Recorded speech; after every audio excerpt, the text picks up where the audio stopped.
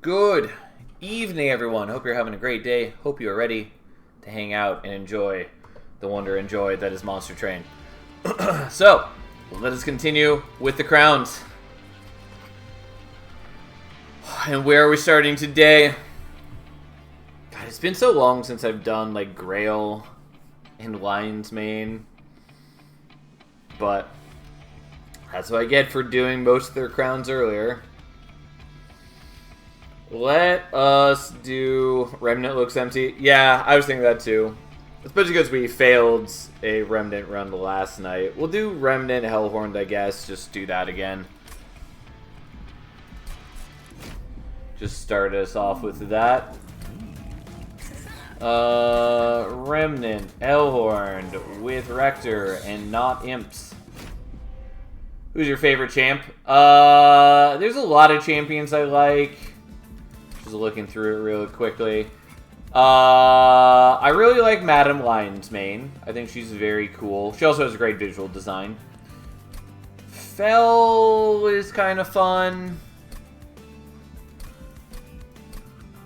Of the new champions, definitely Madame Lion's Mane. I also really like Grail, though he can become a little samey. Of the original champions, I really like Fade, although she's not... She has some issues in this game, partly just around Little Icarus having a bug currently. They're not in the game, but I very much like... why am I blanking? Echo Right. All I can think is Martial Lord and Shell Smith and all that. But yeah, Echo Right I also really like just a ton. But yeah, I'd say probably one of them. From the new champions, it's definitely Lion's Mane. But yeah, here we are. So we have Life Mothers. Alpha Fiend is something. Molten Casement's not a bad start. Okay.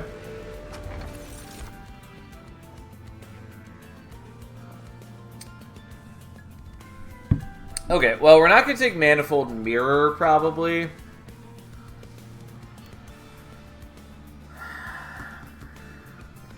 Like, it is good. It is less good in a world where we don't have any rooms for these clans, so we'd have to be using neutral rooms. It is still possible to get very good value with this. For instance, like, we could do...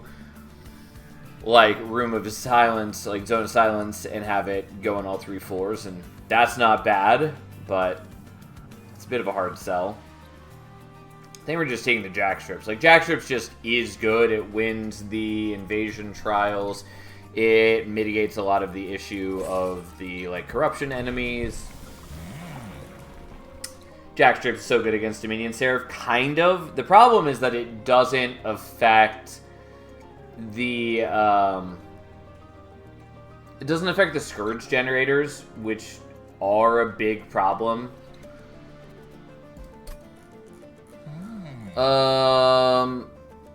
Is Jack Strips best against Entropy? Yeah, I would say Jack Strips is, like, Entropy is where it really shines. As long as you set up mid-floor. If you're talking about versus Dominion, the... corruption dudes still die on mid-floor and will give you the corruption to your front unit. So, like, that is not perfect. Jack Strips does help kill the deformed duos, though. They still have to knock them down to 1 HP. But it will help make sure that they're not reaching the Pyre room with any reanimate. So that is useful. Anyways, I don't think we're taking Burn Bright. Obviously, you don't need Reform or Burn Extension to run Burn Bright, even though people act like you do. But we're going to take Accumulator nonetheless. Unfortunately, it mostly feels like a moot point. I don't think we're really going to need Rector at all. But here we are. He is going to go here so he can maybe devour some dudes with the Jack Strips. I'm going to play you there. Dark Calling is definitely what we would have preferred. Since we would have been able to get back the... Actually not going to do this. Yeah, I'm not going to do that. Because I want him to get the harvest. Okay. Yeah, anyways. If we had Dark Calling, we get back the Molten Encasement, which would be nice. Sadly, not a thing we can do. And I currently don't have enough capacity for the Molten Encasement. But at least Rector is going to gain some HP. Even if it's not ideal. Okay, so we're doing it that way so I don't take the pyre damage.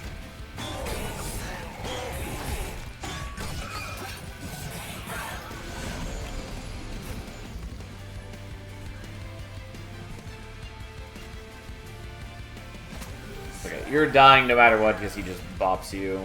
I could have put down the Molten Encasement, but I don't think that really helps. We'll do this so we get the kill here, so Rector gains a bit of HP. We should beat the boss no problem. Because like the Alpha Fiend is already decently strong. And yeah. Yeah, Alpha Fiend getting plus 15 on attack. Way better than Monster Train 1. Yeah, we're gonna take the Drip Fall.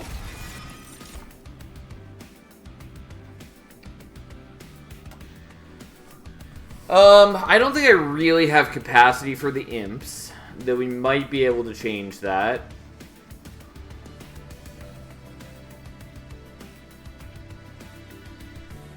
Because, like, if I hit Smidge Stone for, like, the Alpha Fiend, suddenly a lot of capacity opens up.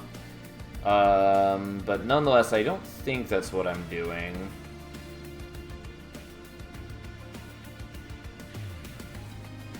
It just really, do I want to take the Ritual Battle? And I feel like I probably should. I'm not going to. Probably should. Here we are. Especially because I have Life Mothers, and it doesn't take a whole lot to, like if I just hit -2 and -1 on the Ritual Battle, which is very doable, like, then I could just dupe a bunch of them. That wouldn't be bad. But, here we are. We're gonna go here.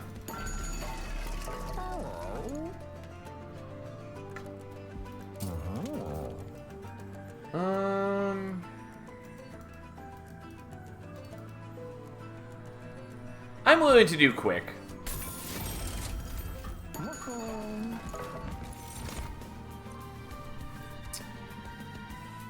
Don't think I need a Wickless Baron.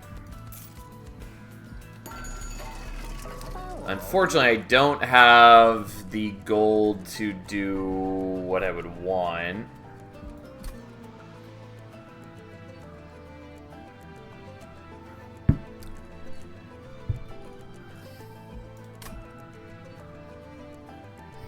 Yeah, I guess we're not going to re-roll because I wouldn't have enough to afford what I care about.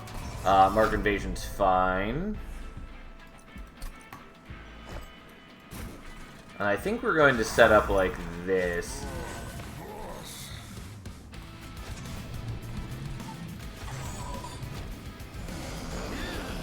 Okay. So we're killing several of you before we get to do anything. You are all going to just die on top floor. And we're going to let you guys kill some dregs just for the sake of it. I know I could have killed more of them on this floor. I actually don't want to, because I want them to get to top floor and die all in front of Rector. Yes, we're missing out on all of these kills for Rector. It's sad. It's whatever. We'll deal.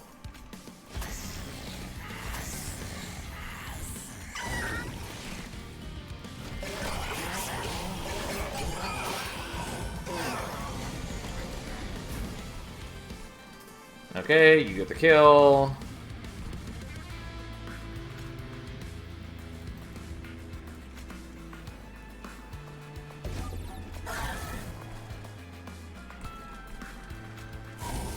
Whatever, none of this really matters.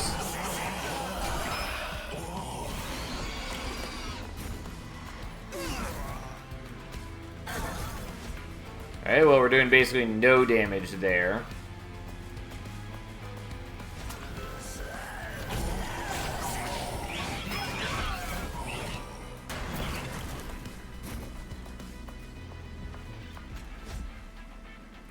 Okay, well, not much I can do about things. Yep, unsurprisingly, we have enough to win on this floor, which is what I was largely expecting. Since Rector has a chunk of HP and the Alpha Fiend hits for a fair amount, and we just kind of sit there and deal. I'm gonna not. Maybe I want the Horn Break.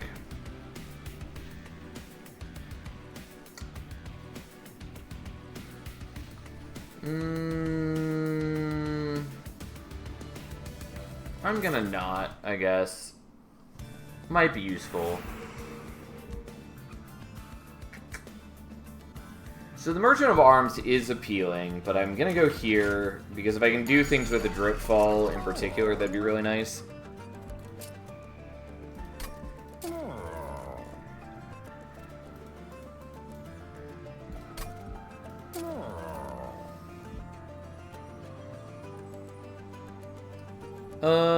Okay, we're gonna do that.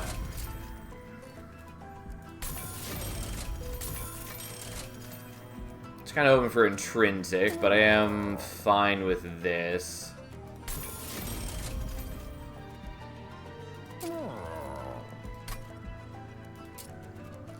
We're gonna dupe that and call that good for now.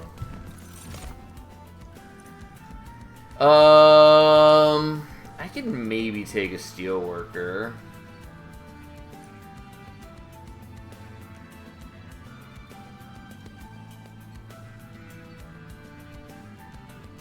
I think I'm gonna skip the Steelworker though, but maybe that's the wrong choice. I mean, the Wax and Spike is sort of nice, but I would have to do... I mean, it is maybe a good plan, because I can potentially dupe the Wax and Spike, but like there is still sort of a limit to how many things I can dupe, just because the gold gets prohibitively expensive at some point.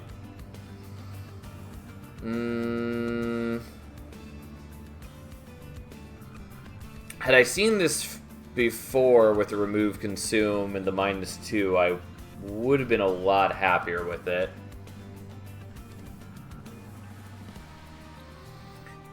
But I'm not sure that I want to deal with this now.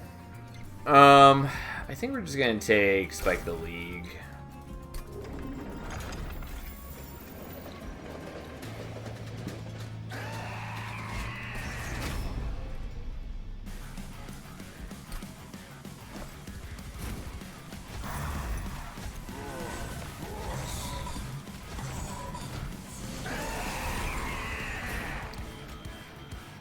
Alright, well,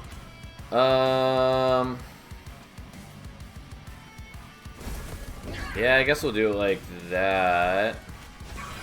Just so you're dazed for a couple turns. It would be nice to give the Alpha Fiend something to attack, but hey, here we are.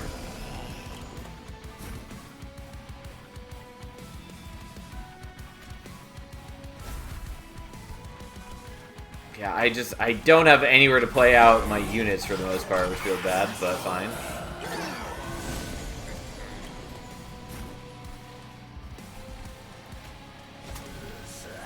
Okay, you are going to damage my Pyre now. That's fine.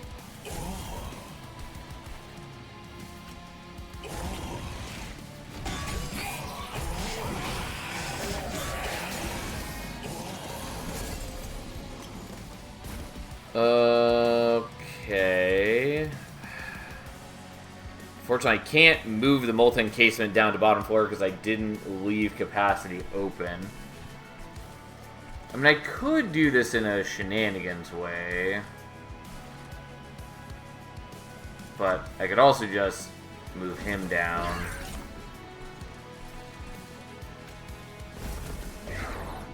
Which I think is what we're going to do.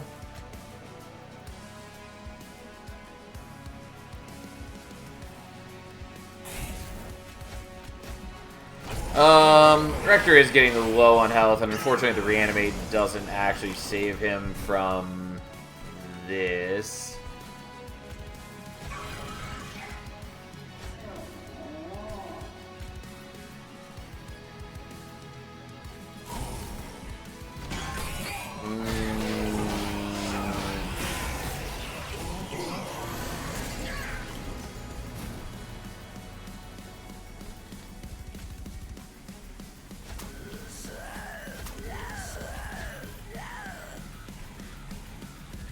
Oh, I do actually need to hurt you. I mean, I guess he would have died to the jack strip, so...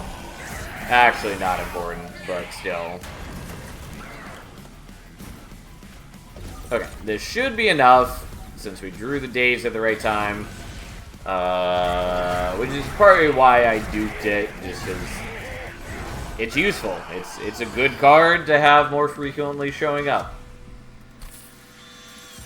Dark Deal is good. Wax and Spike, again, I could take.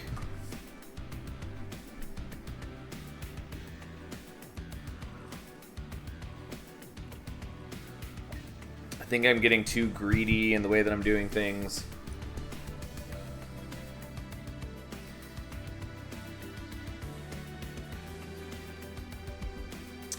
I'm going to skip the Wax and Spike, though we all know I should take it.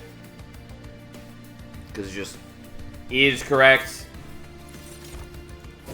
Take Ember. Though I can definitely appreciate other things. I kind of want to go here looking for Gurg's Goad, but we're not going to. Alright, so what is here? Bounty Stalker. Yeah, that's not gonna work for me.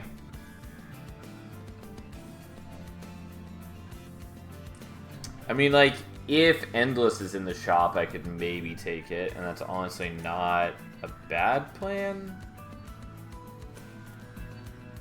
I don't think I really want to do that, though.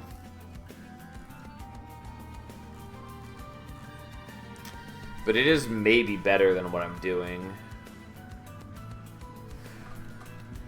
Alright, I'll speculatively take it.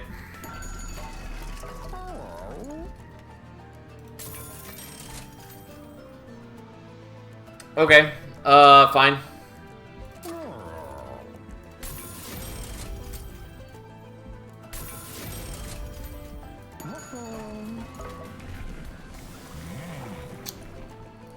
Although that's all the more reason that I do wish that I had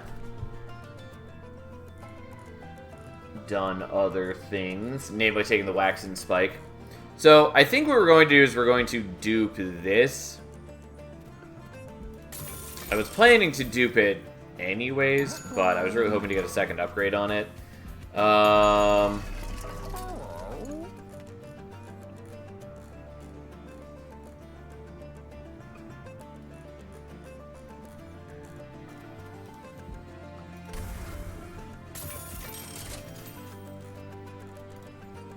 I have capacity problems, and I would very much like to thin my deck out and other things. I do wish that I had Intrinsic on the Dripfall, or at least on one of them. But here we are. So, here's the deal. You're going there, and then you fine folks get to chill up there together.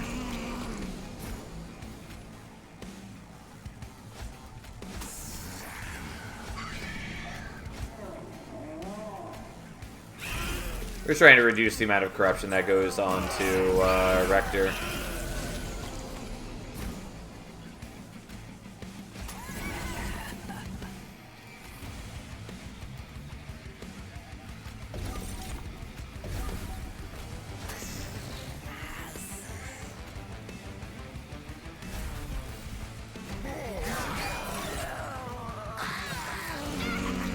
Okay. Oh, I meant to move you onto the correct floor. Well, it's fine.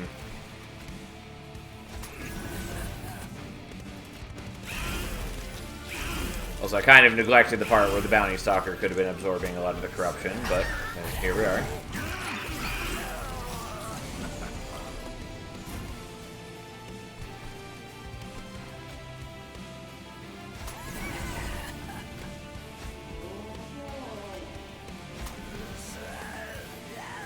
Well, I'm gonna take some damage because I've made choices that result in that, but fine, I guess. It is what it is.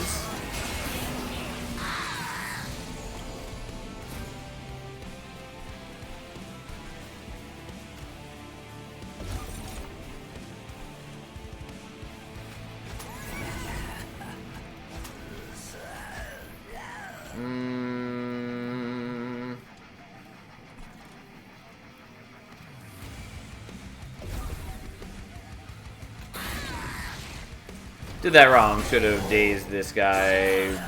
Whatever. Here we are. Oh, and I forgot that you were coming out. Well.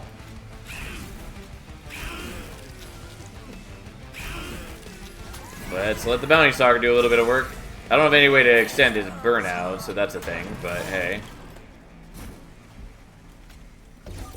Yep, that's all we need. Just need to daze for a little bit, and everything turns up fine. Because in the time that they're dazed, we do cut out a lot of their strength, and more to the point, Rector stays alive just a little bit longer. Especially since Rector gets the extra HP from killing them and getting the Harvest proc. Wouldn't hate these if I had actual capacity for them on Rector's floor, which I don't. So we're gonna skip. We're gonna skip.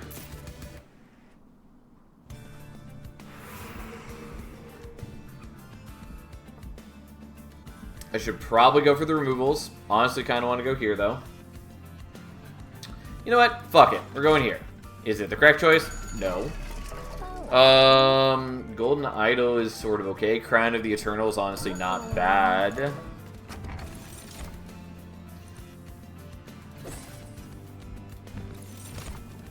I don't need Bloodthirsty Blade.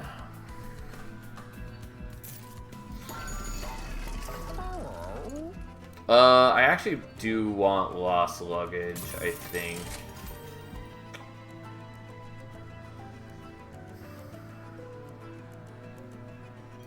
Yeah, I'll take that. I would really like to take the Golden Idol, but here we are. These are legit helpful. Since they get around many of my life's problems.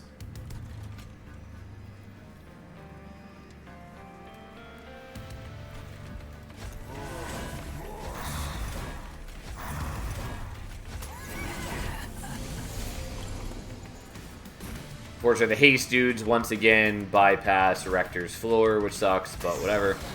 It's fine.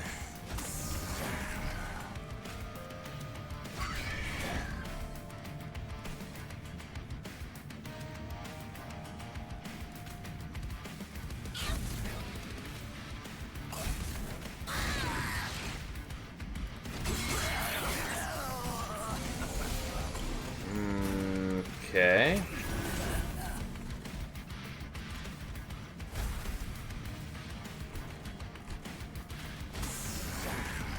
Yeah, unfortunately my damage output is just not good enough yet, but we're working on it.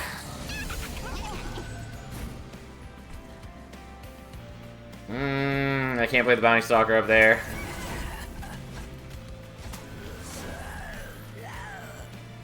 Oh, I actually needed slightly more Ember for that. Because of the stupid Titan skin. Yeah, there we go. Well, time to take more fire damage, I guess. It's not too much fire damage, but it is more than 0. Unfortunately, my Alpha Fiends are not scaling up very quickly, especially because I don't even have them on the right floor together.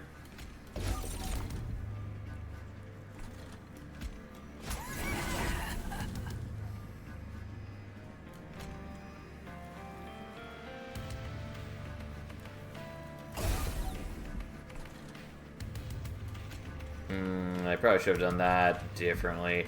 I'm sorry, we're actually going to torch the guy rather than drip following him, because once I get him on the floor together, there's just so much Titan skin. It's kind of silly. Whereas I could just do this, and then when I move him, he dies to the jack strips, which I appreciate.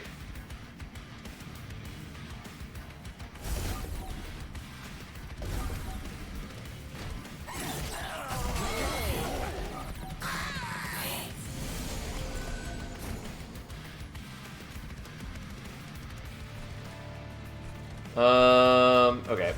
So let's do it like this. So you can get the kill there. And then we still struggle to get any semblance of meaningful damage here. But hey, at least Rector heals the full every turn. It would help a lot if he were actually able to do anything with that. Also, I'm gonna die here.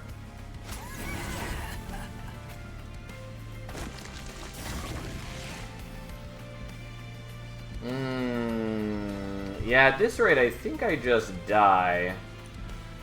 So I really underestimated this problem. Well, let's try this again, but, like, not being as bad. The problem is, like, I don't have enough attacks to do anything. I actually might just want these on bottom floor, but I think that causes too many issues.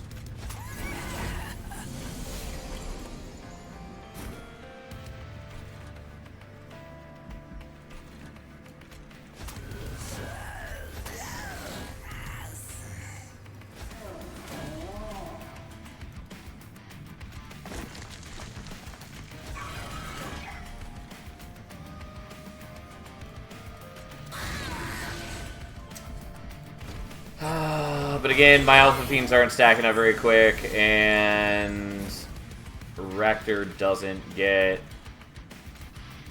to be involved with a lot of the harvesting.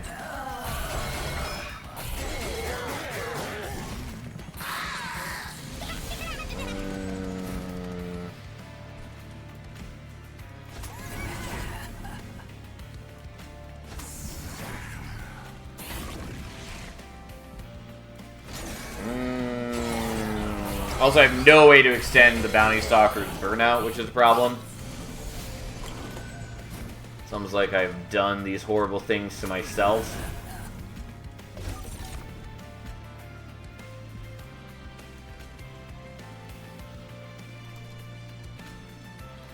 How you doing, Banhammer?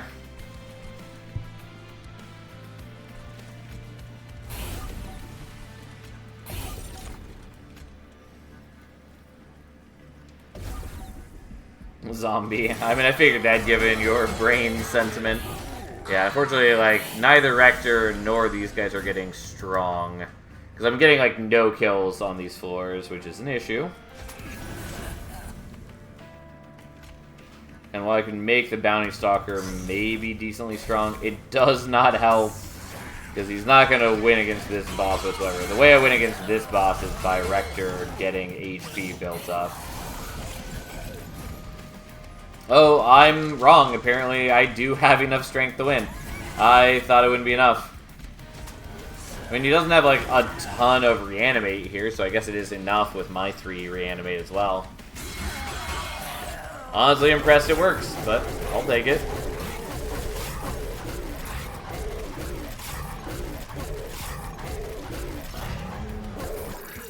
Alright, fair enough.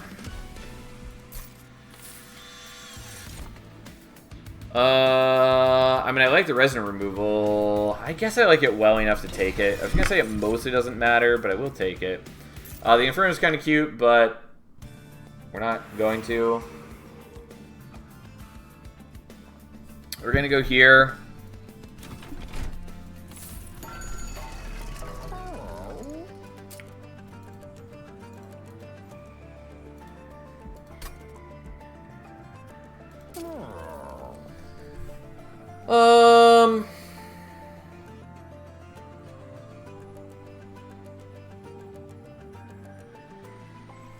Yeah, I guess I'm gonna take that.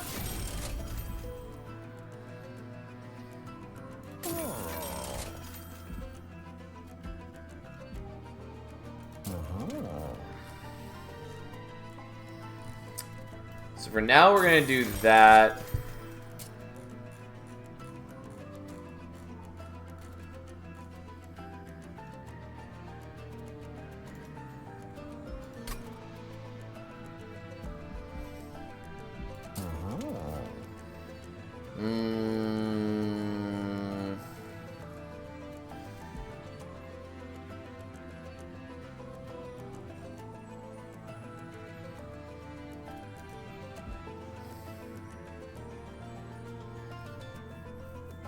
I guess we'll do that. I don't know. I got problems. Oh, and I forgot that I had a dupe here as well. Well then.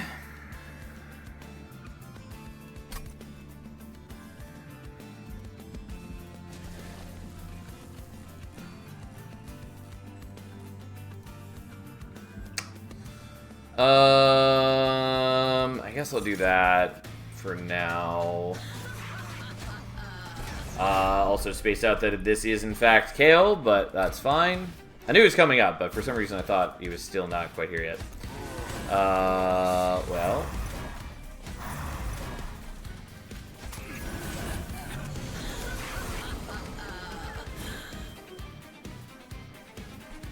Okay, sadly I don't have the other Alpha Fiend. But, hey.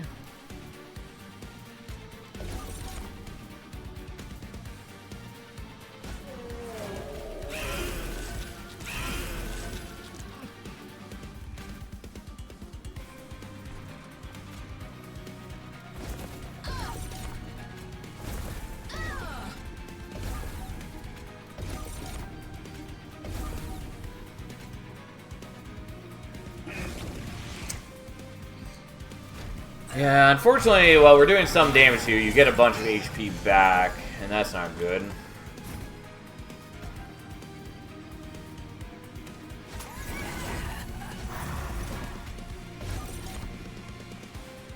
Okay, but you're getting the kill there, which is enough, basically. And I'll move you so you don't get the spikes from the Cherub, although that does mean the Cherub's not dying, which is fine. It is now, and even if it weren't, I could manage that, no problem. Unfortunately, you got the Corruption because the other guys were stealth, which is not how I intended that to go, but fine.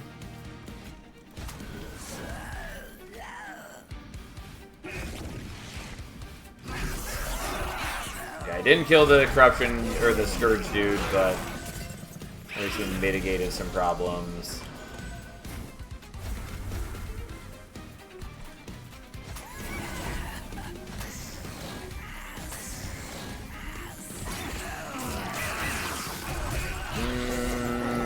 Well, at least the Bounty Stalker is doing a decent job of cleaning up. Because if he weren't, this would be catastrophic.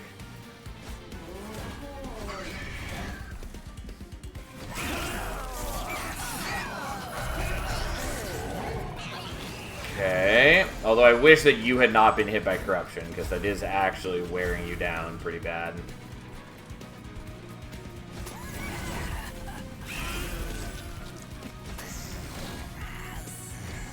Okay.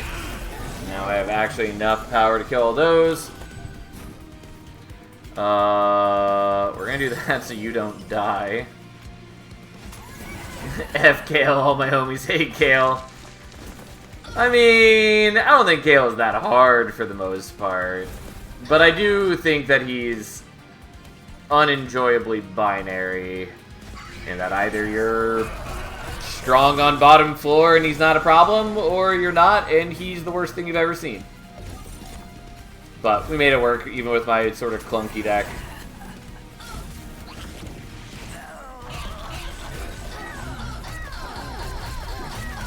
Let's go. Beat him to death. Yeah, the copious amount of dazing is certainly helping. No surprise, it's almost like I duped those for a reason. I mean, I could take Hallowed Halls here. It's honestly not a bad plan, kind of. I think I'm going to skip it, though. Like, it does have issues, and that kind of fucks with the ordering, though the ordering matters a lot less with the quick. But I also have, like, all the dregs and the bolted encasements that I'd have to get rid of to really use it. I'm just gonna not worry about that. I do wish that I had the Wax and Spike now, though. And I'm gonna take more Ember, though I should maybe take some Draw.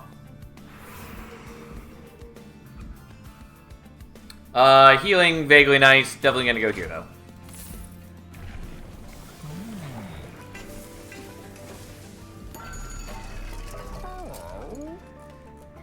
I mean, I could do holdover resin removal. Do the Alpha Fiends keep the strike damage they gain when they get Howlhold? Yep. Reform. So, any direct stat changes persist upon death.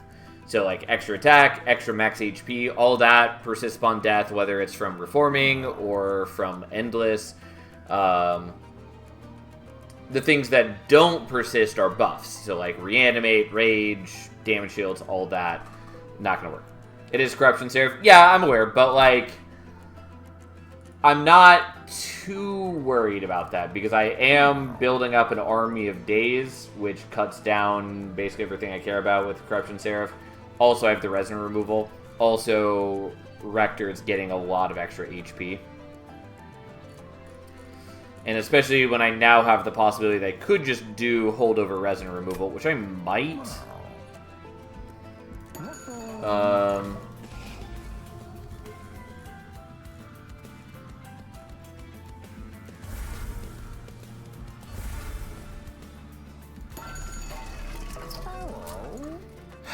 Alright, fine. I was saying the corruption mentioned favor the resident holdover. Gotcha. Yeah, I don't know that I love it. It is good, but like most of the turns I'm not actually going to need it. I kind of wish that I had like holdover permafrost on it instead.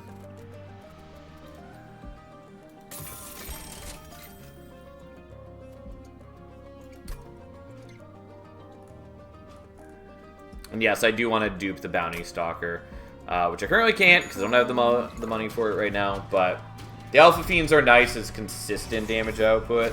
This is going to get clunky real fucking fast.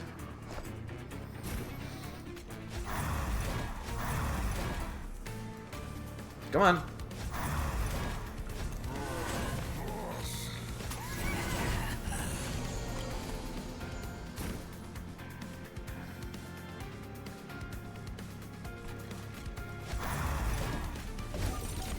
Honestly, I'll do that so you can die on Rector's floor.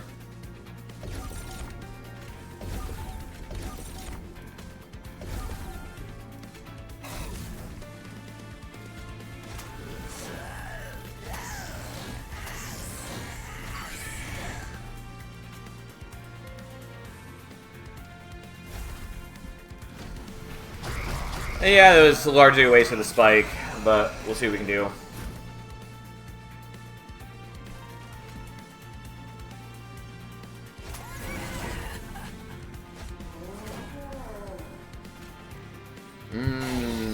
I forgot that you survive through having the Heaven Seal. Yeah, this is a problem.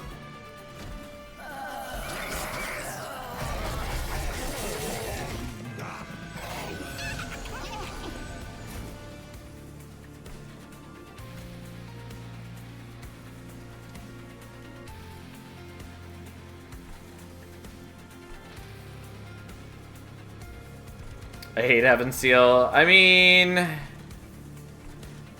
it's alright.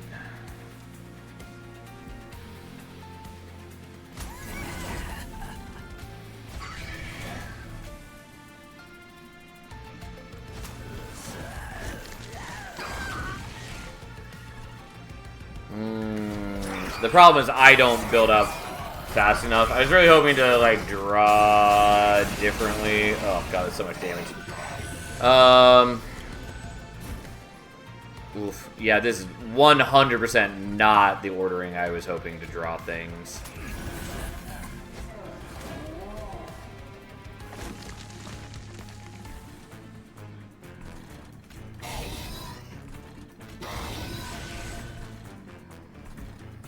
I might just die right here, but I'm not gonna math it out to figure it out. Oh yeah, I 100% do. Alright, well, I should have mathed. Also, I should have made more Bounty Stalkers. More specifically, the one thing I really should have done is just not take Heaven Seal, and I would have been fine. But I let my greed get to me. We all saw it happen in real time.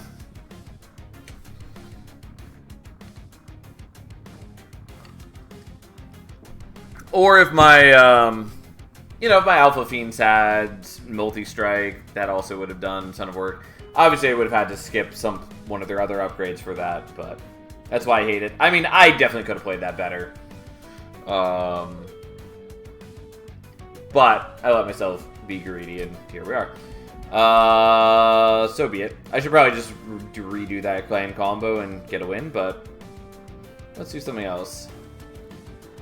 Have I done all of the banished crowns other than like the banished secondary crowns? I guess I have. Just out of curiosity, are there any other clans that are like that? Haven't quite done all of the Luna ones, but we're real close. Hellhorn, not Hellhorn, to Underlegion. Yeah, not quite. We got a fair few Underlegion ones left to do.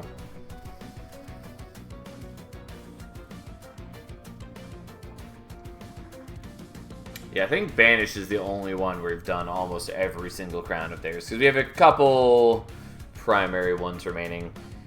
Speaking of, I don't know, I kind of felt like playing Banish, so I guess we're going to do Banish Awoken, even though that leaves me with very few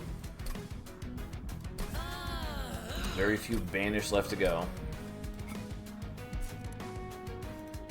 Awoken Umbra then. Well, didn't see that till after I'd already made a decision, so here we are. Percival's Horde is real good. Steel Enhancer is fine. Divinity is pretty solid. Animus of Will is okay. It's great if you have a way to like scale it. Particularly having two of them or more would be fabulous if I had some way to get floor-wide buffs, which I kind of do have access to in this clan combo. Specifically Fell 2 if we take Vanguardian. But I was going to say, like, Everlasting Light is an option, as is, to a lesser degree, Benediction. And then, obviously, Death's Dancer, the one that gives attack on shift. Sap Tap is good, except for the part where I likely don't care about any healing cards. I will take Deepwood Oil. It's sort of underwhelming, but maybe exciting. Okay. We're gonna do Vanguardian.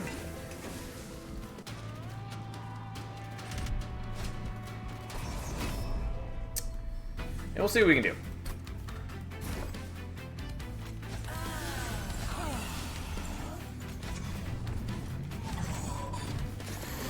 Yeah, and so we do have... And I can't play the divinities like this, which is annoying.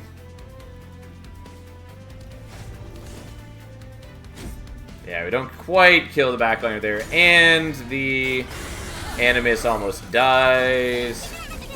I was afraid of exactly this situation.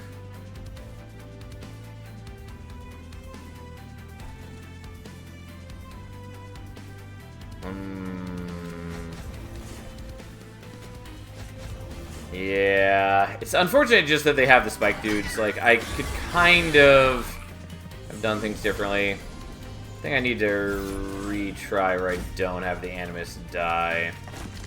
I thought about this exact situation where maybe I didn't want to be setting up on bottom floor just because the spikes ripped through me. But it's fine. We're still there. We got the collector. We didn't take any damage.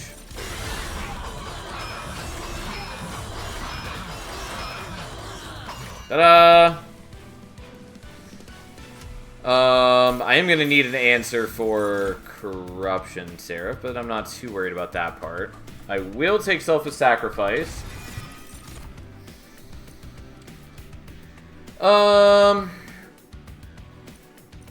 Yeah, I'll take a Razor Sharp.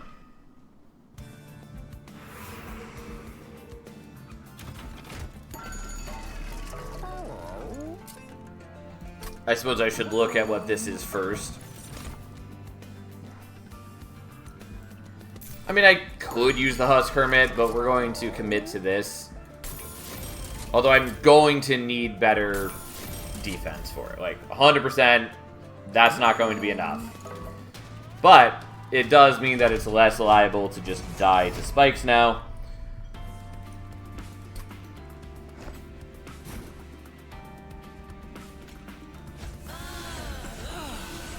we'll see what we can do. I really need to get better defense set up, though.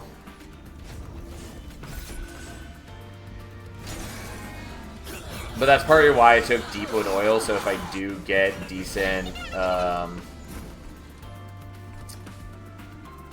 that's annoying. Fine.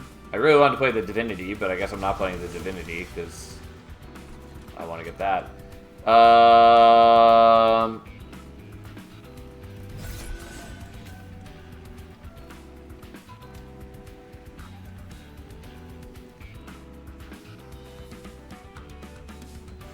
Yeah, sadly it's only Valor 1 so far. It'll be a lot more impressive later, but it's still good. And we do have enough to get the kill there. Unfortunately, you're going to do a fair bit of damage to my Pyre in a rather unenjoyable way. Yeah. God, we're gonna take 20 damage here, which is really bad. The rest of this is fine, but that's bad. There we go. That's all we need to get the victory. Yeah. Had I not gone out of my way to get the Collector and stuff, I could have taken a lot less damage. We're fine overall, but it is painful. I will take another selfless sacrifice. I will take a Steel Enhancer. I do want this, but I'm going to go for Merchant of Arms because it potentially does a lot for me.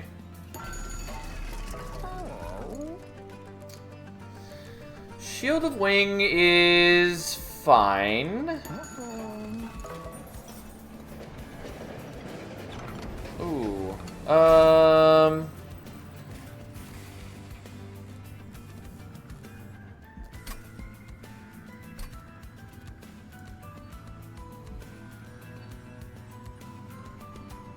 I'm just going to copy this once for now. I unfortunately can't fit it on the right floor yet, but fine. Okay. Everlasting Light is 100% the thing I want.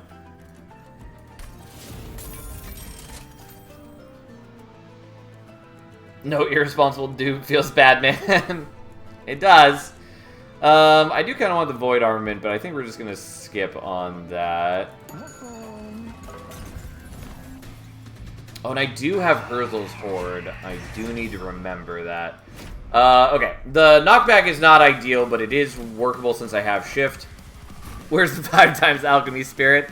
Hey, I thought about making 5 Animus of Wills, but there was no way that was feasibly getting them on the floor, so I didn't. Okay. This is definitely the better user of the Everlasting Light, but she kind of wants the armor, so that's what we're doing.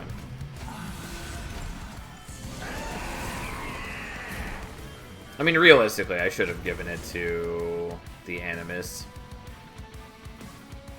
You know what? Fuck it. We're giving it to the Animus. We just get so much more value out of it for the most part. Like, it does lead to some weird situations where we might kill the enemies without getting all 4 shots off. But, it's fine.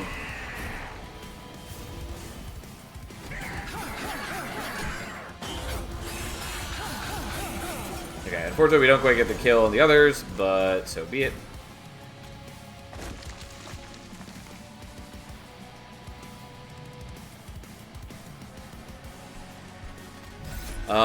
I'm just gonna buff you so I don't have to weaken my dudes down here.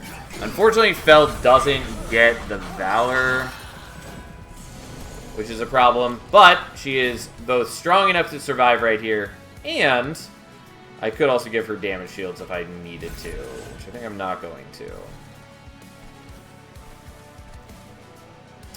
I think what we are going to do is we're going to do this and that. Because I want to waste the damage shields on these losers. Like, yeah, Fel goes down on HP, but that's fine.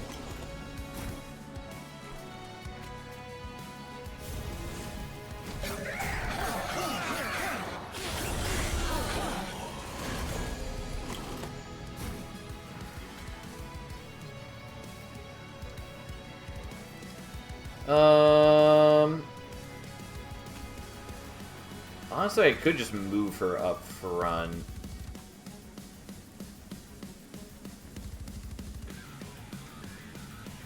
Nah. I'll just do that. Although I could have done it other ways, it's fine. Okay, so, unsurprisingly, we already have the kill, but we're gonna kill this way instead. Because we build up a decent amount of valor, and that's what we need. Okay, 100% we're taking Sanctuary. Without question, absolutely, it's a card we want. And then we're taking Capacity, because we badly want to have both Animuses on the floor. The healing's okay, but we basically have no other benefit from this, so we're gonna go here, see if maybe we can pick up something exciting. That's not bad. That's also not bad to get right here.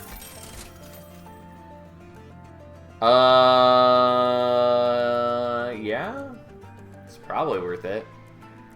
Curse Vines is interesting as well. I guess we should see what this is.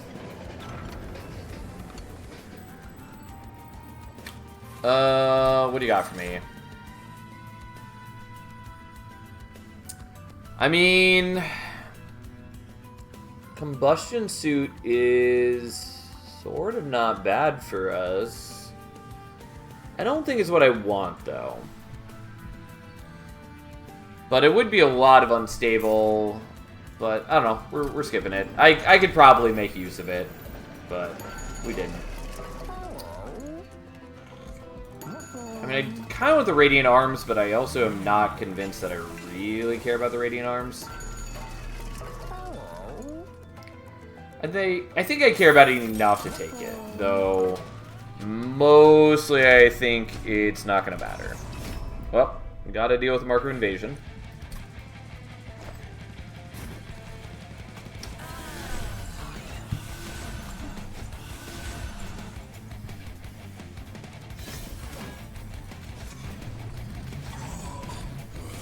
Yep, unfortunately it's the Corruption guys, which is what we in the biz call problematic.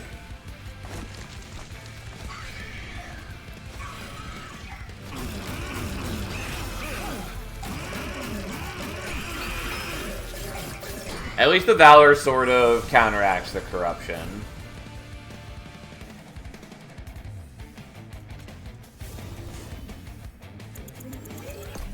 Oh my god, for once it's not Ember first. You mean as far as the upgrade? Yeah, we're gonna do this. Yeah, it is very common that I do Ember first. For a lot of reasons.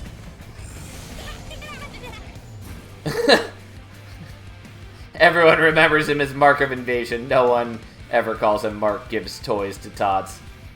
F Corruption. All my homies hate Corruption. Yeah. Yeah, that's a problem.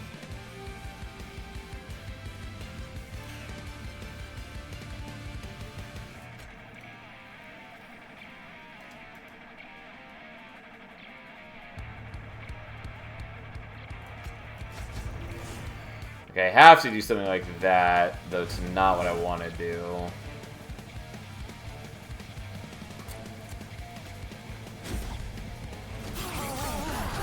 Yeah, unfortunately the Corruption is really fucking with Fel. Also, I didn't realize that the Collector was there and I didn't get it. I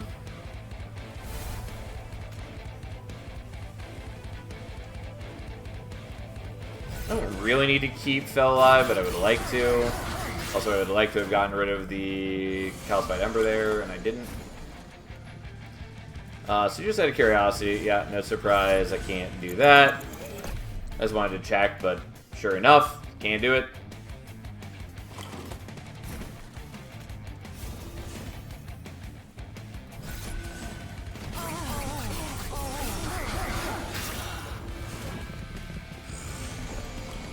Okay, we should at least be in good shape for Ajax.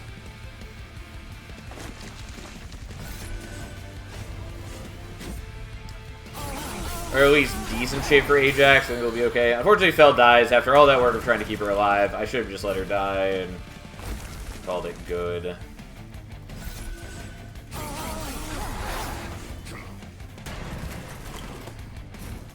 Okay, no surprise, we have the power.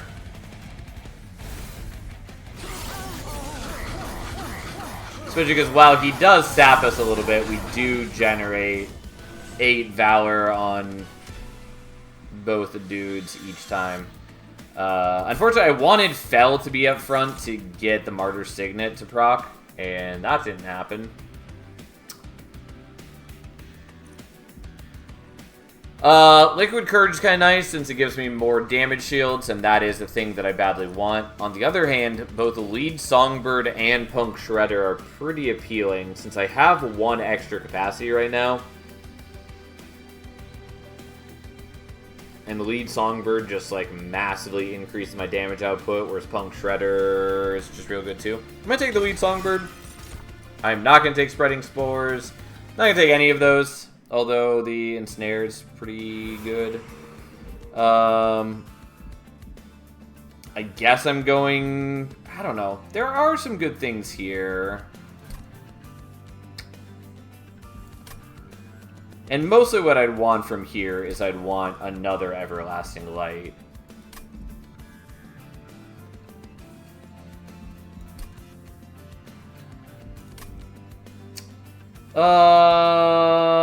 Yeah, we'll go here.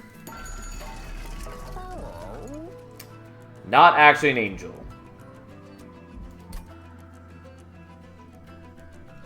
Okay, fine. I will take this, I guess. Even though that's a bit greedy. Would have taken you in a different world. We don't live in that world anymore. Yeah, I should have looked at this first before I bought that.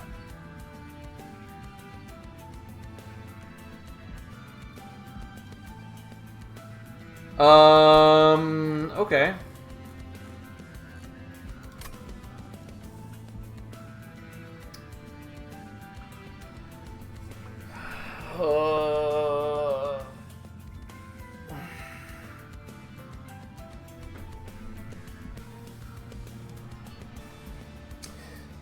So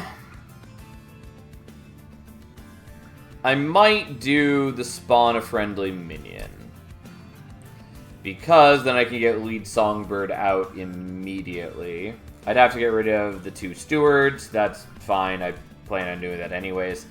Alternatively, I just go with the melee weakness and spell weakness on strike, because that's good. I'm gonna do this though. And we're gonna put that there. It's whatever, it's fine. I didn't actually look at which one of you has the extra HP. I meant to do it on the one that doesn't. My bad. Whatever, here we are.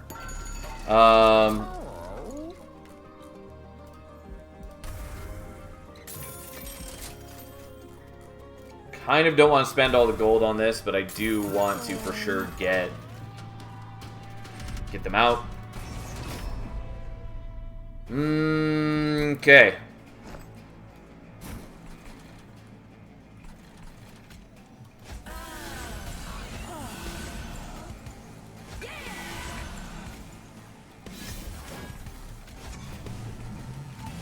I suppose I could have put both of those guys on the same floor. But hey.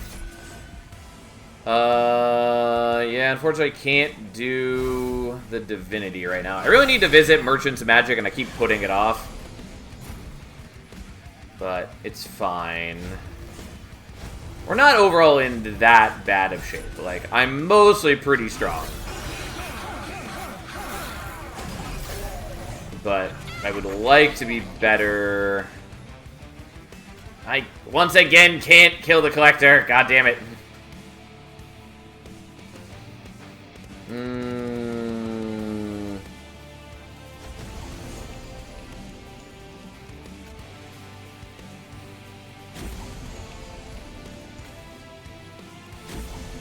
Okay, I do give myself a bunch of sap, but that's okay. It is sad that I didn't get the Collector. That is actually a problem, but...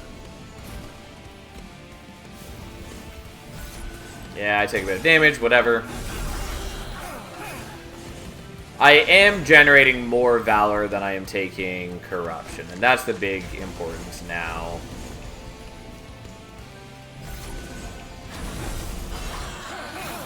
As long as Fel actually gets to stay up front, we're in pretty decent shape.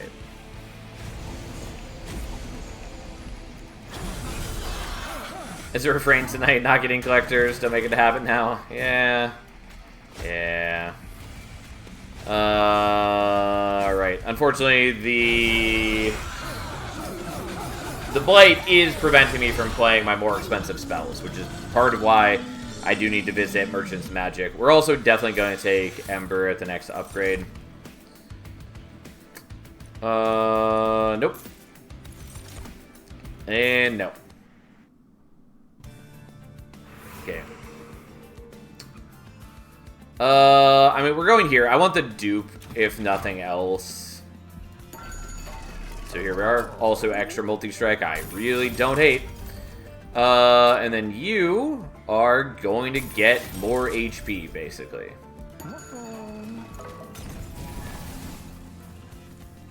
Okay, Everlasting Light number 2.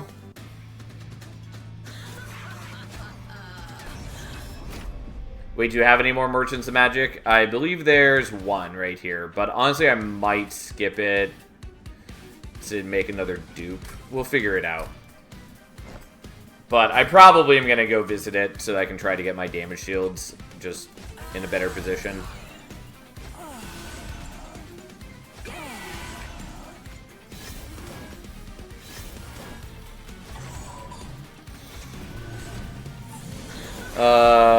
Because I do still need... I do need that. Again, my damage output, that's not a problem. Because, like, already after turn 1, each of my dudes is hitting for 50 damage. You know, 5 times and 4 times. Like, we're doing okay on that part.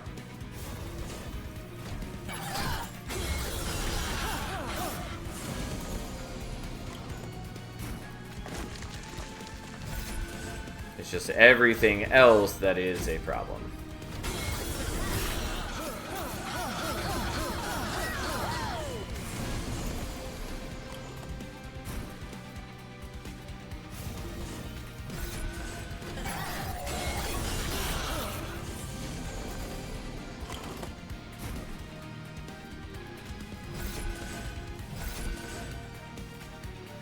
I'll just forego the damage. Like, I don't need to take the damage to win this fight, so I may as well not sacrifice HP, even if we're at full, basically.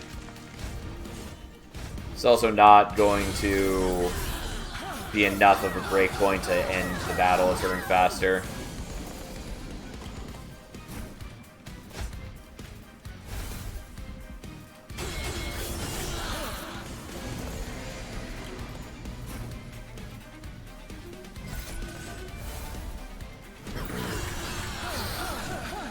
Ta-da!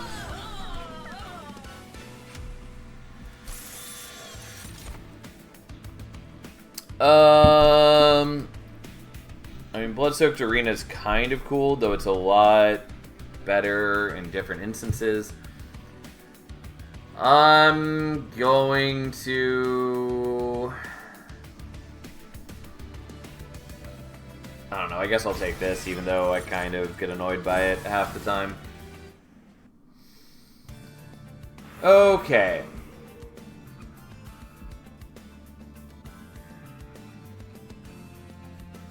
Yeah, I think we're going here.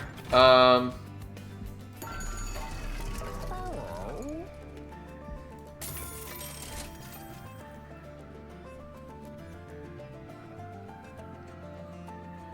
we've got 10 deployment Ember. Yeah, okay. I think we're going to take the Spell Sanctum then. I almost clicked on the wrong thing there. We're absolutely taking Vanguardian 3. You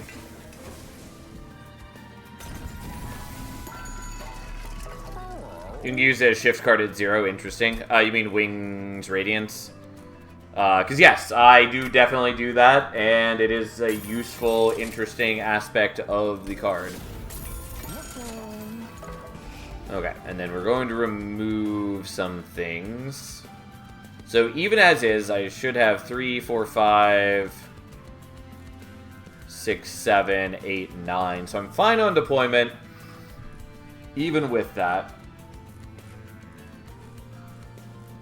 So I think we're just getting rid of root seeds.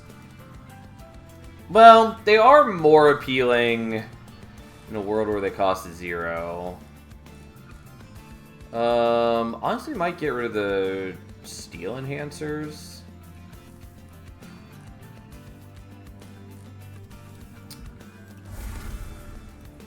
Yeah, so be it. Just because the Valor is useful to me, among other things. I hate you too, but whatever, fine.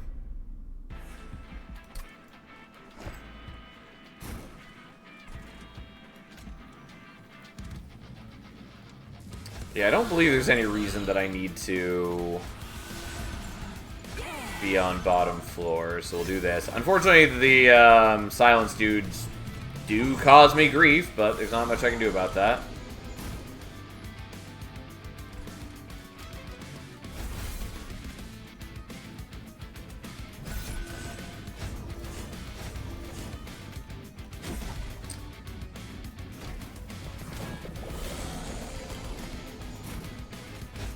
Like, the best I can do is I can move him up front so that I kill him faster and then I get more procs of the Everlasting Light.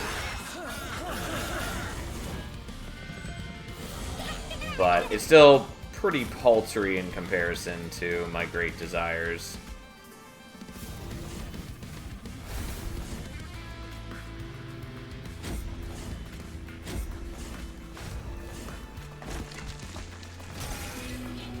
Okay, I do take a bit of a beating, but she doesn't die, and that's the important part.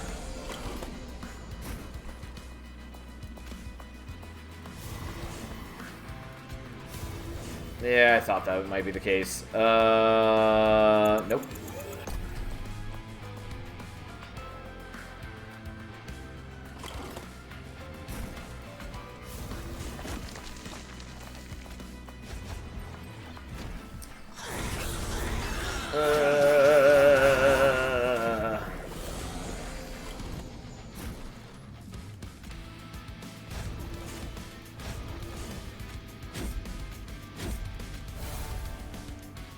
Well, here we are.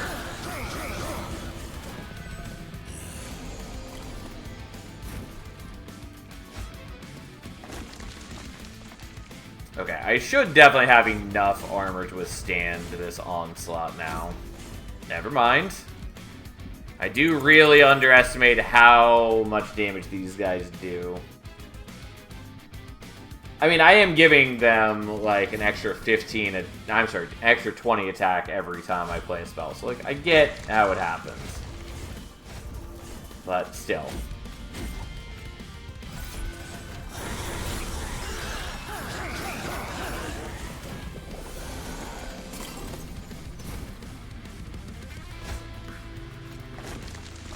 Okay, so we're going to move you up front so I can actually get some benefit out of all this.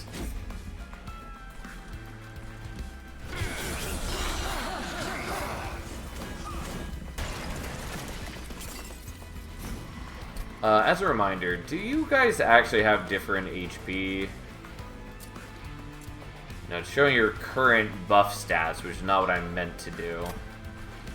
I'm pretty sure you actually have higher HP because I've buffed you with the Rude Seeds. Anyways, we'll give the HP to you. We're not going to do anything here. I think we're fine either way, but this way I know it works without Bell dying. Whereas we'd be giving spikes if we started canting. But yeah, it's basically just the first wave is real bad, since they hit for a lot. But after that, we just cleave through them all. I will take the Liquid Courage, just because I need more sources of damage shields. And we're going to go here, because I do really want to improve my damage shield situation. Yeah, that's good. Ooh, yeah, we want that. Unfortunately, Dante's Footstool doesn't matter to me. But... okay.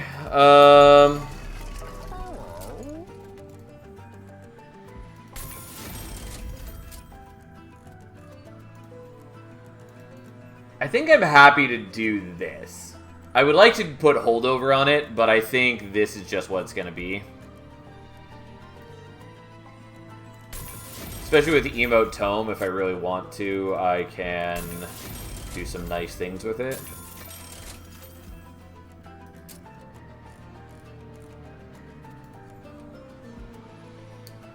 Okay, I think we're going to do this just so that we have some built-in defense for Fel without having to...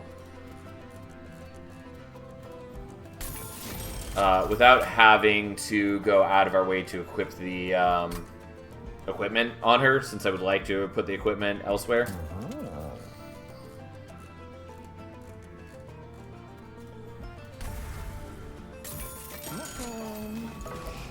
And I think we just get rid of more of the just causes. Like, you know, the Valor's nice and all, but I want to draw into the other things I care about, especially now that I have a damage shield 4 to my entire team spell that I can also potentially use twice in a single turn.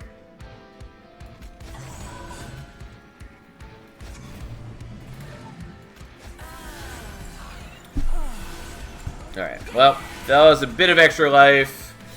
It would be nice if I hadn't accidentally... well, not accidentally. It would have been nice if she'd gotten all of the procs of it, but getting up to 58 HP is still helpful. Okay, so... do I want the extra damage shields? I think I actually just want the extra Valor on you.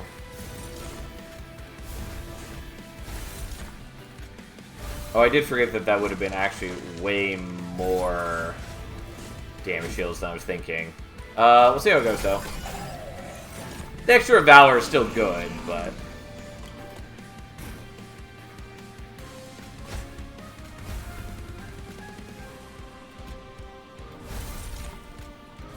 okay, I will take the minor bit of damage from this.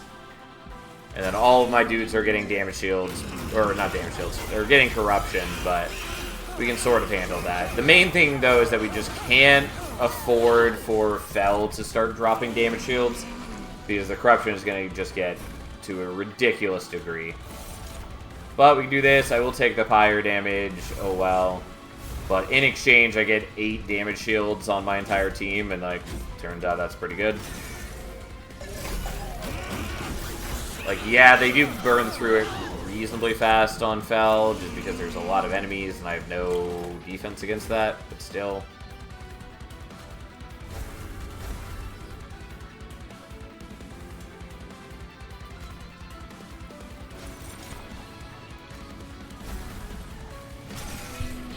Oh, I did forget that if I played the Dominion side, the other things would have been free to play, but whatever.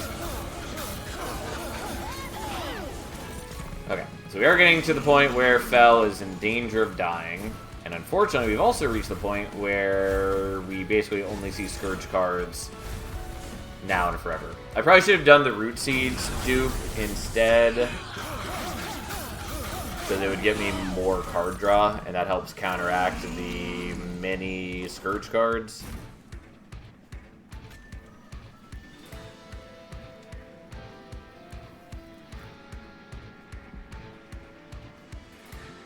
Yeah, I'll just take the damage. It's fine.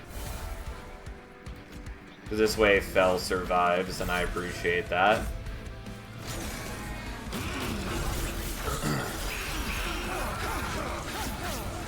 Because any extra time that she absorbs hits from Seraph is very useful for us.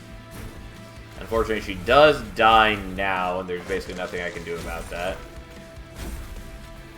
But she at least doesn't die until the end of the turn. And in the meantime, we generate a ton of Valor. And we even get the Valor armor for the turn, so that's something. We're just going to do the Root Seeds so that I can get more draw.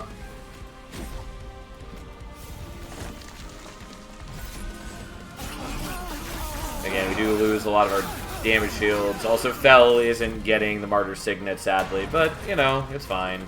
We expected this was likely going to happen. Alright, well, we spend most of our turn just getting rid of the garbage cards, so that's what we got. But at least don't take any more damage for the fight. Ta-da! Oh boy. We only took 8 damage total. Wasn't bad. And thus we can fight the Titans. As we were always meant to be. This shouldn't be too bad. Obviously I'm going to be taking just a chunk of damage here and there. But, overall, we should be in pretty decent shape.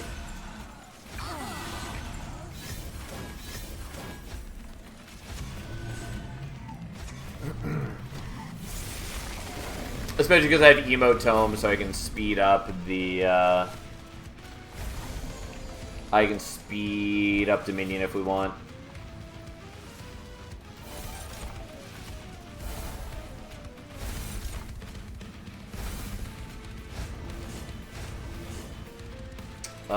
Though sadly, I don't have any Ember to use on that. I should have given it to Entropy there, because the melee weakness is 100% getting wasted right there, but that's fine.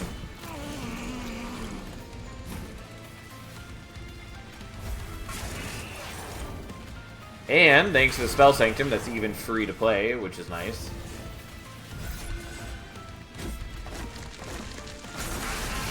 And because we're setting up on bottom floor, we don't have to worry about the Scourges. And I already have a bunch of damage shields on everybody who is not Fel, so we can handle the sweep enemies, no problem.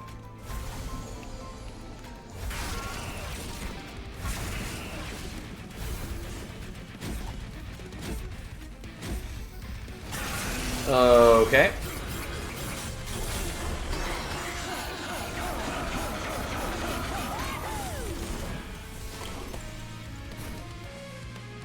Alright, so you're still a ways away, so we'll do the Pyrolite still for the duping.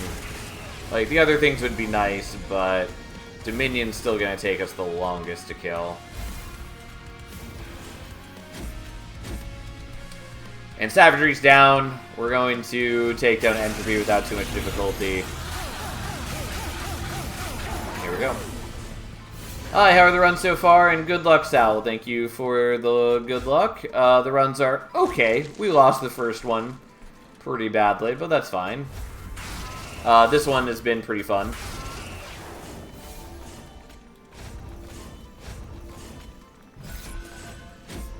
We're in a pretty commanding position. It's a shame I wasn't able to do the melee weakness on Dominion earlier, but we're still going to finish next turn. No problem. Yeah, it's a fun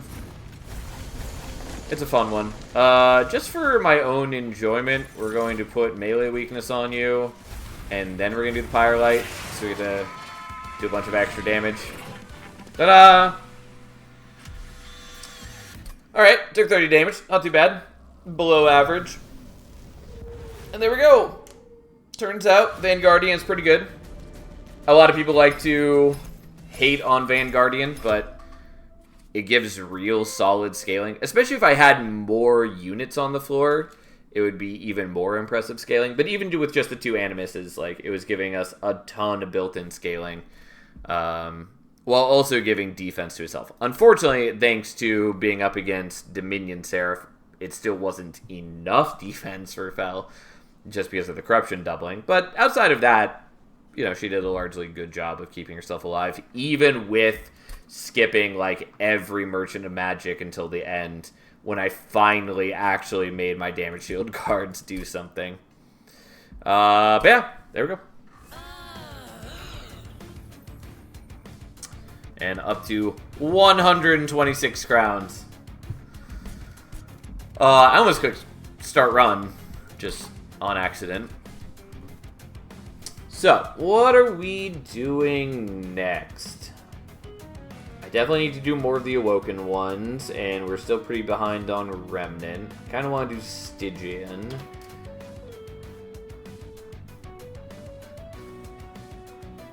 Maybe we do Grail Stygian, though that's one of our last remaining Grail runs. That's fine. We haven't played Grail in forever.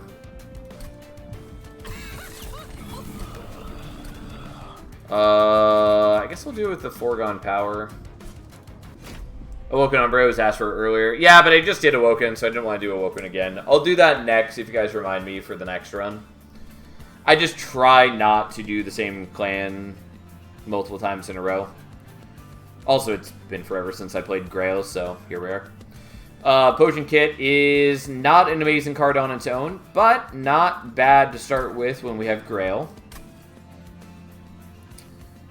So many Awoken still. I mean, I have a lot of Monster Train 1 clan combos still. Like, yeah, Remnant I think actually has the most, but Awoken is also up there. I just suggested it when he was indecisive. Don't mind if it doesn't happen. Fair enough. Meat Hook is real good. Even if you don't build into Meat Hook, just the ability to, like, permadeaze bosses is nice. It's a cool unit. And I like Helkel, even if it's a little less relevant in Monster Train 2.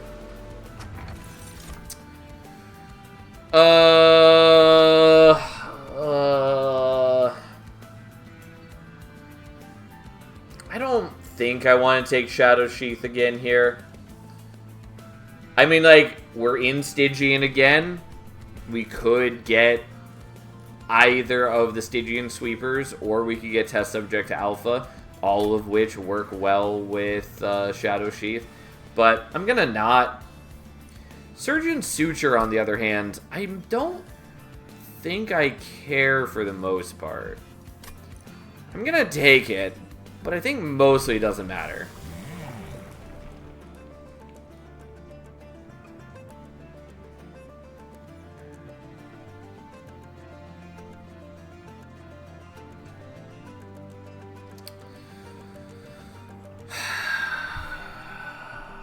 Do I want to take Learning Limb for once? I kind of do. I was thinking about it at the moment that I saw that we were starting with the Potion Kit. But it is bad. Or more specifically, like, Learning Limb can sort of do kind of okay work. But mostly, it's just worse than his other paths. And it's not good. My bigger problem with it is that it kind of lacks a reason to exist. Because, like, I get that the point of it is that it's meant to, like, buff a single equipment, and it's meant to buff the craft units, but, like, you get so much more damage by just using his other path anyways, while also not using up the equipment slot on whatever unit you want to be, like, scaling. It just works a lot better. Anyways, we're taking Learning Limb just for the sake of it. It's not good, though. We're so fortunate Monster Hunter 2 has so many hours of content. I mean, as long as you guys enjoy it. Like, I am very happy to play this game a ton. Eventually, we'll take breaks to play some other games that are coming out. But, like, I love Monster Hunter 2. It is very much a game made for me. I will happily play it a ton. Yeah, as long as I'm able to keep streaming. Which, as a side note, I might need to cut back on streaming in the near future, but we'll see. I'd like to avoid that, but I don't make any money doing this, and I need to pay my bills, so, you know, I might need to do more things to pay some of those bills.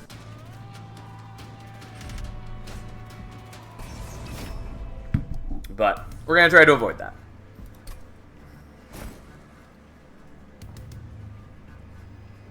DLC may come out before the crowns are done. I mean, it's pretty likely that the next update comes out at the very least.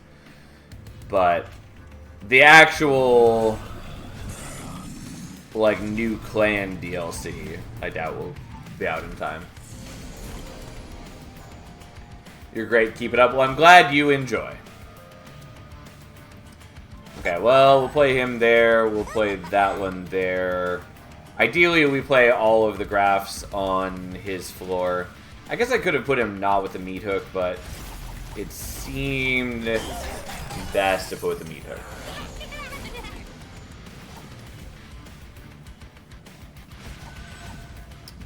Unfortunately, our dude isn't dying for a while, and I'm not really going to go out of my way to make the erratic assistance as strong as I can.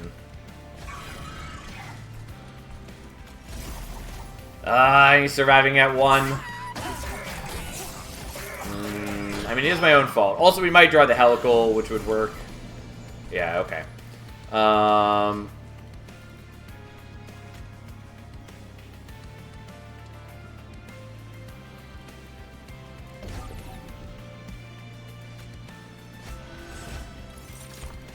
Okay, I definitely do this in a clumsy way, but that's fine. Just trying to power up some of my equipment. And I don't want to equip the potion belt on the meat hook because it overwrites his ability. Doesn't matter where I play that. Doesn't change anything.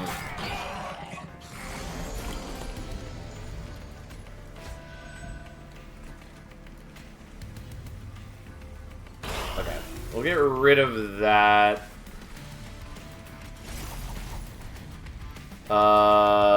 Also, keep forgetting that I have Aquas. May as well do this, I guess.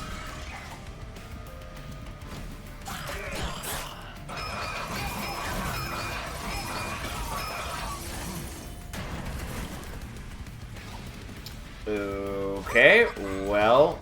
Oh, yeah, that's fine.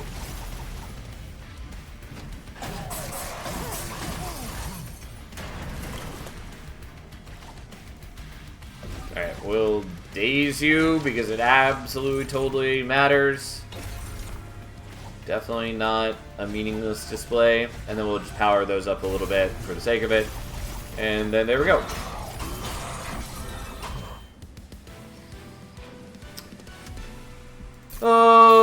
Okay. I mean, I could take the Sanguine Assistant. I don't think I want to. Don't think I need to. The big thing is just we want to make sure we're playing the potion kit every battle.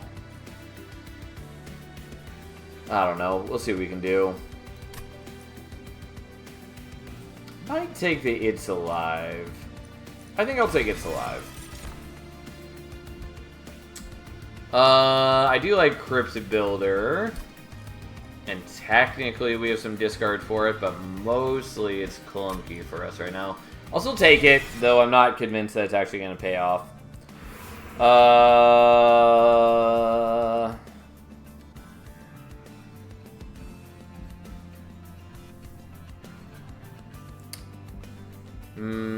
I think we go here. Ideally, something like Test Subject Alpha would be a pickup.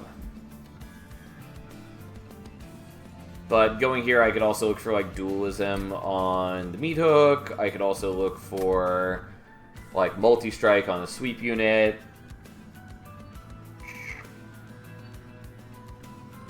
Yeah, I think that's good enough. I also God, fucking mouse. I need to replace this mouse, but I don't want to buy a new one right now. Anyways, I think we might go the Merchant of Arms so I can get another thing to scale up with Learning Limb. Because here's the ideal, is that I get 2 different equipment, and I make sure that I am scaling them up constantly over the course of battles, and then I later merge them to kind of double up on the Learning Limb benefit. I understand in game wording terms why Potion Kit overrides Meat Hook's ability, but just seems illogical that just because he has a bunch of test tubes in his pocket, he can't use his big hook. I mean, yeah, but there's a ton of things that only make sense because of game logic. Like, I don't think that's something to majorly, like, quibble about. God, why? Why is this what we have?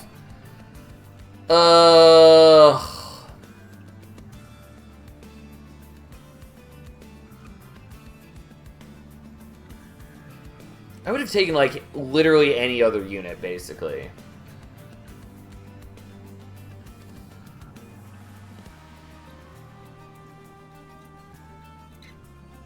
Well, Do I want a Titan Sentry? I maybe want a Titan Sentry. These are good with your artifact. They are fine with the artifact. They're not good with the artifact.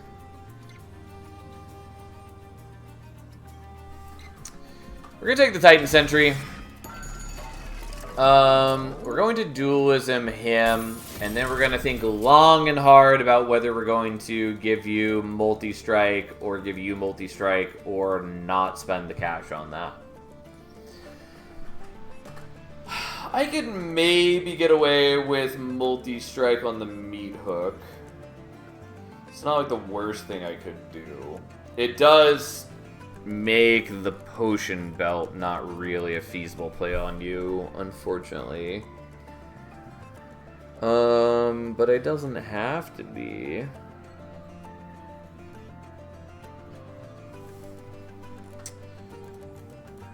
Alternatively, I can equip like the potion belts on the Titan Sentry, and that's technically an option. It's a really awkward option, and I don't love it, but it technically works. I just really don't want to use Potion Kit to override the meat hook is the big thing. Because, like, his ability is real good. Particularly with dualism.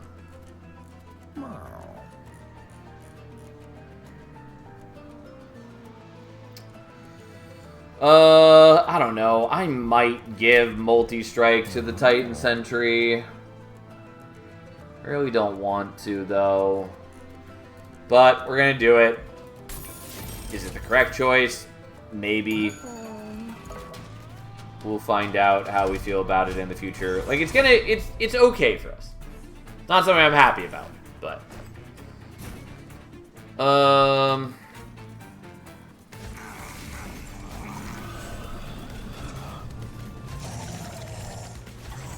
Okay, we're gonna do it this way so I can minimize the amount of things leaking by... Okay, now in the ideal world, you give me the blue infusion. You didn't. Why would you not do that?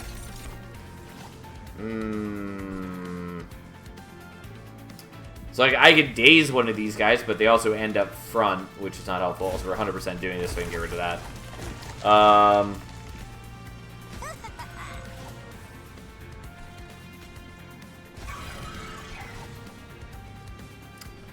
Alright, fine. Take a bit of pyre damage. So be it. Sometimes you just take damage to your pyre. Who cares?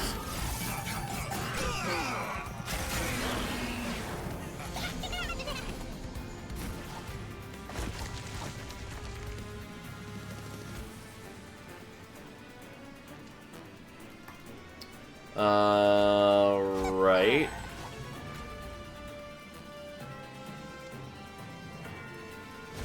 Fine, I'll do that. I'm not like wild about it, but I will do it. And I don't have anywhere to play you out, nor anywhere to play you out. Well, so be it. Fine. But I get the collector. I keep powering up the scissor hands a little bit. You guys have a kill here, which is what we want. And yes, I did take away a fair bit of his strength. Fine. Anyways, get nuked. It does mean that you're not killing the minion for us, but so be it. That is within acceptable ranges.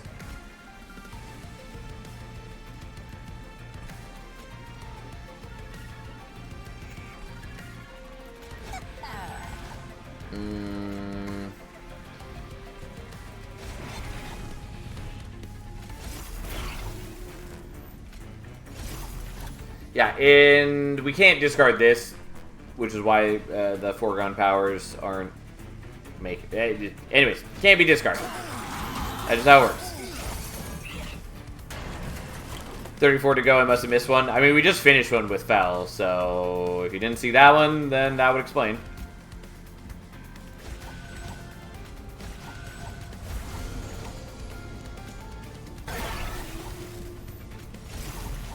Alright, there we go.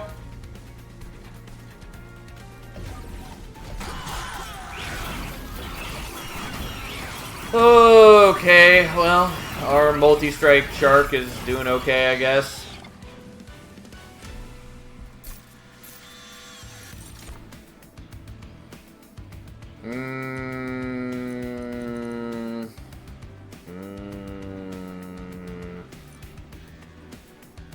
Why not equip Grail? Does Artificer only work on ally equips? No, it does work on Grail. I should have done it on Grail. I was doing it partly to keep his HP up, since we have the Surgeon Suture that brings back to full health on equip. You are right, though, that at least towards the end, I should have used one of those last ones on Grail. I mostly didn't do it because I didn't think about it, and it didn't matter, and I didn't care. But you're correct that it would have been the better play. I should probably take Forevermore Serum here. Yeah. We'll do it, I guess. Drain is okay. Yeah, fine. Take Drain. I don't know. It's not perfect for me, but it has uses. So, Merchant Magic is very good for me, and I should probably take it, especially because there's also a Lazarus unit there. We're going to go here. Yeah, Organ Harvester's good.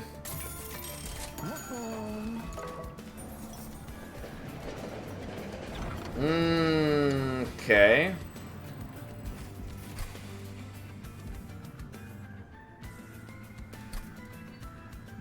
No.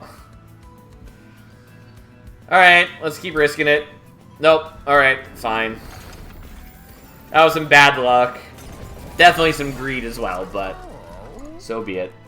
I don't think we want to re-roll. There are some things I'd be happy to see, but for the most part, I don't think it matters. What I think we're doing is we're doing this.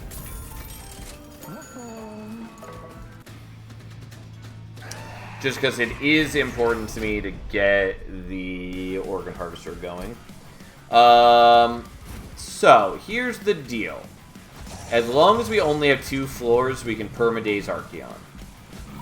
So we're going to do that. Plus, I don't have enough Ember to play out everything anyways. And I think we're just going to equip this on Grail. And then equip other things on the Shark so that we can keep swapping them out.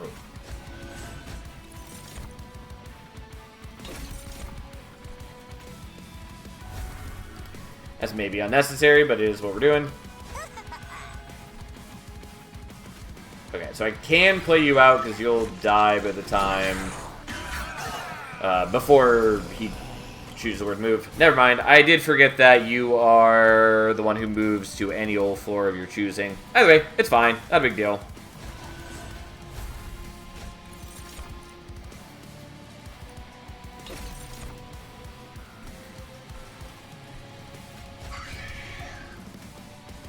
Even if he comes to mid-floor, we can sort of handle that. And if he goes to top floor, then we just daze him again. I'm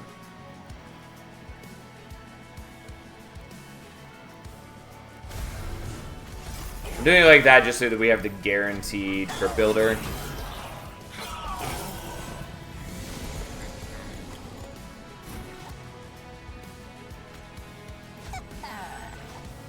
Okay, we'll keep powering up the Scissor Hands, although I did this in the wrong order, so bear with me. I just forgot that I had the It's Alive in hand, and I need to play that first, because I do want the Erratic Assistant to end up in front. It's not like a huge deal, mind you, but it is still what I prefer.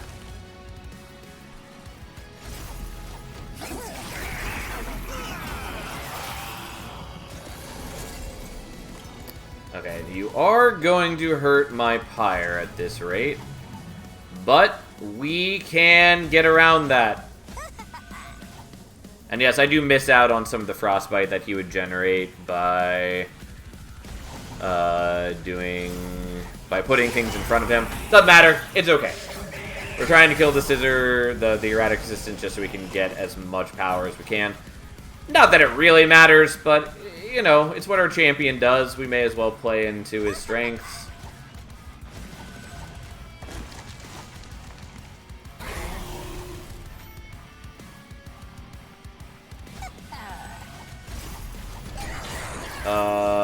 Okay. For a moment, I thought I forgot to daze Archeon, but I did not forget. You have a little bit of reanimate, which is nice. And then we do it in this order, so you end up with the stronger one.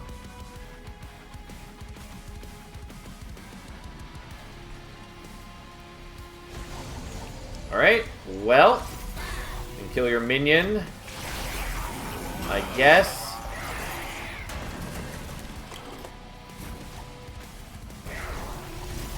And it's a little close-ish, but we kill you. And even if we had next floor, we would have been able to murder you.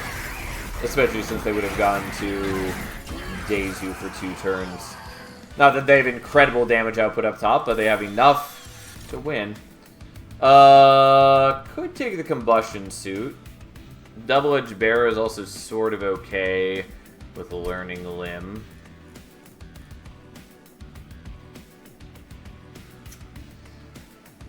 But like I could swap from potion kit to using the combustion suit and combine it with the organ harvester, which is not bad. I think we're just not going to worry about that though. Harness the Titan's bad. Again, double-edged bear is sort of okay. What I'm going to skip.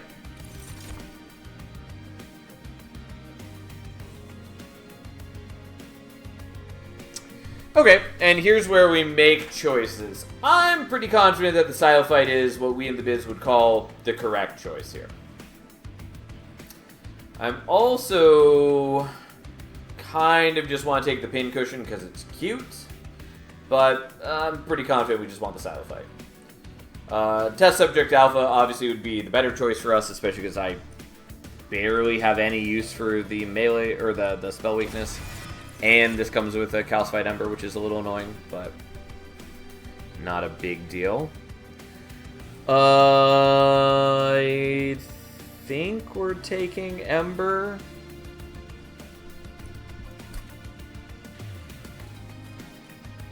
Maybe.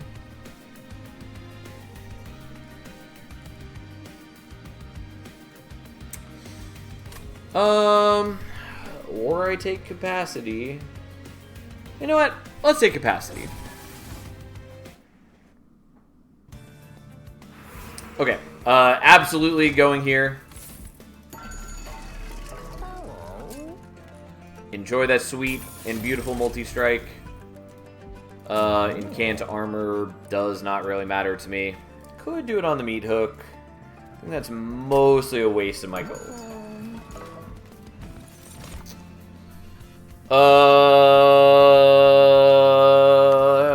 Do I care about any of these? That's a great question. I don't think I care about Reanimation Lab, but maybe. Steward's Quarters I don't think really affects me in any positive, meaningful way right now.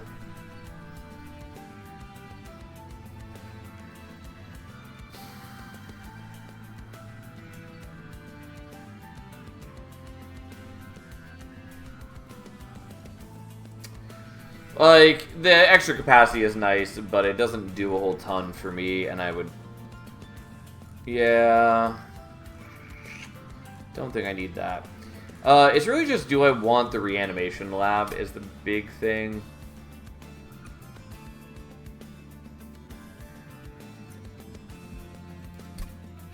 And I suspect it's not gonna matter. Technically, I am going to be generating Reanimate, and the extra stats just on Summon are not totally unwelcome. They're not huge, but like, +7/+7 isn't the worst.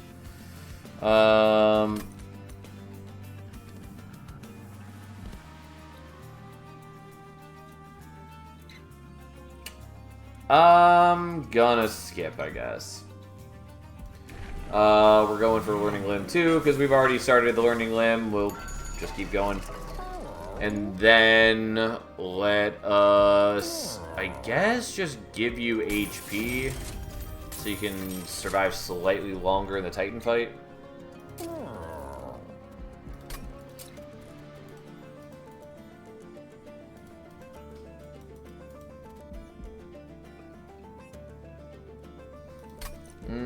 I'm going to leave a slot open for quick or more multi-strike.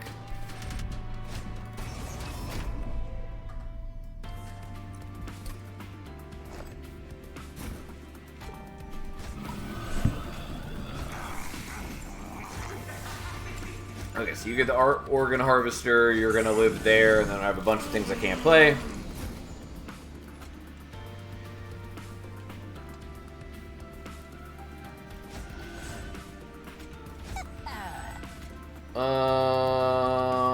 Right.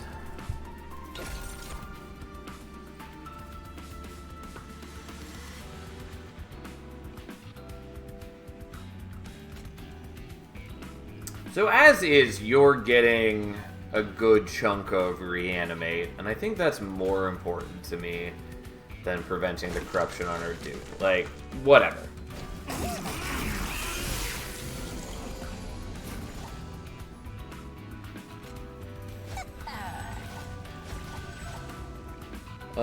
And then we just play you on a different floor because that's the kind of person we are. Then we're gonna do that because we would like to get a kill. Even if it's not the style fight who gets the kill.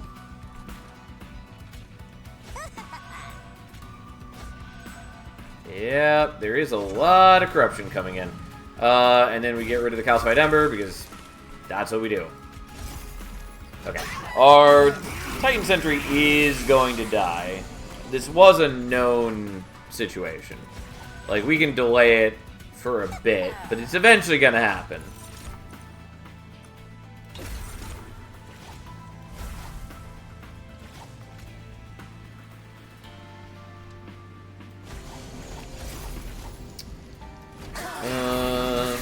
Probably should use the Goliath infusion already.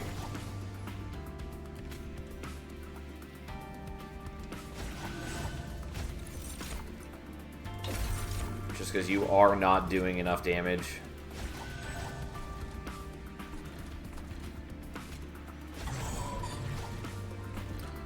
But, yeah, fuck it. And then we'll kill you with that as well. Okay. Yeah, I thought this might be an issue.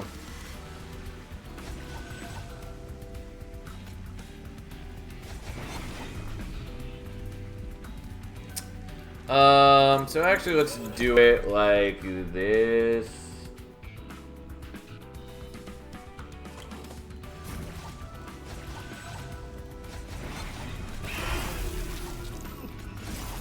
Yeah, it's actually not that great for me.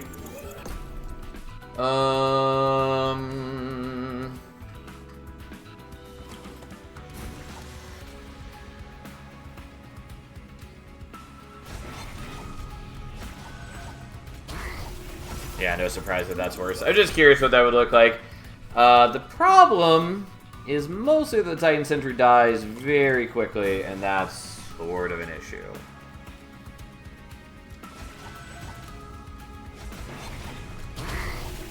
I mean, that's what we're doing. Like, we're most of the way there.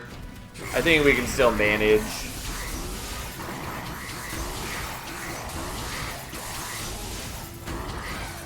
And technically, he does have some spell weakness on him. The big problem here is just that I get sapped so quickly that even though I've got a ton of reanimate, it doesn't matter. But yeah, sure enough, we just do that and he dies. I had kind of forgotten about the spell weakness when I was accounting for how much damage we're going to have to do afterwards. Turns out, doesn't matter. I could take the Replicator Ray, which is kind of cute. It is awkward, though.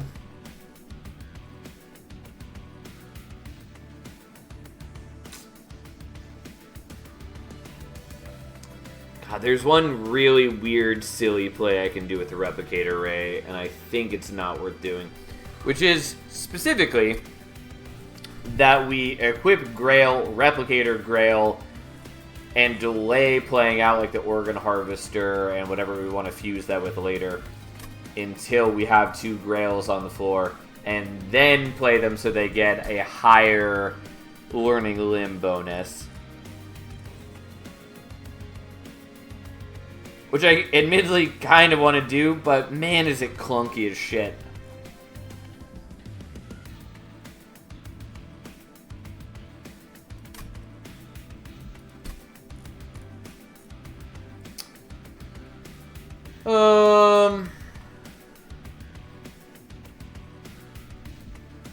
Yeah. Also, out of curiosity. So for reference, by the way, if we were doing Living Armory Grail, we would be currently giving plus 16 attack per equipment jammed in. Which, even though we've played out the potion kits in every battle that we've had them, same with the Organ Harvester, like, basically a single equipment jammed into Grail is a higher increase and goes to the entire floor, but is a higher increase than what we've managed so far by trying to utilize Learning Limb.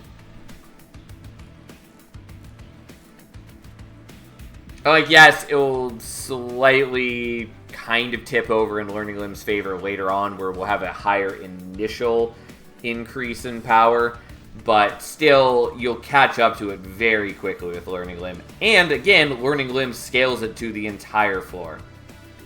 So even a way to play it and equip more than once per fight. The only way is with graft units, where you can play the graft unit on Grail's floor, let them die, and then equip the unit to something else on Grail's floor as well. Like, these guys have gotten a decent increase in power, but I'm not using Scissor Hands. Like, I could have taken the Double Arm Bearer, or if we had seen Twisted Assistant with a Twisted Back, like, that also would have been pretty decent. But those are fairly good regardless. Anyways, and even with those, I would still generally prefer the power increase that Living Armory gives. Matt, don't like this path anyways. It's not a good path. There are some people who try to argue with me and say that it is strong, and they're wrong. More specifically, it's okay, kind of, strength-wise, but again, it lacks a purpose compared to Grail's other 2 paths. Like, Living Armory does better damage buffs, and Devour Grail just does something different altogether. Like, it's not good enough at its job. It doesn't have a meaningful purpose. It's fine, but it's not good. Anyways, all the rambling aside, I still kind of am trying to talk myself into taking Replicator Ray. I just went on tangent, and here we are. I 100% know it's the wrong play to take Replicator Ray, but I do want to do it. Fuck it. Is it the correct play? No, not in the slightest. But here we are. Fall Clunk.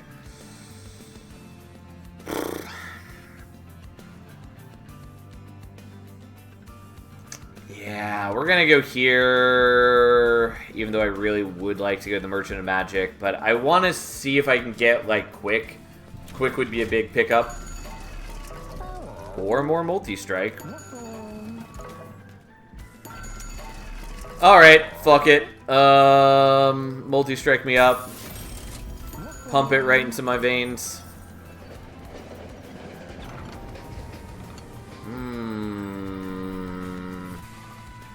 I mean, Hef's Hammer is pretty meaningless.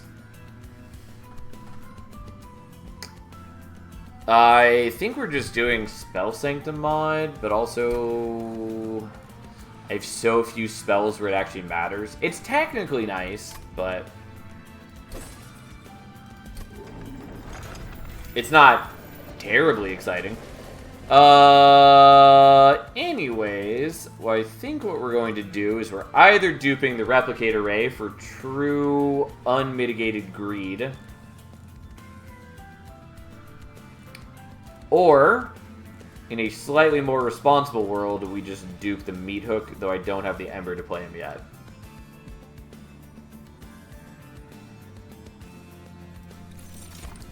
We'll do that. I'm going to get rid of some cards since I have the gold to do so now, and I kind of do need to do so.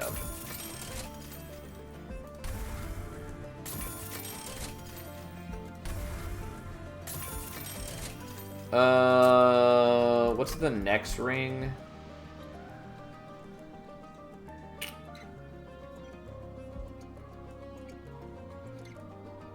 Oh, and I do still need to visit a Merchant of Arms at some point. I might have to go here for the fusion, which I'm not, like, wild about that, but... I don't know, here we are.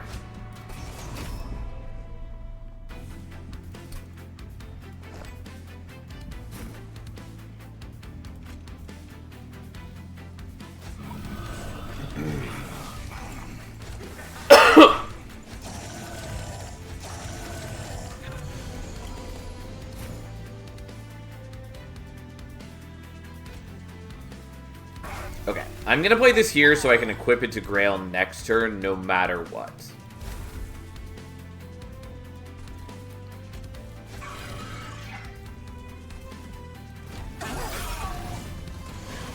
So, in case I get other things I want...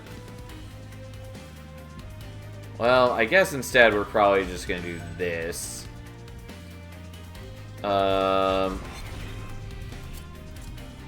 Okay, you both have the same level of attack, so we'll do that one. Whatever, here we go. Oh, I should have still done the frostbite on this, but hey.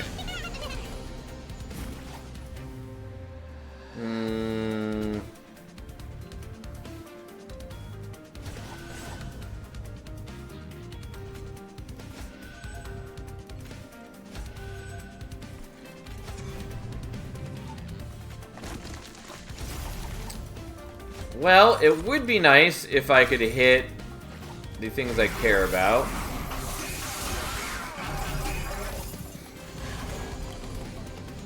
Okay. I also did forget that this is part of why I wanted to equip the scissor hands to you, not the potion belt, but that's fine. Not a big deal.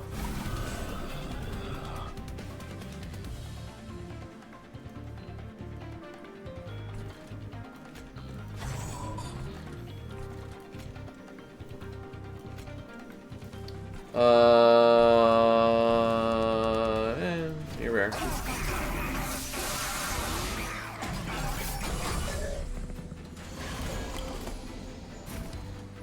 Okay, so, you're getting that.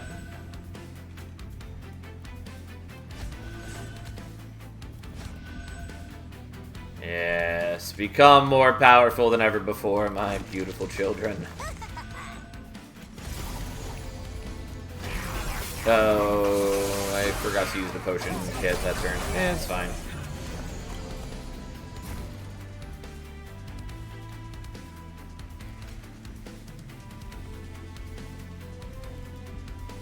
Okay, I'll do that even though I get sapped. It's not a big deal.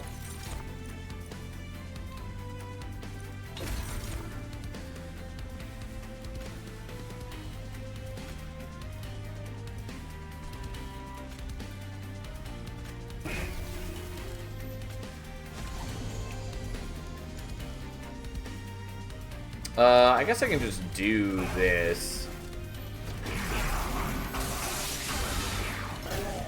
Since I don't believe there's anything else I needed that ember for.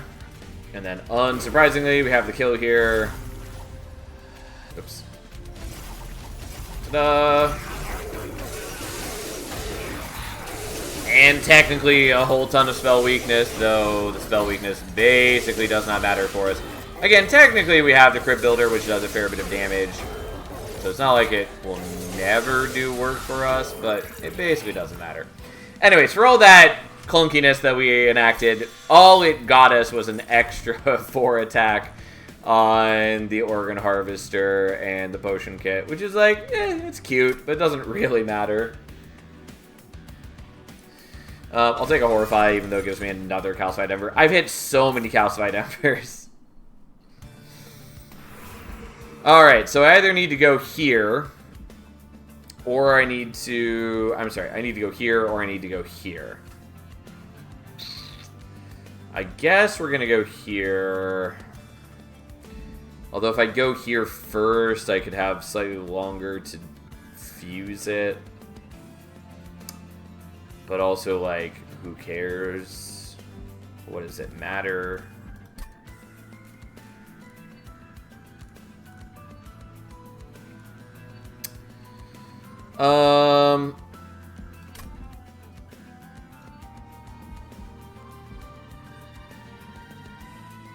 Trying to think of, like, what trinkets I would really care about. There's not many.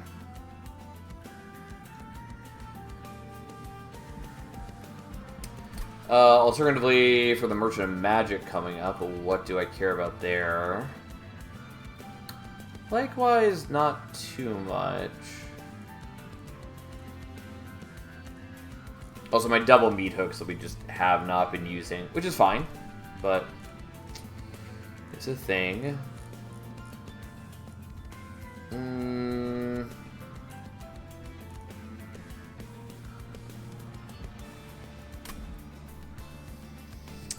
Alright, we'll go here. So be it. See what happens. Could take the Void Armament instead.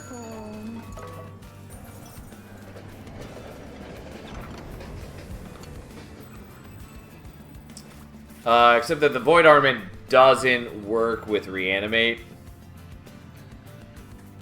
As we have all learned once upon a time. Don't do that. Do I want the Rail Spike? Yeah, I think I do, especially since we have Spell Sanctum mod as well. And so it's even easier to play things out. Alright, have a nice night, Fury.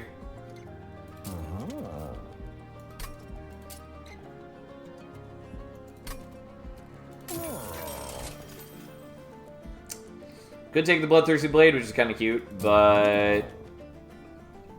I mean, maybe I do want the Bloodthirsty Blade.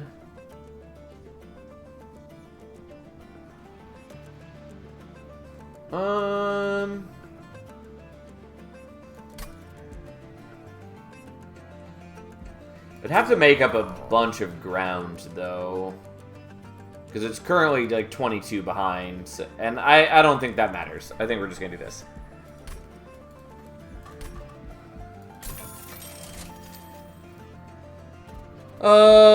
Zone of Silence is not bad. Is maybe worth taking.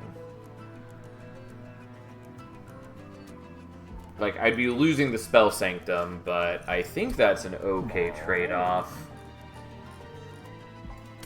I think it's at least worth having. Okay, we'll take this. We'll see what we actually end up doing with it, but I think that's not bad as an option.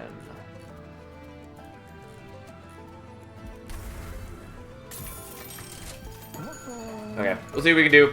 I do have a bunch of clunkiness in my life, whatever, here we are.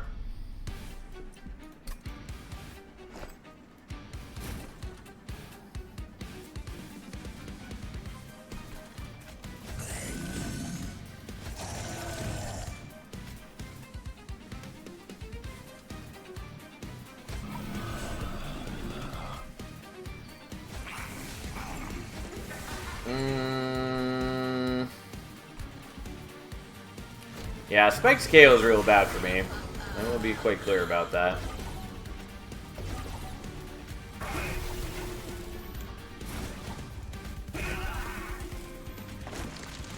Unfortunately, I don't play out the Calcified Ember. I have a bunch of other problems. I might need to not be on bottom floor, but not being on bottom floor causes a bunch of other problems for me.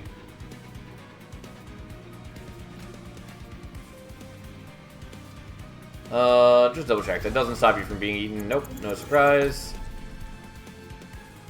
But I could do... that, and then I at least get to kill you.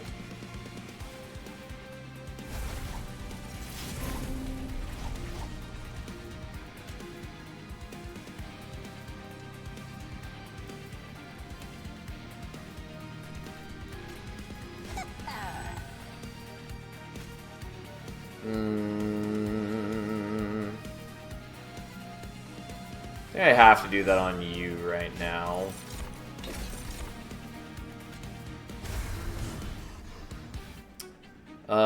Yeah, unfortunately I'm not able to play out the Replicate Array and yada yada yada, but nonetheless, that greatly improves my power output, which is rather important to me.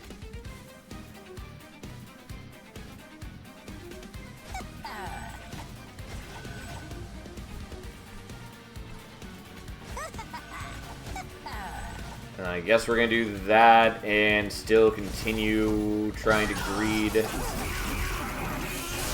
power up my thing even further.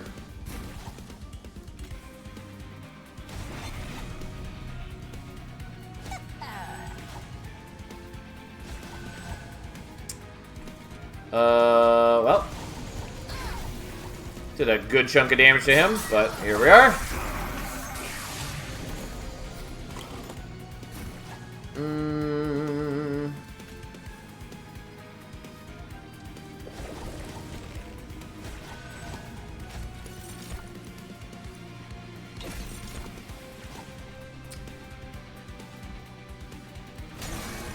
Alright, well, I still haven't managed what I hoped for, and we're running out of time.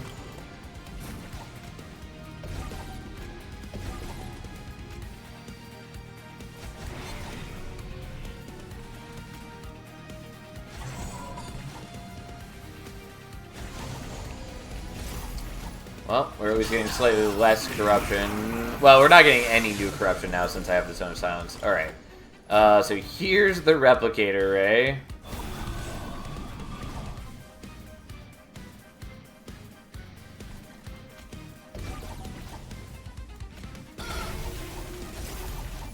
And now, the moment of truth. Yeah, so we're guaranteed to draw the merge equipment. This is definitely super greedy and awkward. And I should just commit to playing things normally. But, here we are.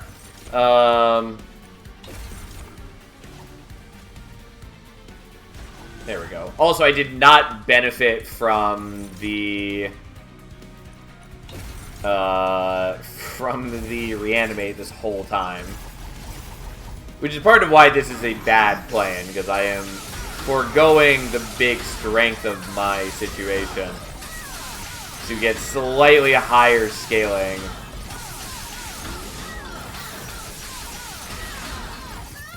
It's just not that great. Also, I wish that I had Cold Kalia instead of the Silophyte.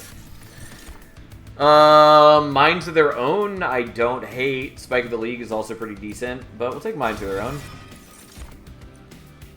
We're definitely going to take Ember, though it is a little less important with the Spell Sanctum mod. Still useful. We are going here and making decisions.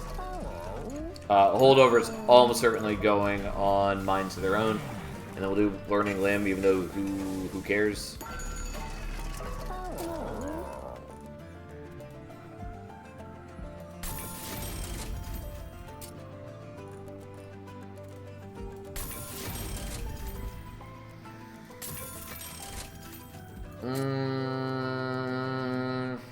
I could do remove consume on the Replicator Array. I think that's a bad plan. I guess I'll do it here.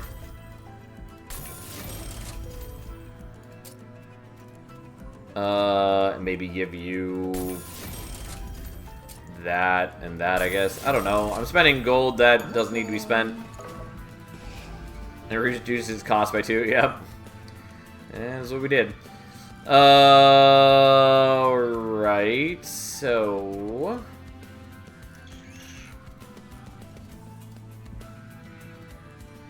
Alright, so how much deployment Ember do I have now? I have 6.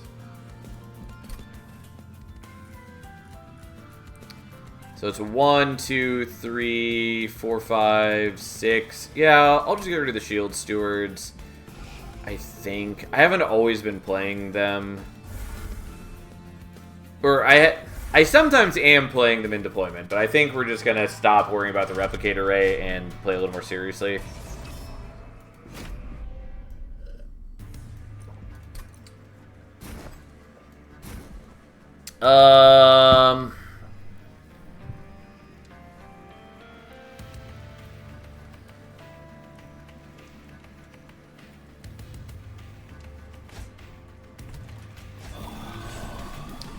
Yeah, I mean, this isn't ideal by any means, but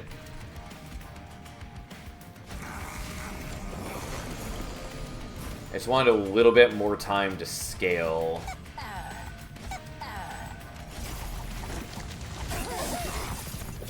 Okay. And because these guys are silenced, they don't... Oh, no, these are the sweep dudes. I was thinking they were the haste dudes. Totally different.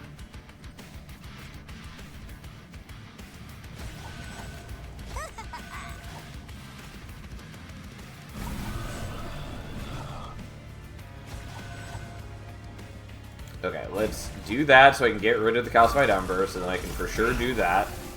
Doesn't quite get the kill, but it's pretty close, although I am taking a lot of damage from the sweep, unfortunately. In a way that does scare me.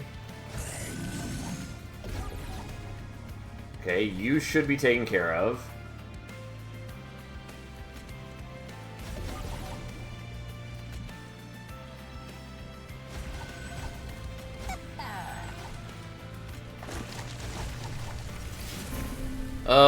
Yep, this is the problem.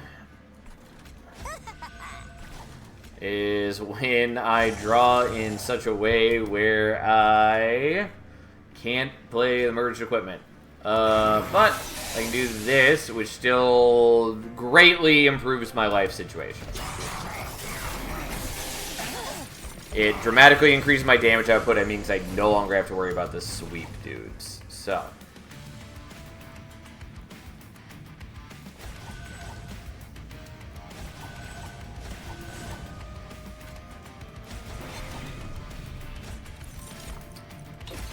sure, enjoy,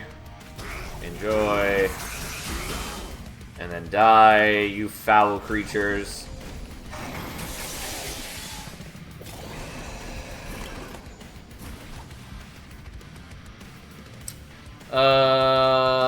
As an aside, the Bloodthirsty Blade may have paid itself off over time. We are killing quite a few enemies. Whatever, that's fine. We don't need to daze anything. I do want to draw into my merged equipment. So unfortunately I draw a little slower. But we should be okay. God, Mind to Their Own is so good.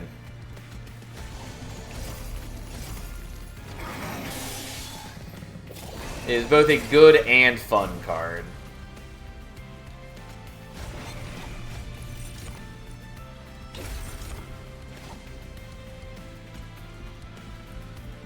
Okay, so you're already minus cost, so we should be able to do this. I'm going to play that for full just so I get the HP. Doesn't actually matter, I was barely down on HP to begin with. Oh, I keep forgetting that I have a potion belt as part of that. Okay, anyways, there we go. And now you have a bit of reanimate too. How exciting, how wonderful.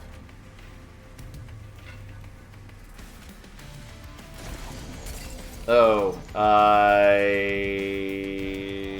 think that's fine, but I did forget. I was thinking that it was okay to do that because they're all silenced, but that's not true. She's not silenced.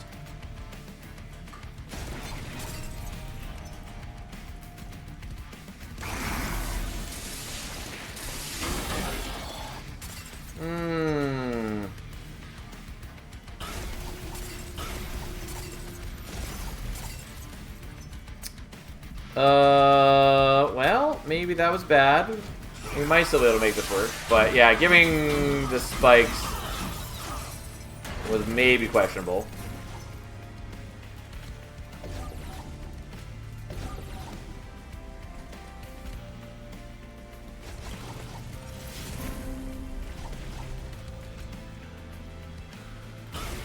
There we go. I thought that would work. And now we're just gonna fish, trying to get rid of the Vengeful Shard. There we go. Not that taking the 1 damage was a big deal, but there we go. Anyways, bit of a clusterfuck. It's fine. We got there. We're not gonna take any of those. We're not gonna take any of those. Although the Drain sort of useful against Dominion in the Titan fight. Now, pretty confident we're just going here.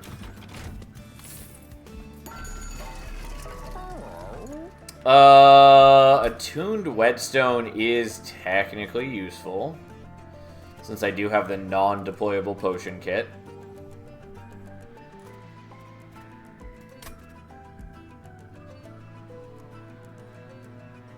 Hair of the Hybrid is whatever. I might take it, even though it doesn't do a whole lot for me. Hold over. I think probably goes on the... It either goes on the Drain or it goes on the Horrify. I think I actually might do it on the Drain.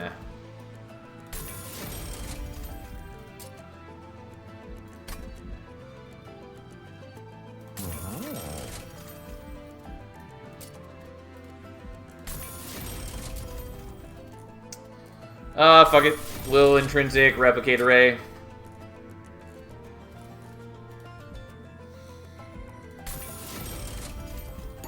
None of these choices matter a ton. But with Attuned Whetstone, I can now do things. Although it's a little bit of a shame to replicate array away the vaguely powerful equipment. I don't know. It's fine. Who cares?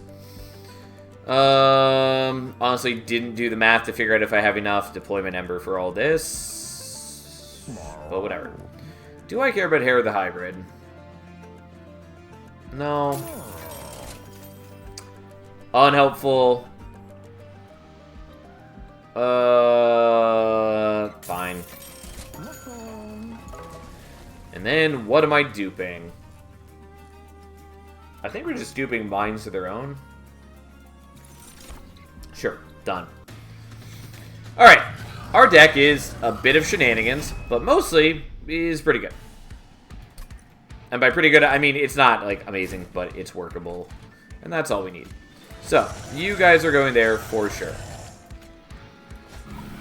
I know I said Deployment Ember, and I totally spaced that Attuned Whetstone doesn't require Deployment Ember.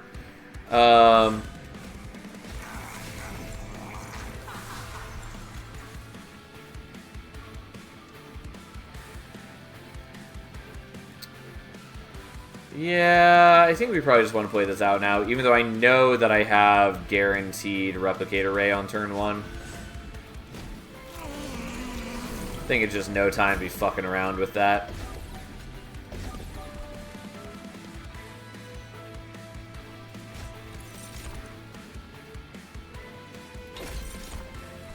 You know what? Let's just do that.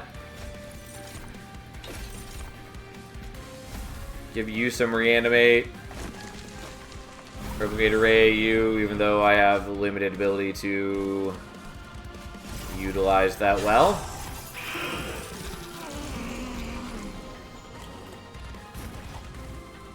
Okay, you guys are gonna get the Zone of Silence. So I don't have to deal with Scourge cards being generated anymore.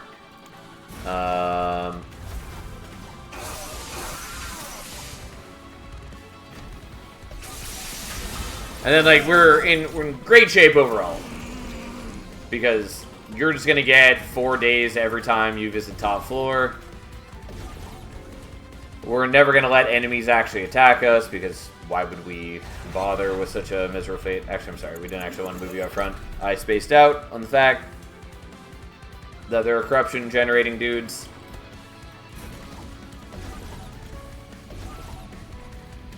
And I would prefer not to get corruption on you.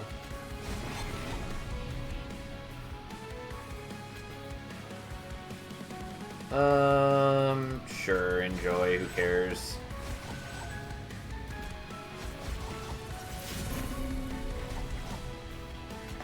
Okay. I'll play that just so it's in my hand for next turn. And then enjoy, and we utilize some of the spell weakness. Would have also healed us a little bit, but there's nothing to heal.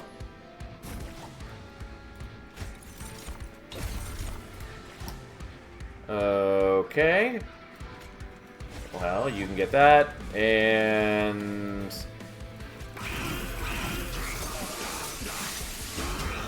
then we just kind of beat him down.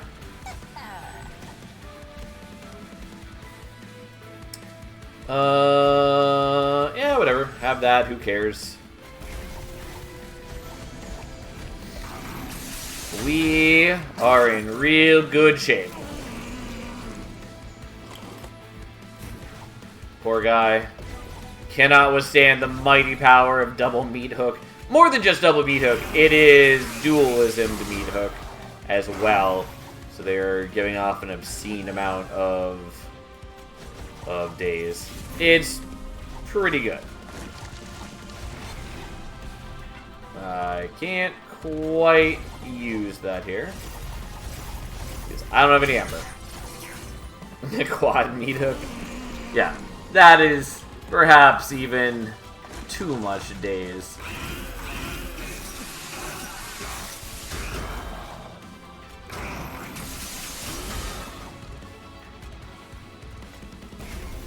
There we go.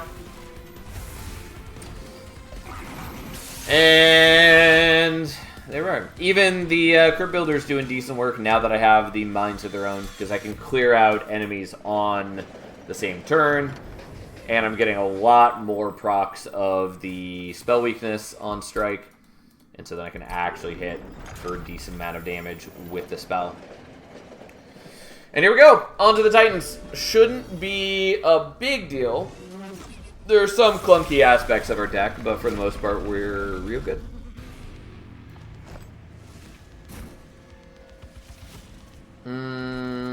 Okay, so we're going to set these guys up on bottom floor, so we can daze Savagery on turn 1. Because unfortunately we can't daze Entropy, so with their measly 35 HP, they do actually still die pretty quick in this fight. But while we can, we're just going to set up a big barrier of daze. And you're gonna block, I guess?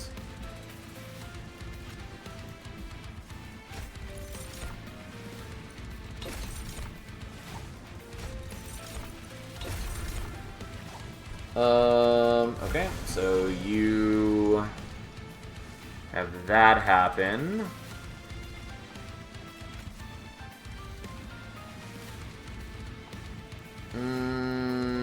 Yeah, I'm gonna do it in this order. So you can also still have a dude block for you. Wrong order, but fuck it, I don't care. That'll go there, who cares?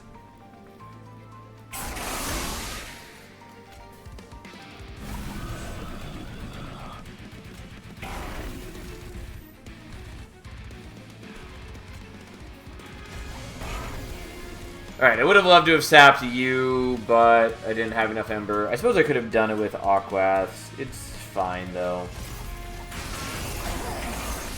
We should be okay overall.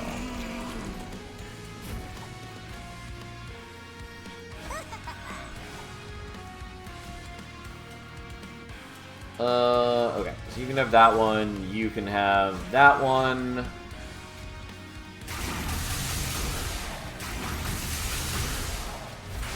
We are going to get the Scourge card, because I didn't set up Zone of Silence yet, which is whatever. It's not great, but with the way that our deck is currently going, it's not a big deal.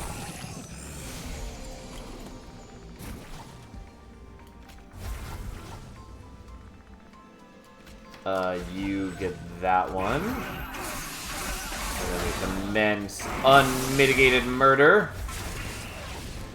You're still dazed for a couple turns. You can do that, I guess. You're still dying no matter what I do. Which, again, is why we set them up on bottom floor in the first place. We are going to have some units die in this fight. We're just trying to mitigate that as much as possible.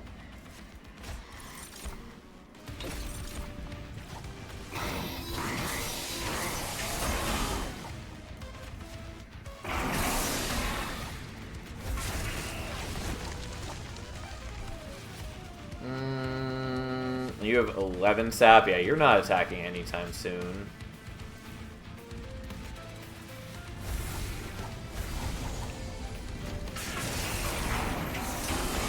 Okay. He ran out of reanimate, which is fine-ish.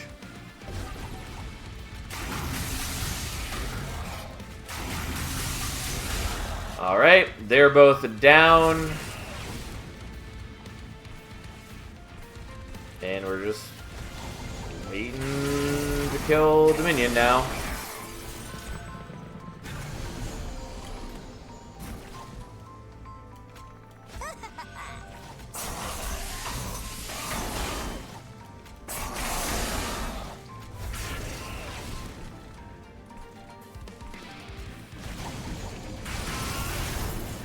Well, I finally did take some damage from Savagery, sadly, but we tried.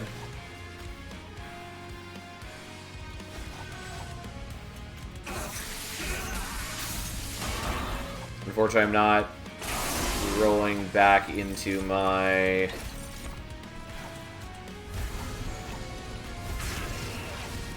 into whatever I was trying to say. I've not rolled back into my other days things. Overall, not a huge deal. We can afford to take a tiny bit of damage. It just would have been nice to do this without taking any damage.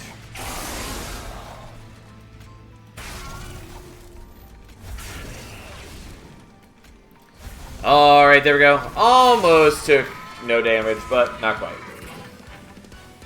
Ta-da! Yeah, we 100% did not need to do the replicator ray. I just could not think of the name of the card for a second.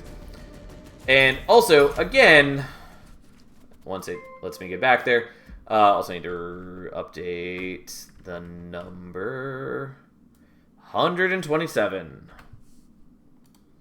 Yeah, anyways, just to sort of prove my point, even with playing them out every single battle and duping them or like merging them together later on, we only got this out to 82, which is like a decent amount, but that is with us starting with the equipment and not really having much choice over which equipment we were using. Like, yeah, I bought the Organ Harvester, but if I wanted to reach this number, I basically just had to buy whatever equipment was available in that shop.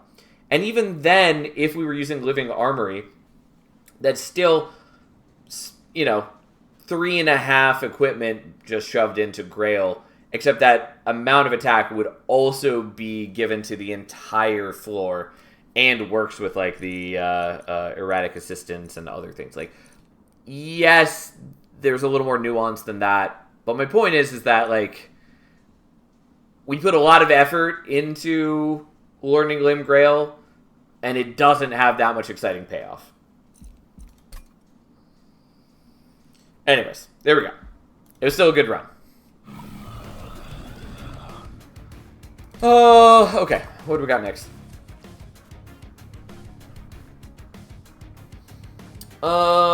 Might do Remnant Pyreborn, might do Umbra Pyreborn, might do Wildenton Pyreborn, the great and terrible nemesis that it is. Fuck it, we'll do Wildenton Pyreborn.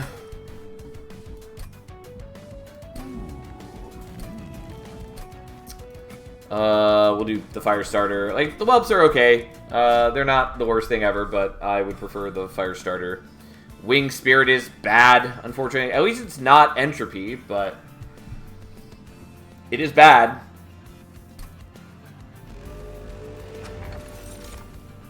Priory's Cloak is also bad. I will take Lightstone Casing, though it does nothing for us right here.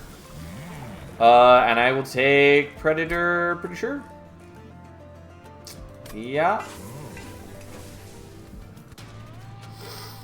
Alright, well, here we go. Let's see what we can.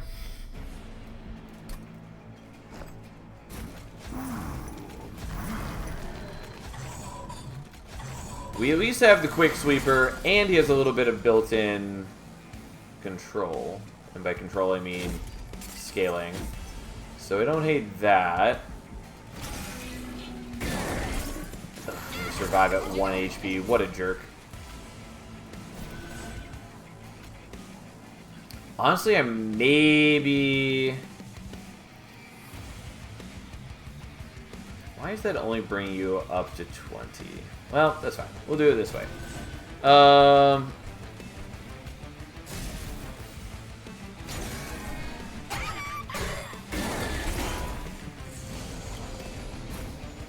I think we're going to be in pretty decent shape.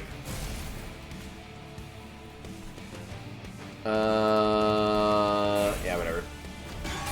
Because like, we do have the full heal on Wilden 10. He's going to come out sapped. And with the Pyre Gel on strike, it ends up being pretty okay for us.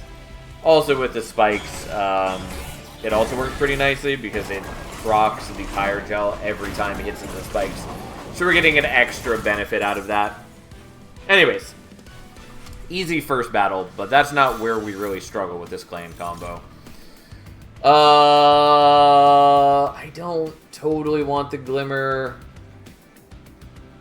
Also, I didn't even look at what enemies we're up against, or bosses, I should say. Spike's Kale is not what we want to see. It is 100% the one kill we were least happy about. But we'll see what we can do by the time we reach there. Entropy is sort of okay, sort of not. The big problem for us is that it does strip away the enchant that Wilden 10 gives. Specifically, the Silence dudes do. So I need some way around that.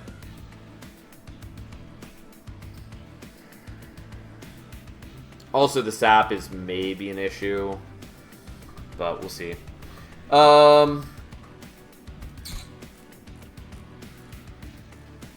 mean, I'm probably taking Steel Enhancer, but it's pretty underwhelming.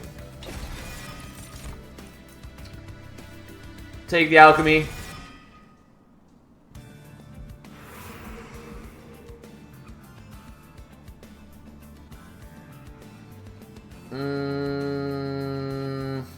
Alright, let's see what we get. I probably should go the other direction, but we're gonna see what we can do. Double stack is not what I wanted. Okay. So, there is a world where I take Greed Dragon. And that might be this world. In fact, I think it's fairly likely that it's this world.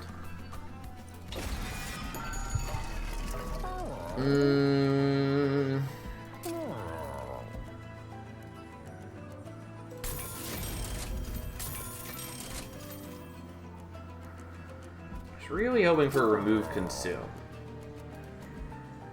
But I guess we'll take the holdover since that's what's offered. Really wanted to Remove Consume though. But at least I minus cost it, so I can play it despite the minus Ember. Unfortunately, we are up against the Spikes boss, which is... It is going to fuck us somewhat.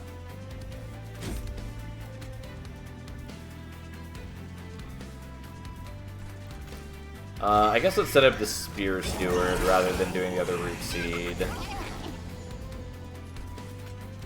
Oh, we do have the holdover, Steel Enhancer, which at least helps us get around the spikes. And the little bit of built-in scaling is certainly helping right here.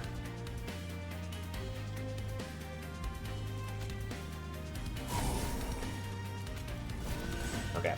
I wanted to avoid playing the Greed Dragon if we could. Because in the ideal world, we wait till we have played out the alchemy. Alright, well, we get the kill. Unfortunately, we take the Vengeful Shard damage. Not honestly that big deal. Especially because we didn't take damage elsewhere. But here we go. Ta-da!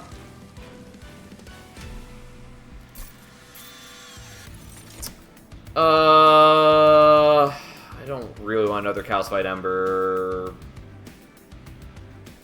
And technically the Vine Grasp is a way to deal with the Silence dudes. Nonetheless, we'll take the Razor Sharp, I guess.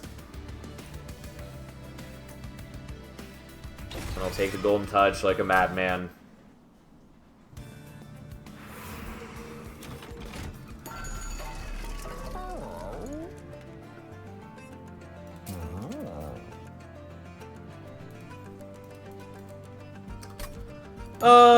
Okay, let's first see how good this is. Good enough that I'm willing to skip. Alright, let's do the Badman's Gambit.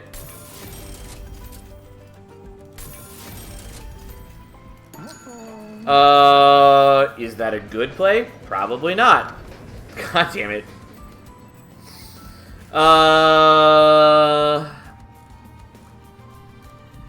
Fuck it. 100% not the correct play. I'll be very clear about this. But here we are. If I had already put, like, a spell chain on it, that'd be a very different story, but I didn't, so here we are.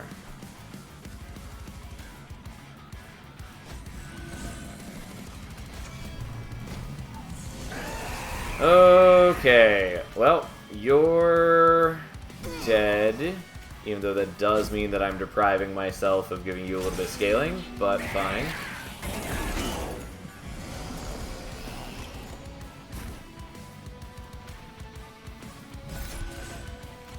We're gonna get rid of that, because I would like to get rid of that. I think the game is just bullying at this point.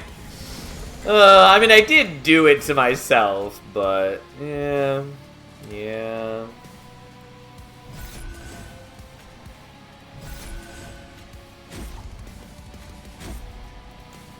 Okay, I didn't really want to do that now, but I need Wildenton to survive. I kind of could have done that better, but here we are.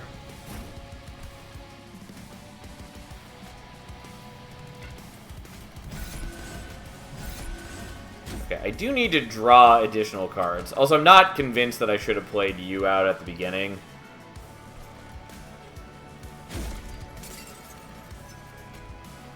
Fuck it, fine.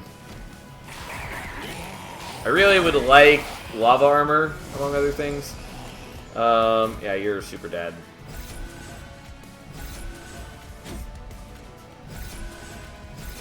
Alright, I'm doing it to myself.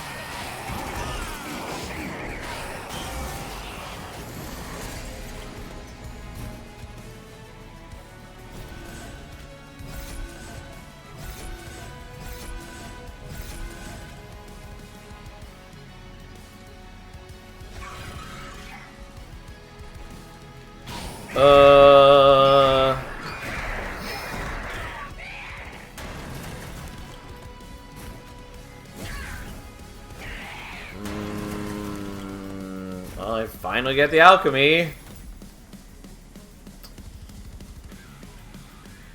So you're gonna do 18 damage per round. Yeah, I don't survive that. No surprise. Alright, let's play this more correctly.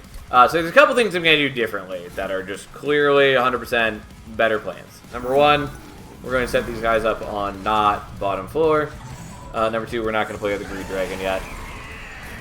There are some very clear reasons to do it like this, namely that the scariest enemies in this fight do get weaker as they ascend floors.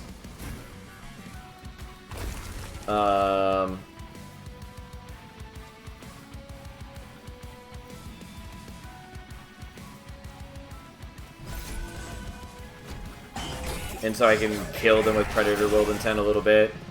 when they get to top floor. I guess maybe not if they have the healers. I don't know. Maybe we're making the wrong choice.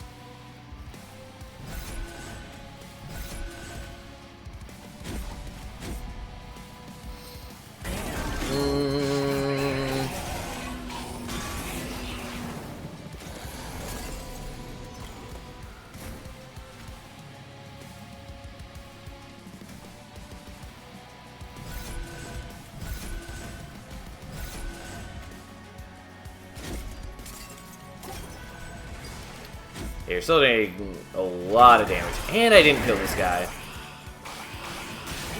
Oof, that's really bad. Yeah, my scaling is just atrocious.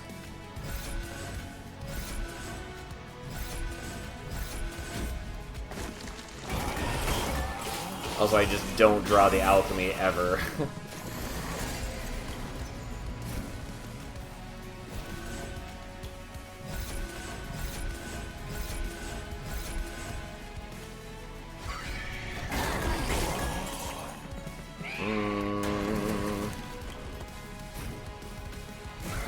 Yeah, pretty confident that this gameplay doesn't work either.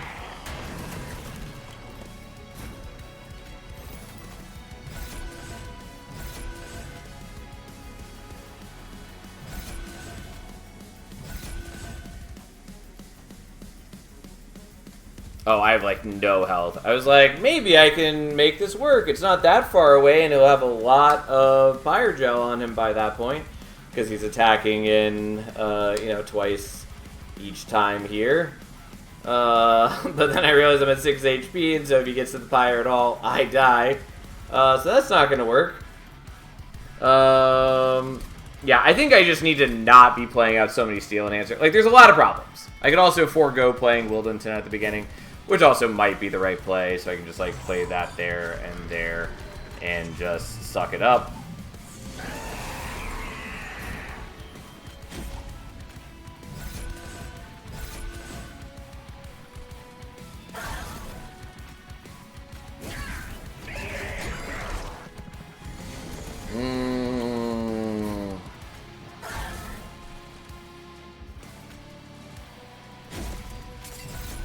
Except now I can't play a Wildenton when I draw him. Which isn't great.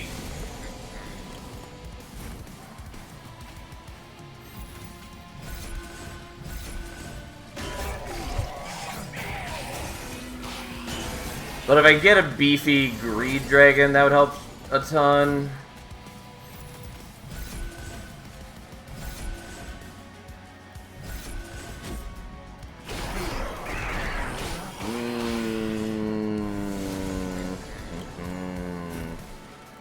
And I know I'm making it harder to get said Greed Dragon at this rate.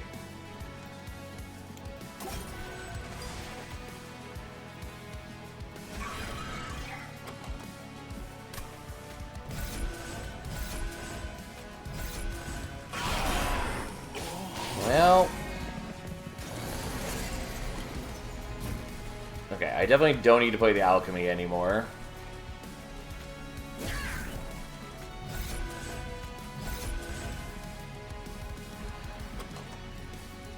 Okay, I'm gonna not play out the other Steel Enhancer, and maybe not play any of them this turn.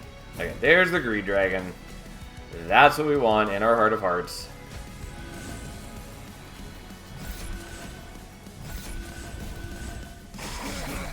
Okay, what a fucking world.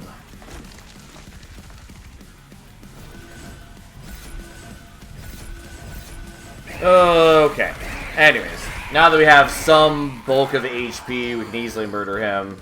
How exciting. How thrilling. How truly wonderful beyond compare. Channel Song is a maybe. I think it's a no.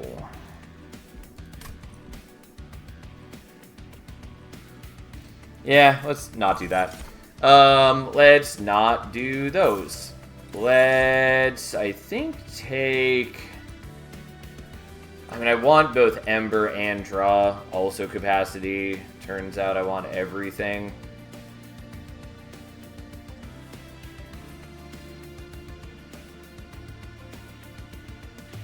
Alright, let's take the draw. 100% looting this, though there is a world where maybe I don't want to loot. So I can make the Greed Dragon stronger. I could take Shadow Sheath, which is kind of nice. Shattered Halo, I think is a no. Pretty confident we're just taking Guild Marker here, but just to humor things.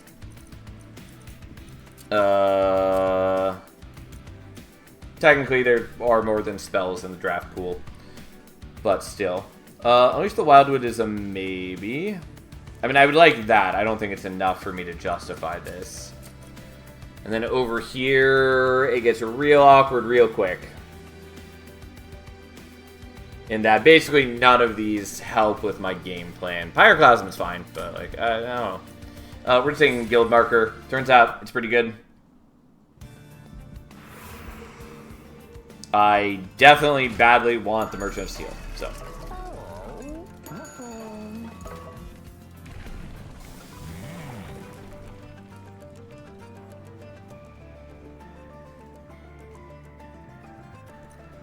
Yeah, Third Lord's probably fine. Hall of Mirrors. No.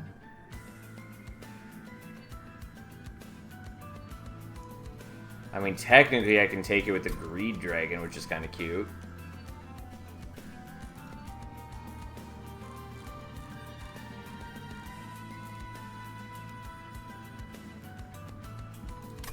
Fuck it. I probably should take Sacrificial Chamber. Here we are. Dualism does not help.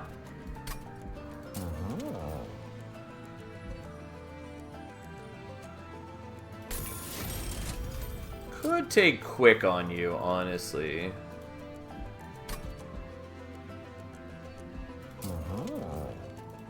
God, it costs so much less with Guild Marker. Okay, we're gonna do that, I guess. I don't know. Here we are. What a world. My deck is not good. But here we are. Ooh. Yeah, the corruption's not great.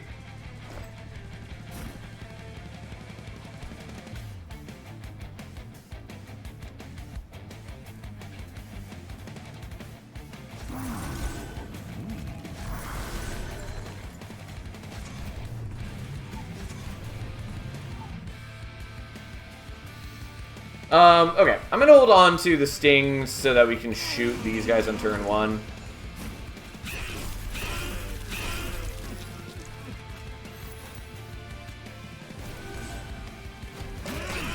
And this way we can start building up our horde. Although you have haste, which I didn't account for, because why would I ever account for that?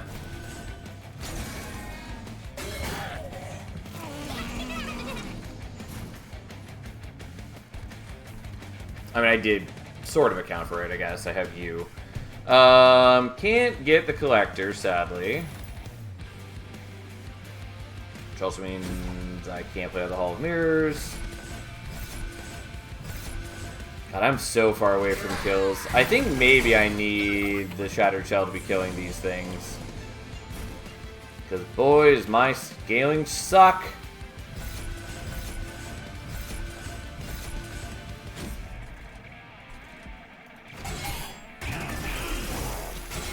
Yeah, I do build up a lot more power with those.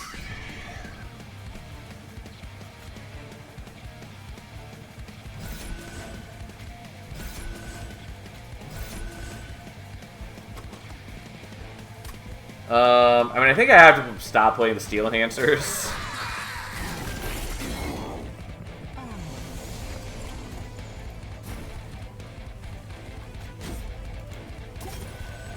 Yeah, the problem is I needed to draw, like, the Greed Dragon now.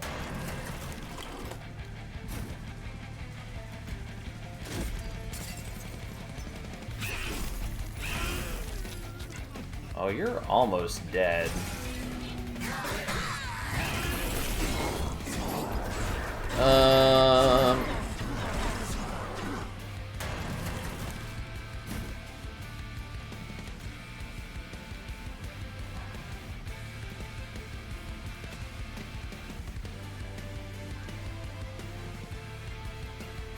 Yeah, I would love to get rid of the Calcified Ember, but I can't actually do that right now. But I can get the kill, surprisingly.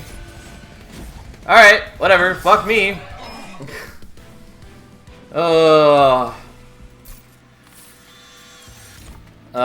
skipping those. The Invigorating Solution's honestly okay.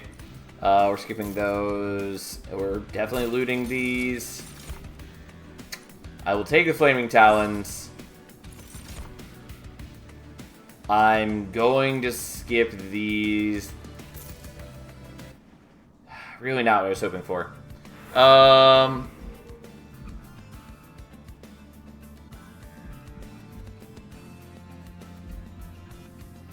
Honestly, I kind of want to go for the Merchant of Trinkets when I can, just so I can search for Horde extension.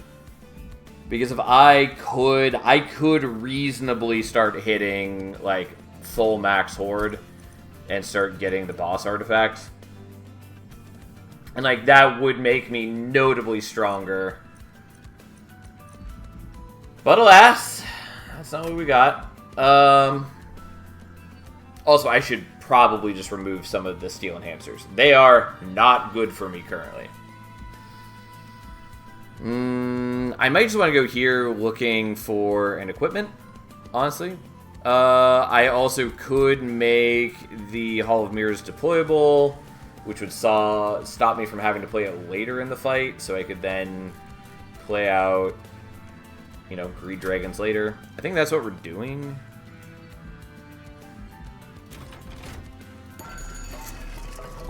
No. Hall of Mirrors for double champ. The problem is that 2 Wilden 10s, not actually that helpful. Like, there are a lot of champions where it's great. This is not that time.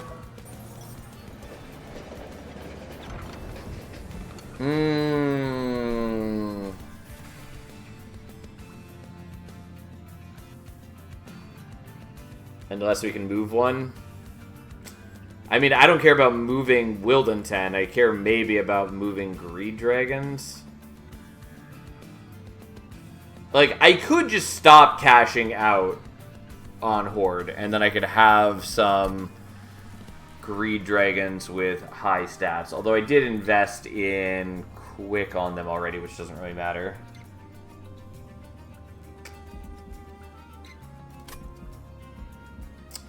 I don't know that I actually care about this. I kind of do. I'm going to take it. I don't know that we're actually going to get good value out of it, though. We'll figure it out. My deck is a mess. Overgrowth Carapace I would take if I had taken Smidgestone already. But I haven't. Why is it Glass Cannon? Fine.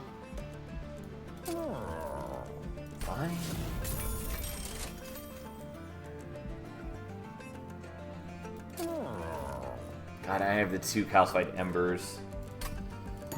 Alright.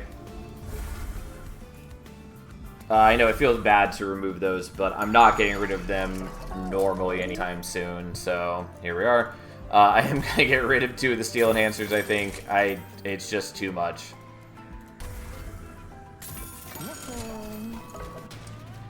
At least I have... Whatever, fine.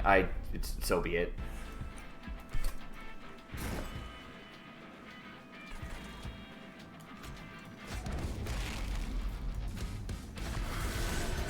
Oh, I'm sorry. We're actually going to do this differently.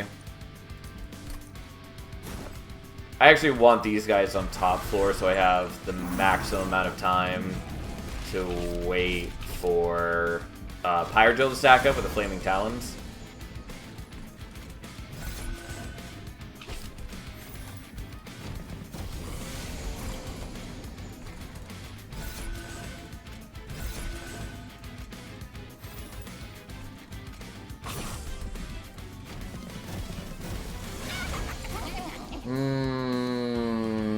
Yep, that's a problem.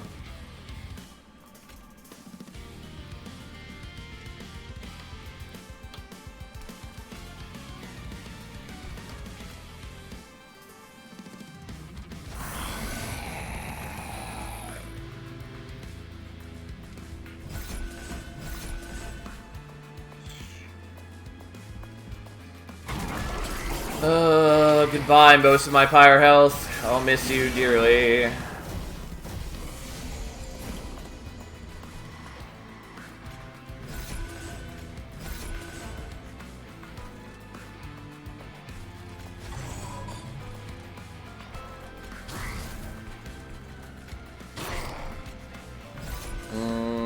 Maybe we should have done it like that, but here we are.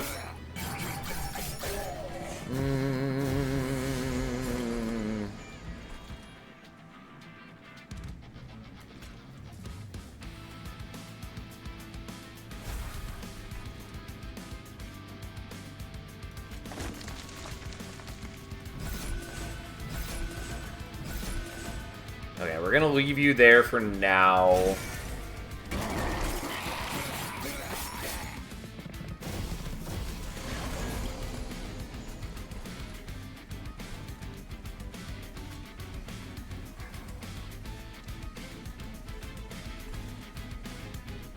Okay, we'll do the heal.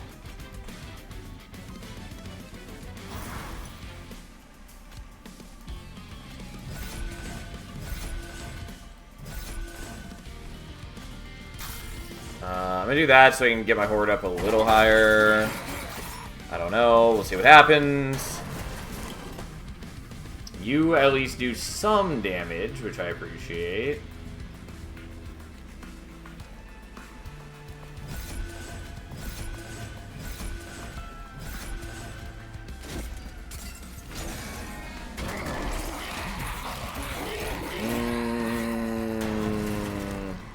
Well, unsurprisingly, I don't get the alchemy again.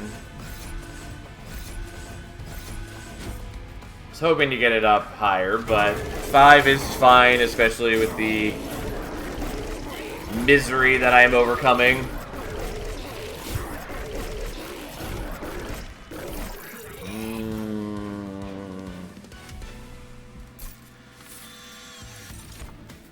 Again, maybe I should just not loot the horde, but we're going to because we're a bad person, and that's what we do. We are not taking the brain spike. The inequivalent exchange is sort of a maybe. Probably worth taking. I will take it. I will loot this. I will take the Hellfire Bellows. Sadly, we're too low to get a real artifact. Alright, we're gonna go here. Partly because I do want the healing. Unfortunately, I just made my room deployable. Obviously, I could get another room that could work with that.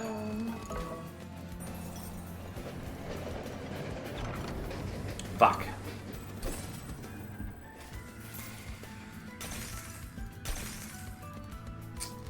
The problem is I don't have enough HP to do his full thing, and I probably should have just not given him any HP if that's the point, because I basically end up at the same amount of HP as I was at.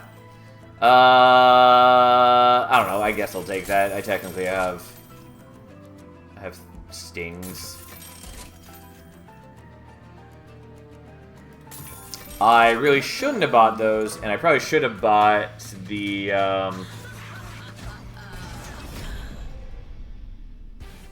what's its fucking face? The Will Done 10 heals to full each turn, is what I'm trying to say. That's what I probably should have done. It's not what I did do, but it would have been a good choice. Not that Will Done 10 has a ton of HP, but, you know. I did forget that this is blocking draws, since I have the Lost Luggage now. But, hey.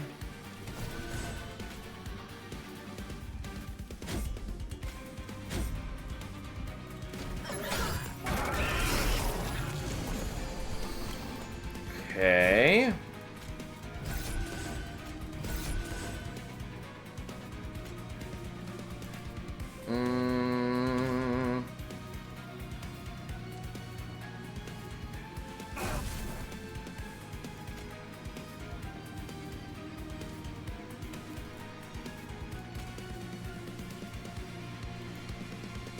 Yeah, unfortunately, you're giving him the spikes, which is catastrophically bad. And Wildenton is largely dying, which is also bad.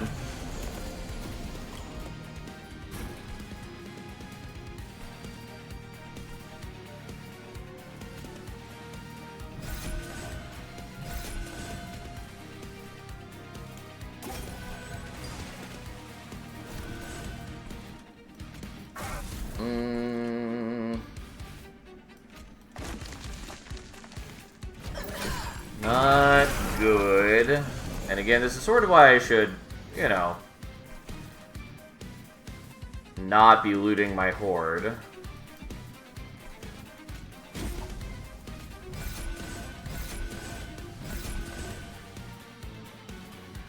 Yeah, so no matter what... I mean, I guess I can keep you alive that way. But you're pretty fucked just because of the corruption, if nothing else. Which is not great. I mean, I can keep you alive, just in a really awkward way. It's almost like it would have been really helpful if I had taken the Wildenton heals to full every turn, like I, you know, should have.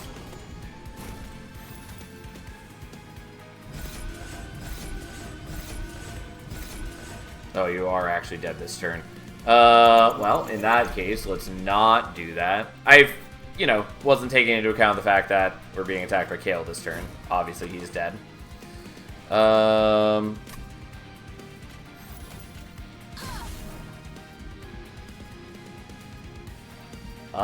gonna not play out the Steel Enhancers.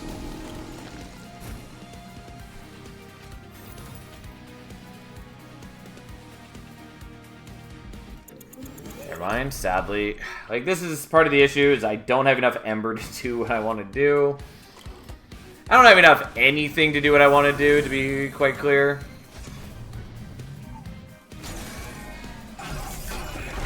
Like, not being able to play out the Greed Dragons and the Alchemy in the same turn definitely hurts me. Could do the inequivalent exchange, but I don't think we need nor want to.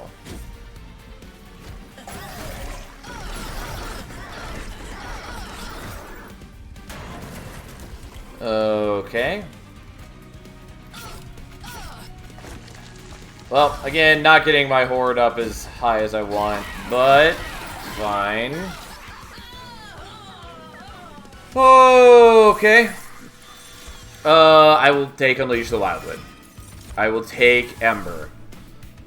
I'm going to not loot for the first time, even though I almost clicked on the loot button on habit. I'm going to go here, I think.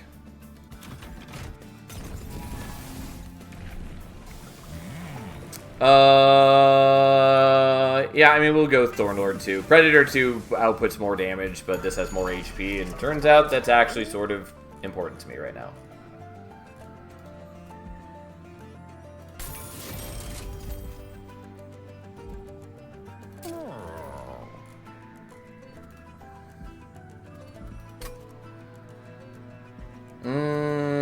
Alright, we're gonna re-roll.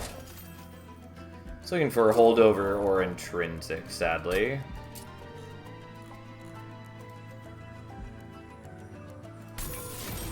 Guess I'll do that. I don't know. I'm losing my mind.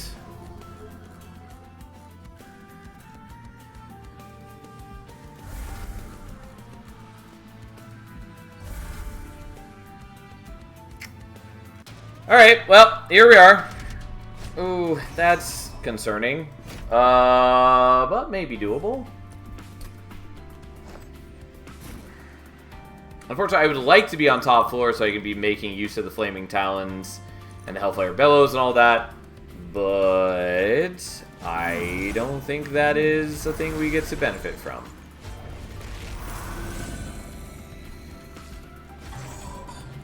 I could maybe just not play them, but...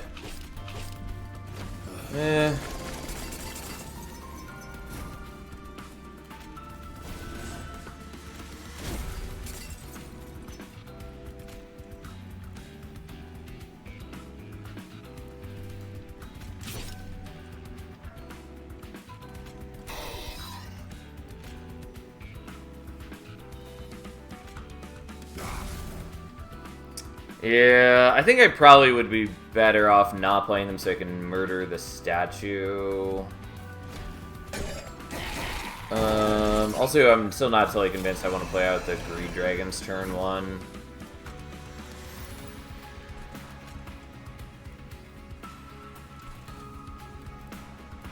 For a variety of reasons.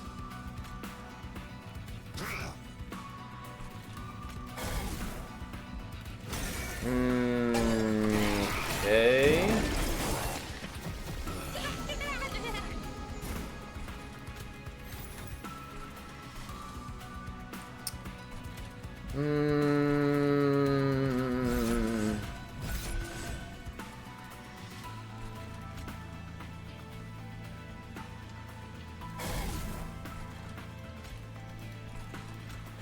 Yeah, I have like no attack scaling whatsoever. That's an issue. That is certainly a concern.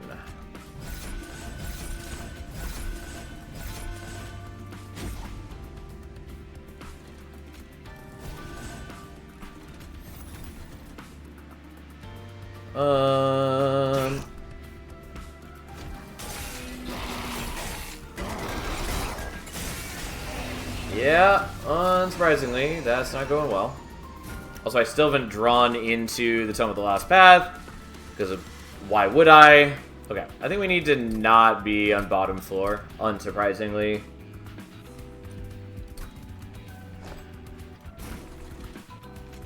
Also, I really wish that my Tome of the Last Path either had Remove Consume, or more importantly, had Spell Chain.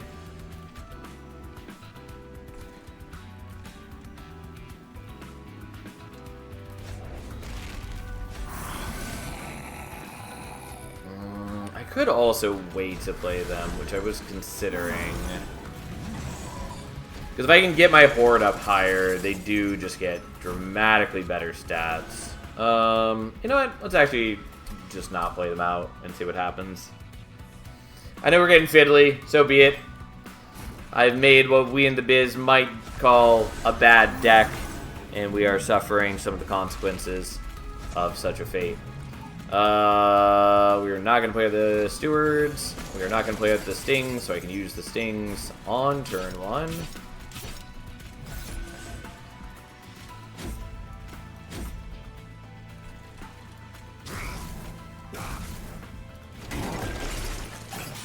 Although we are going to be taking a lot of damage from the Amalgams, and that's just kind of what we got to deal with.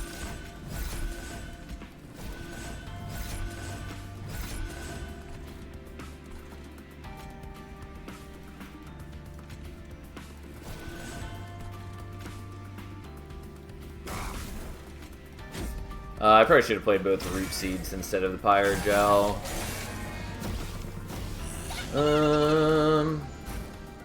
Unhelpful to draw that here and now, but so be it.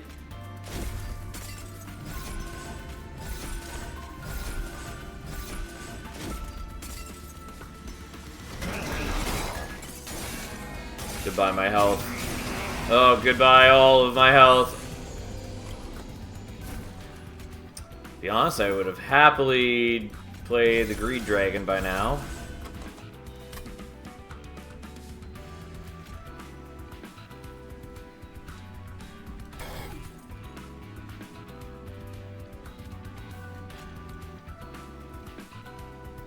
So every one of those is an extra 8 damage, which isn't really gonna matter.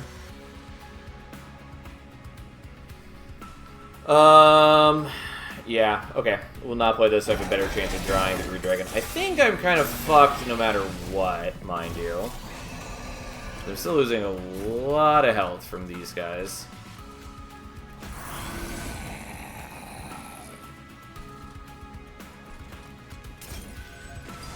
Yeah, I'm still not killing these guys up here at all. Alright, I think I just die. It's fine, it's whatever. I maybe need to have played out the Greed Dragons at the beginning. Yeah, no surprise. I just have no scaling whatsoever. I think the better play... I mean, there's a lot of things I could have done differently, like not 5 times dupe the Steel Enhancer, turns out it's pretty bad. I keep trying to use it, keeps disappointing me. It's not very good. At least not as a primary scaling source. If you just need like a little bit of defense and whatever, it's fine, whatever. It's not a good card though. But yeah, anyways, I think a much better play was to just build much harder into the Greed Dragons, because I definitely could have just left my Horde at 8 and then, you know, just had a bunch of Greed Dragons. Especially because it could have also given the Greed Dragons the multi-strike instead of the Shattered Shell, which also would have been a lot more impactful, because the Shattered Shell was not doing a lot of damage, and the Greed Dragons were easily doing 100 damage each. So that would have been better. Would have been a lot better. Regardless, we got time for at least one more. So what are we gonna play?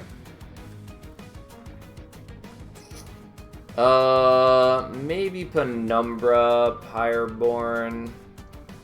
Kind of want to do Luna, but we basically have done all the Luna things that exist. There's very few remaining. Yeah, we'll do Penumbra, Pyreborn.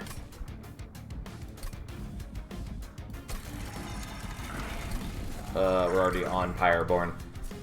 Okay, I'll be back in one moment, then we'll actually begin in earnest.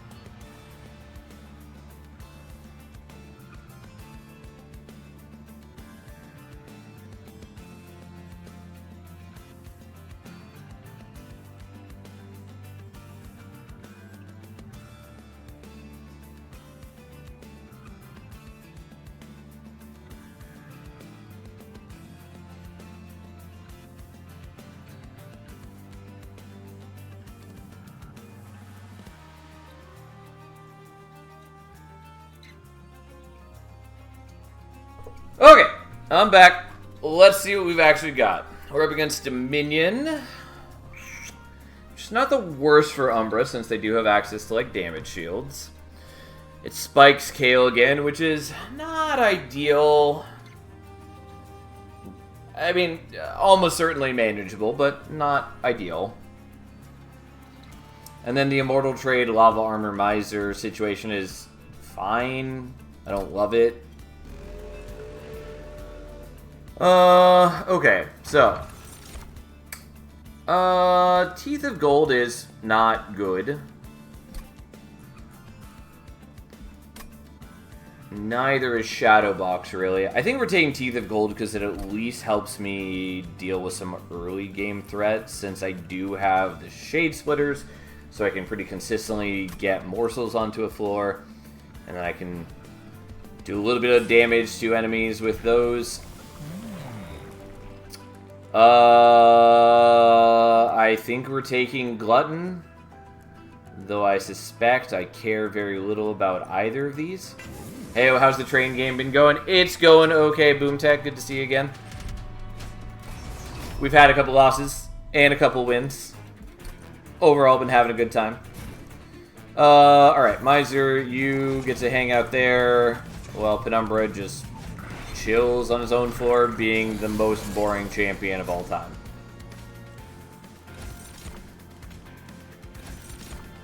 Alright, so we're just gonna make some morsels.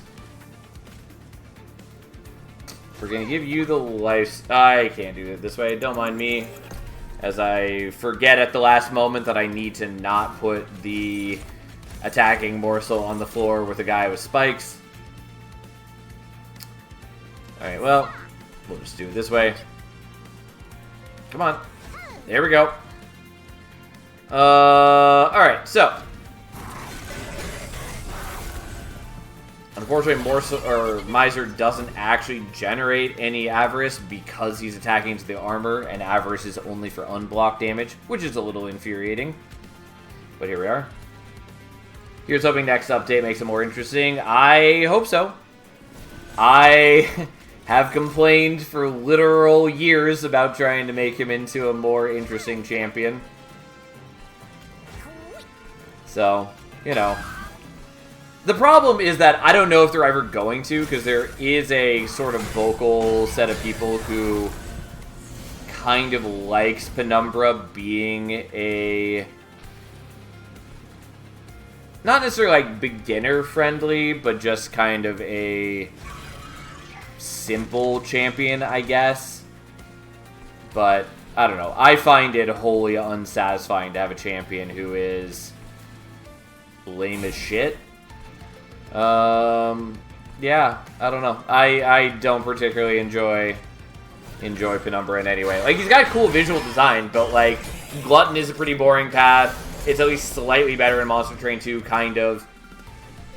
And Monstrous is a lot of hoops to jump through for a bad payoff, and Architect does very little. I think it's pretty bad when your champion is essentially a Space Prism.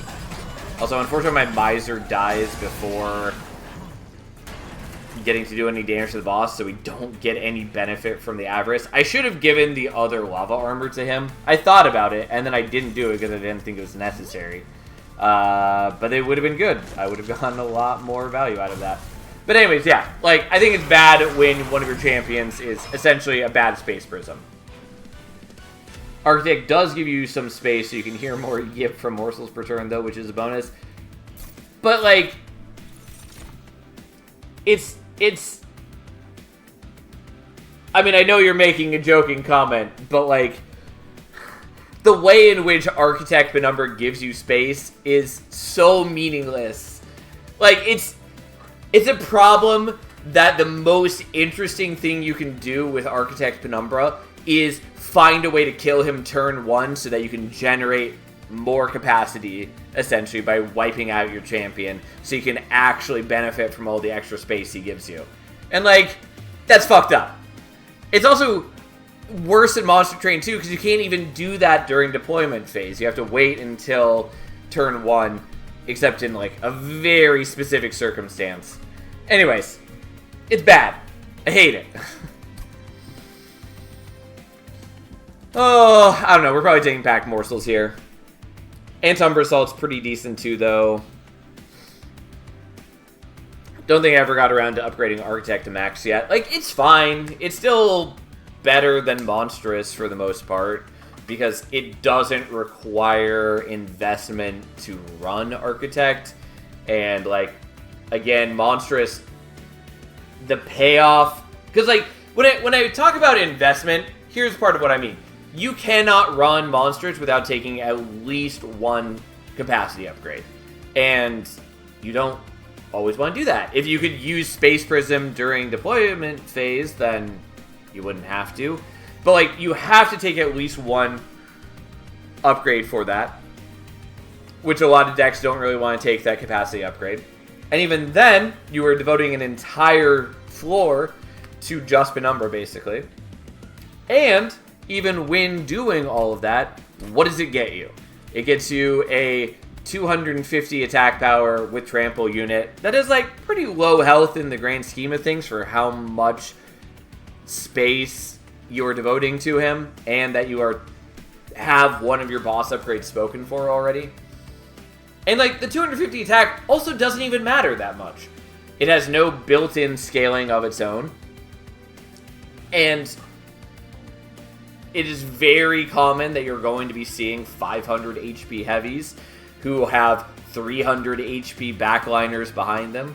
And so your 250 power champion doesn't even have enough damage to half health one of them, basically. Which also makes the trample pretty meaningless, because the trample doesn't mean anything unless it's killing enemies. Anyways, it angers me. It is not an interesting champion, nor is it a good champion. And also, like, the only way to make Monstrous good, short of a rework, is just to up the numbers, and then you get into this weird middle ground of you have to make sure that the numbers aren't too high, that you trivialize everything, but are high enough that it still is worthwhile. It's just... I really hate Monstrous Penumbra's design. It is basically the antithesis of what I want from a champion. I want a champion that, like, does something unique and interesting that I can build my deck around, or at least, like, changes how I play. Monstrous Penumbra is a big, dumb meat stick that also isn't good at its job.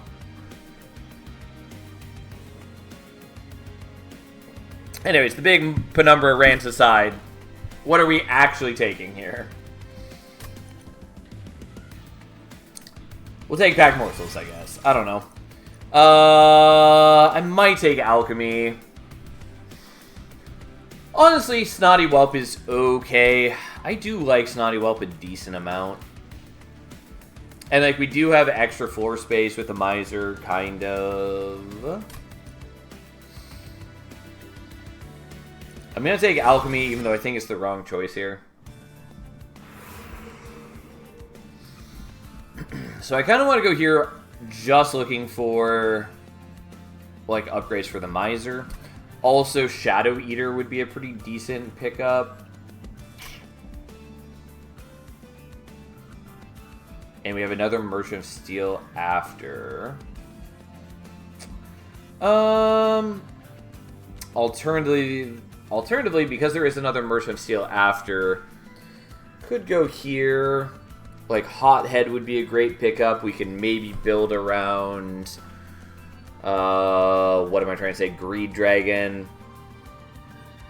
Magma Cultist is also good. Not great in this deck specifically, but we could always pivot towards it. I think I like that better than going for the Umbra unit. Holdover Spell Chain is sort of interesting. Not really what I was hoping for.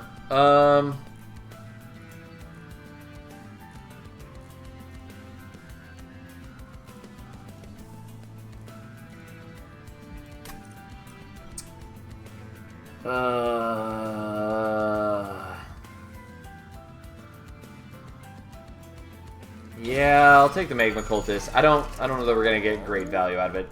Unfortunately, I don't have anything good to hold over. Like, Immortal Trade kind of works for me, but not really. Spell Chain would be good.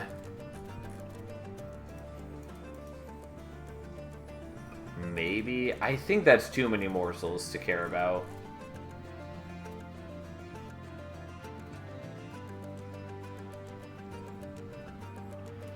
Kind of want to do this, though I know it's the wrong choice, because well, you know what? Fine. We're doing it.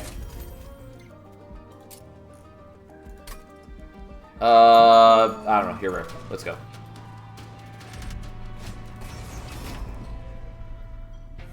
Margaret Invasion is fine-ish. Just because he has a lifesteal. Oh, wrong ordering. I actually want the Miser in front of him. The problem is that I also kind of want to be able to put morsels down here, but I don't have capacity for that, and the Miser would 100% die without letting me do that. Okay, so here's where it's going to look dumb. We are going to use our Pyre so I can play this again. It does mean that I'm not generating any morsels here, so I am taking this damage, which is maybe not a good choice, but it is a choice that exists.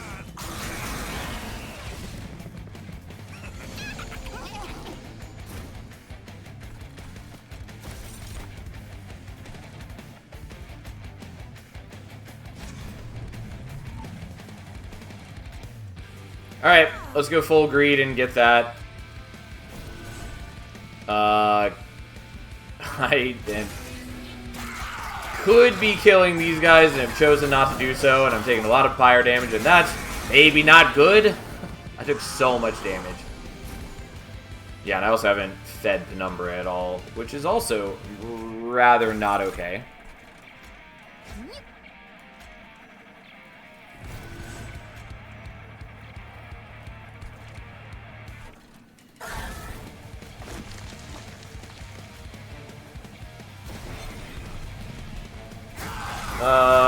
I don't know that this is feasible. I think I played way too greedily here.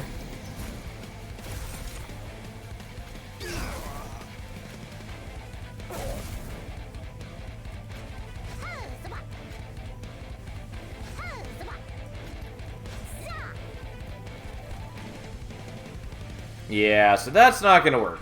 I almost can get the kill here like this.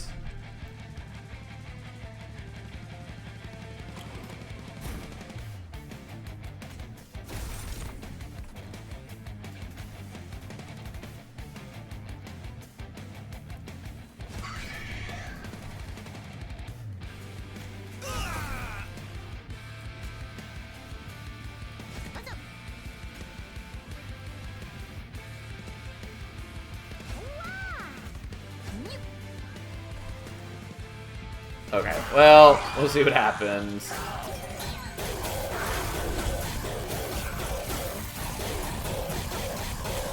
If I can survive, I get a ton of gold. I think the problem, though, is that I can't survive.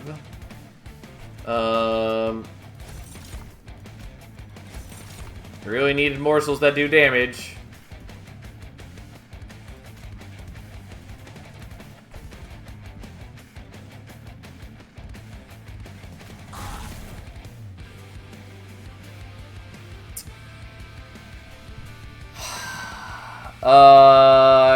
It's frustrating because we're like almost no damage away from you dying.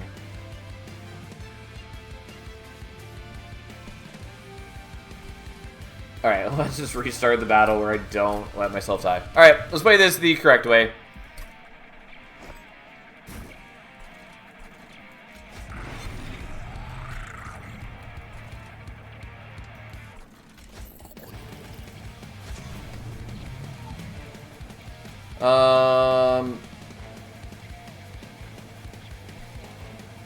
Yeah, whatever, we'll just play you there. Also, I meant to play you in front, or behind, whatever, here we are.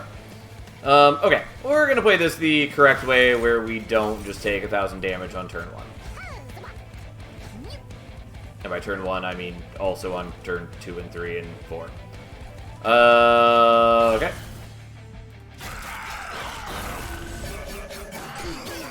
I mean, like, we need to feed Penumbra.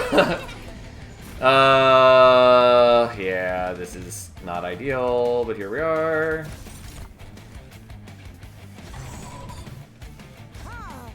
I'm still gonna greed for that because I'm a madman.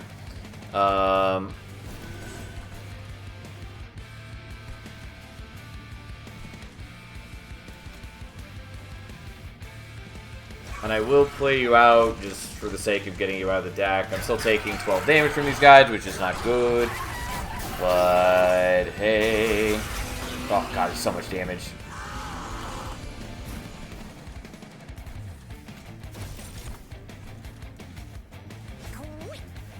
Okay, so that's enough to get the kill there.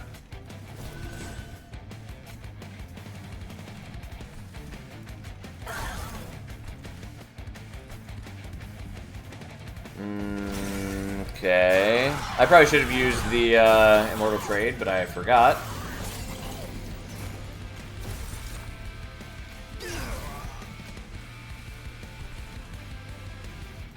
Okay, just a single morsel here kills you because of the Teeth of Gold.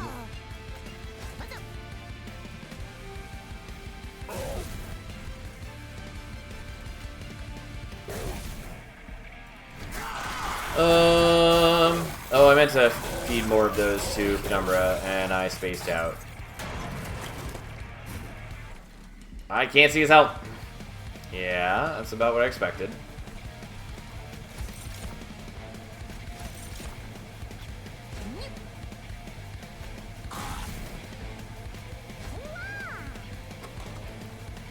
Okay, there's a small chance I draw the alchemy, so we're gonna greed for the alchemy chance.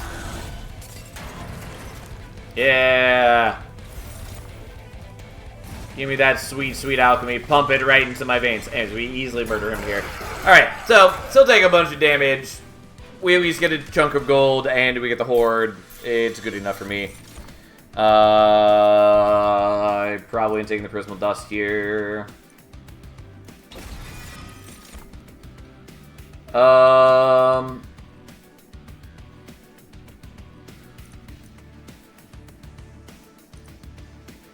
What are we even looking at next? Probably the Merchant of Steel. I really wish that Lava Flow wasn't a consume card. Like, it's fine for it to be a consume card, but it would be so much more pickable, so much just more usable if it weren't. Pyro Ball, I don't love, but legitimately is probably worth me taking right now. Nonetheless, we're going to take the Lava Flow. We're going to save this for a short moment, but pretty confident we're going to loot it. Yeah, don't know why I'm not looting it. We're definitely going to loot that. Ooh. That's an interesting mix of options. Alright, just for the chance of the dream, we're going to take that. Okay.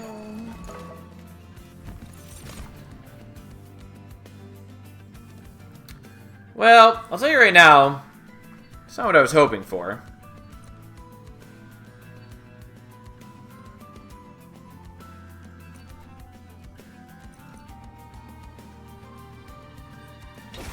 Fine.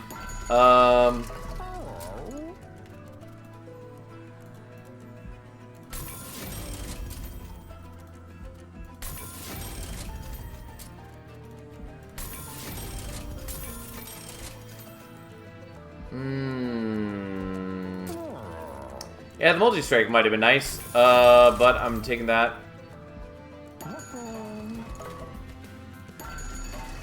Oh, I could have done dualism on... Dualism damage shield. I totally spaced out that that's an option in this clan combo. Regardless, that's fine. I'm not gonna worry about it. What do you got for me?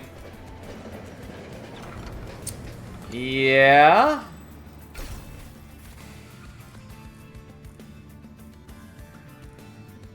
Okay...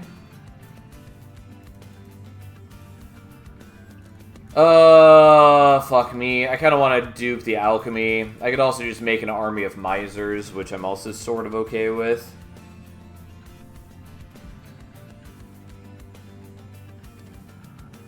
Alright, we're doing it. Give me that overwhelming number of misers. It's sort of helpful. It's sort of shenanigans.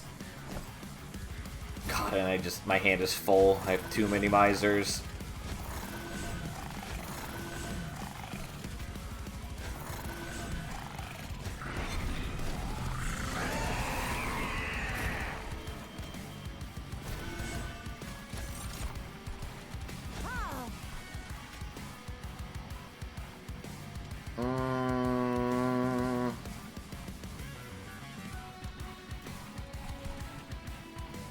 Alright, I'll just take slightly less damage since I'm already taking a bunch.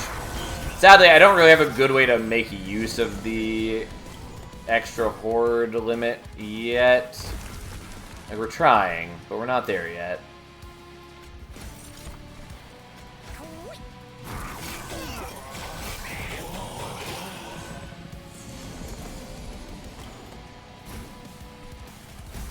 Okay, so...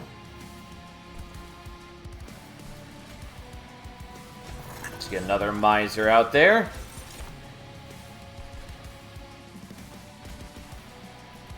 I don't really need the damage shield on you yet, I suppose. You're taking 20 damage.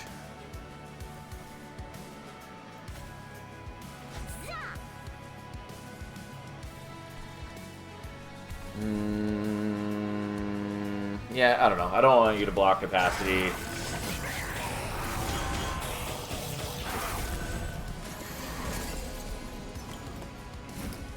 Okay, you're gonna go there, and we're going to start murdering things.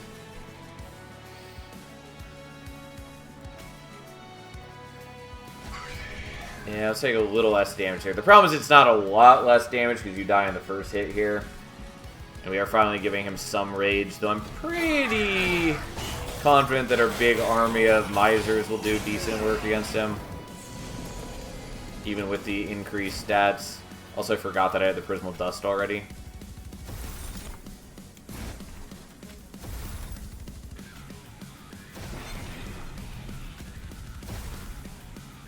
Also forgot that you had the lava armor on you, but whatever. Anyways. Didn't realize I'm not killing the guy up there, which is a little sad, but fine. Don't mind me as I just bleed out slowly.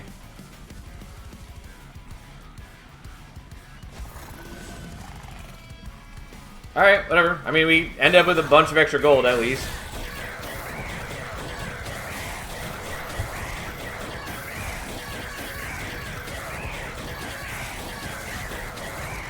Ta-da! Look at us go. Okay.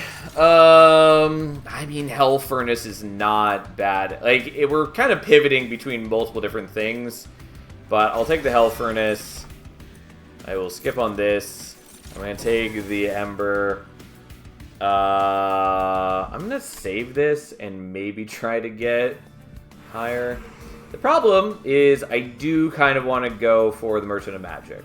But I also kind of want to go for Merchant of Trinkets just in the hopes that we can get the other Horde extension. So let's live the dream.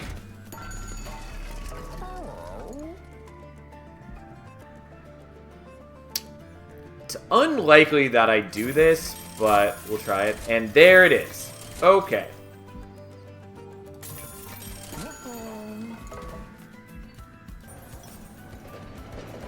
Ooh.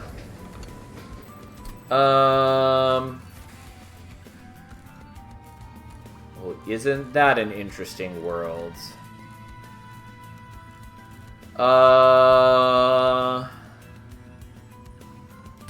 Fine.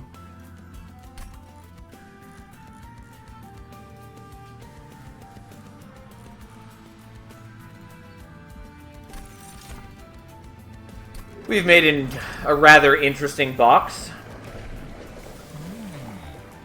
Fuck it, it's Glutton 2, who gives a shit? Okay, we're definitely not looting the Horde. I'm unfortunately not great at building Horde, but we're gonna do what we can. Gonna do what we can.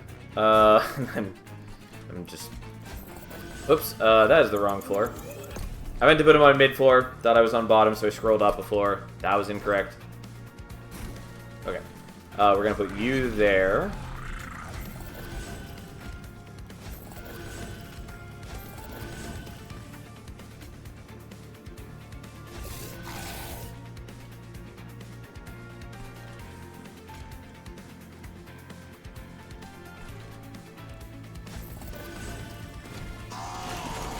Okay.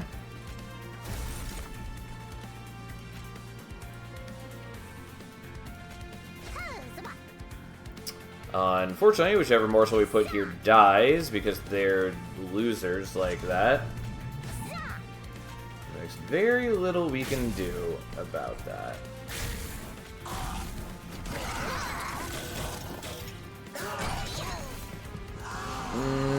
Okay, so we now get massively increased Pyrogel on every floor, which is something.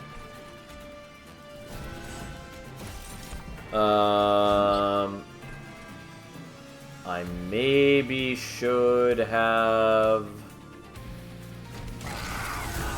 done other things. Okay, as long as we are eating morsels this turn, which we're not. Well, I can do that. The problem is I'm not really getting what I need. I guess we're doing this just so I have slightly better chance of taking no fire damage. Okay, so we are killing there, which is appreciated.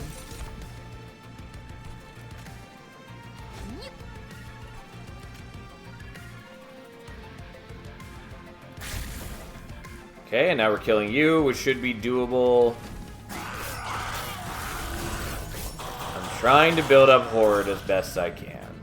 Also, you know, try not to die, and Kel's gonna be a jerk and all that, but, you know, we're trying.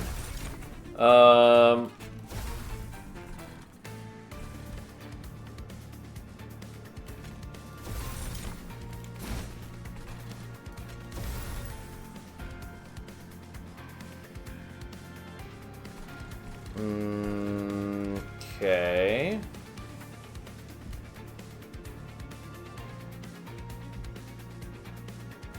Why are you not taking damage? Oh, because you have lifesteal. I forgot that you still have the lifesteal from the mortal trade.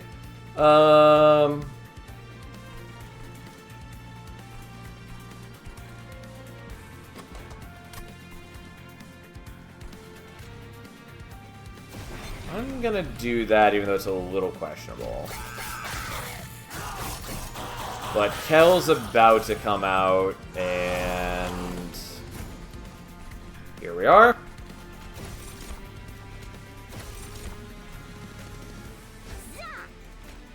I don't have enough capacity for another morsel there. If I had realized that, I probably would have done something different, but that's fine, I guess. Okay, so we do get the kill here. Everything's fine. None of this matters. Here we are. Oh, boy. Yes, give me that sweet, delicious gold.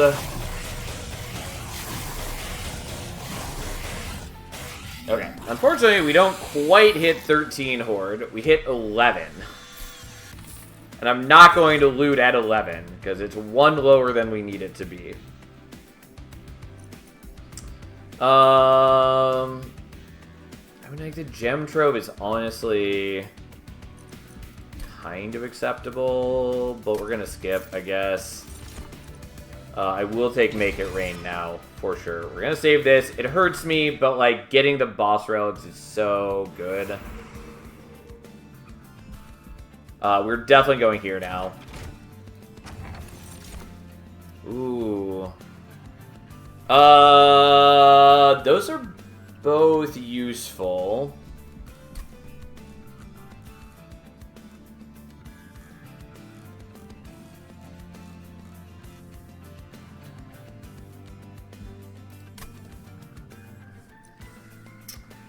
The Mind Jacks is eventually going to become obsolete, but I think it's what we want right now.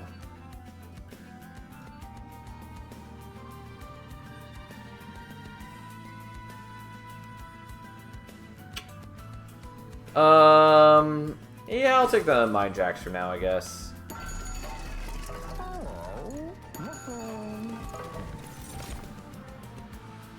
I was really hoping for Cursed Dragon Staff. I'm definitely going to skip that. It taunts me for it to be 11 Horde that I'm not going to cash out, but alas. So Spell Chain on the small gift box is sort of interesting. I think we're just doing it on the Make It Rain.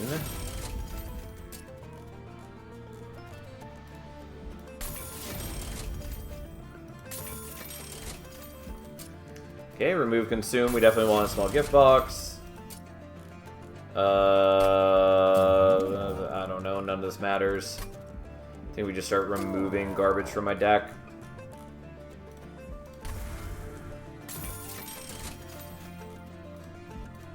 Come on. There we go. Overall, we're in a good shape. Again, unfortunately, we have to waste the Horde payout here, but it's worth it. Like, I might be able to get all the way to 13 in the next battle, even if I cash out now, but I'm not really willing to bet on that. So, we'll just guarantee that I'm going to hit it. Okay. So, you're going there. We definitely want you. I think we probably want you as well now.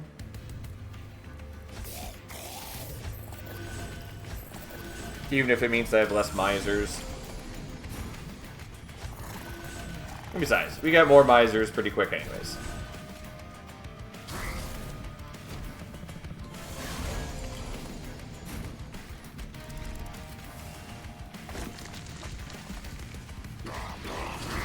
Okay, we give up a bit of cash, but we can handle that.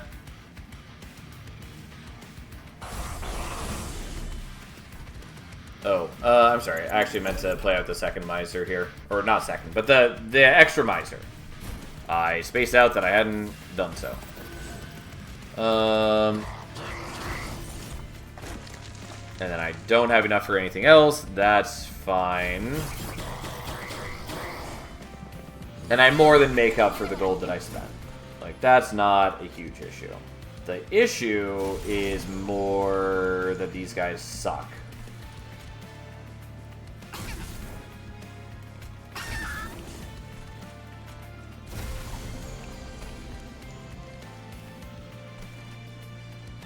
You have effectively removed Consume on Alchemy. Yeah, that is true.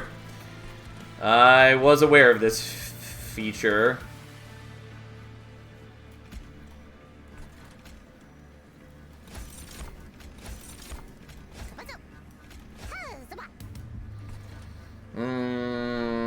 Unfortunately, the incant sap really fucks with us. We don't actually have that high base attack. Like, we're working via the Pyrogel mostly.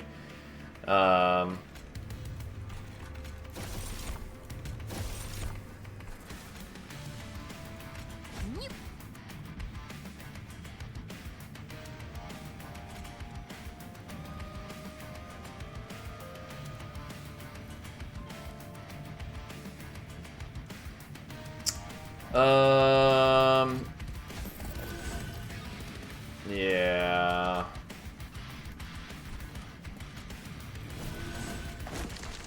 Alright, so we're going to take a little bit of pyro damage, which means that the Prismatic Dragon Scale is not going to work, which is fine. I just need to make sure I play the Alchemy once during the fight, which is definitely doable.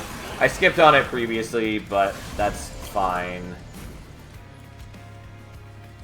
Unfortunately, these guys do really fuck with me. Okay.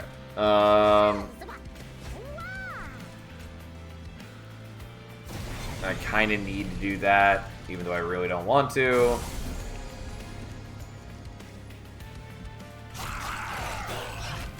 Yeah, the copious levels of the animate are really ruining me.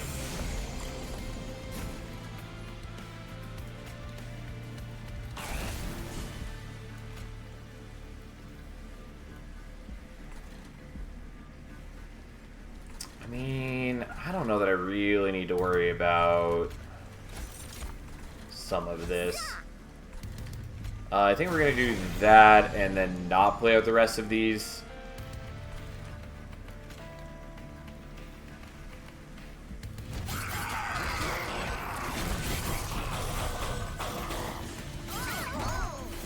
Though you are actually lower than I wanted you to be. I didn't realize that that was going to be an issue.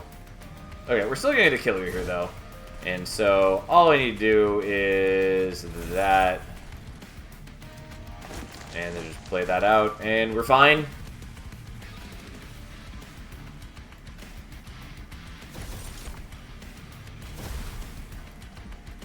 Okay. Yeah, took a little bit of damage. Not the worst, even for it being a bad matchup for us. We're still generating a bit of extra gold here. And we hit 13 Horde. And there we go. Yeah, it's working out pretty okay. We don't need Prism Retrieval. Ember Forge is bad. It doesn't take a lot for it to become less bad, but it is currently bad, and Engine Upgrade does nothing for us. Dragon's Breath I do like. Payoff is also pretty decent for us, but we'll take the Dragon's Breath. And we're definitely looting this. I will take this. The Sharpened Teeth is also okay. I'm gonna take this. I'm going to, I think, take Ember to start. Though, they're all good for me. Draw is the one we take next.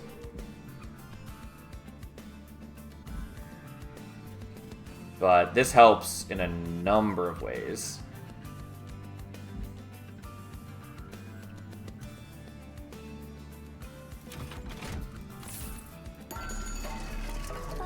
Okay, so I have 8 Deployment Ember, and I currently have 1, 2, 3, 4, 5, 6, 7, 8, 9 dudes.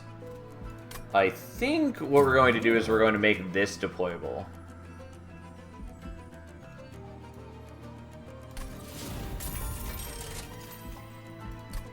Just double check, so it's 1, 2... 3, 4, 5, 6, 7, 8, 9, 10. We should be fine. Also, you don't have any upgrades yet. Whatever, so be it. Bloodthirsty Blade, kind of cute. Void Armament, also kind of cute. Mostly does not matter to our needs. I think we just get rid of some of the Shade Splitters now. The Lava Armors are also maybe questionable.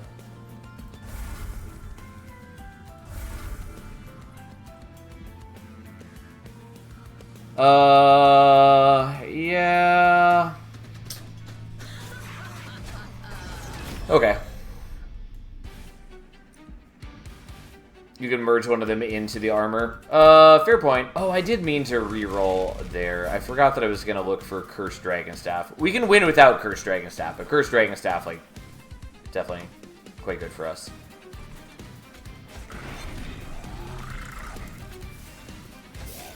Okay, so we do want to be on bottom floor. We do want both the cultists, which means we only get 3 misers, which does also fill up this floor, but...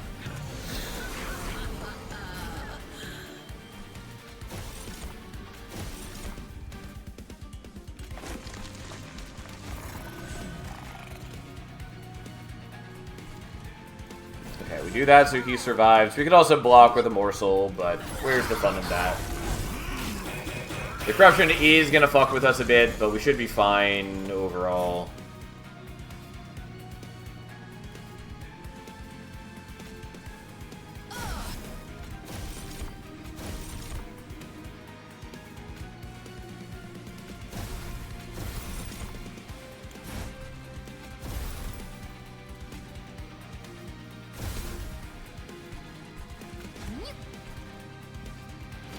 Well, not perfect, and one of the misers is dying to the corruption, but that's fine. Oh, I guess he's not quite dead yet, but he's basically dead.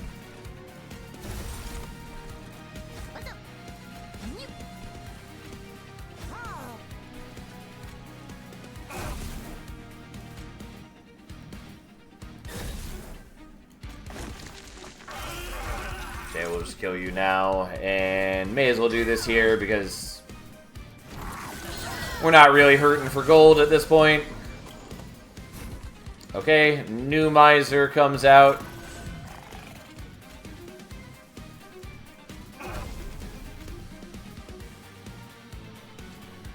I may as well kill you before you can attack.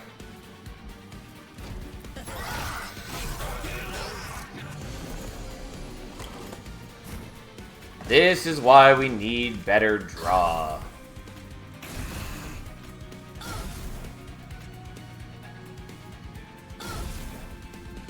Also, it'd be really nice if he had dualism on him. It doesn't really matter, because a lot of our Pyrotail is just coming from the Hell's Furnace. It'd also be nice if we just had more Magma Cultists, less Misers, but that's okay. Sadly, can't play out Alchemy number 2.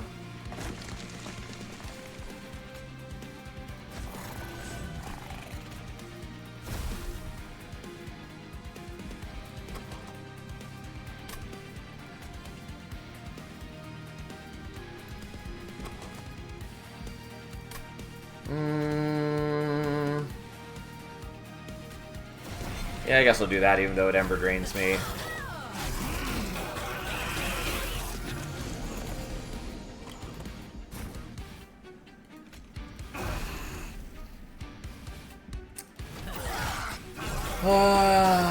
If I could just play out the Alchemy more, I could get to max Horde, but I can't.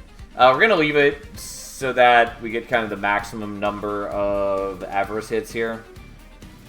We're winning either way, so we may as well make it take slightly longer for our dudes to do so. And there we go. Anyways, we have tons of gold. We get to 9. Don't quite make it to 13. That's fine. The Shroud Spike, it doesn't really help me. We don't need another Hell Furnace because thanks to Manifold Mirror, it hits every floor anyways. We're definitely taking the draw next, I think. Well,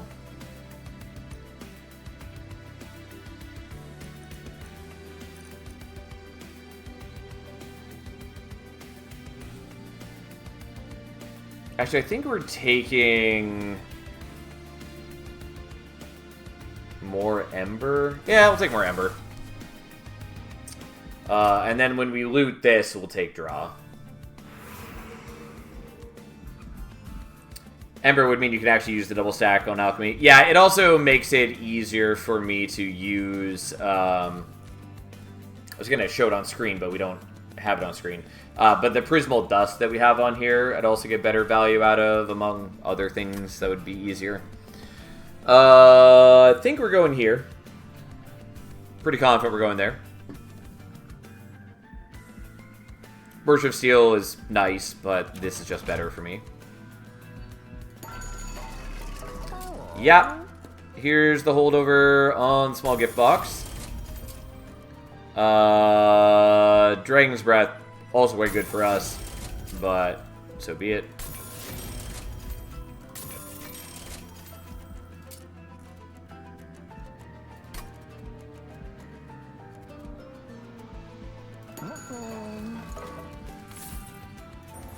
Alright, what do you got for me?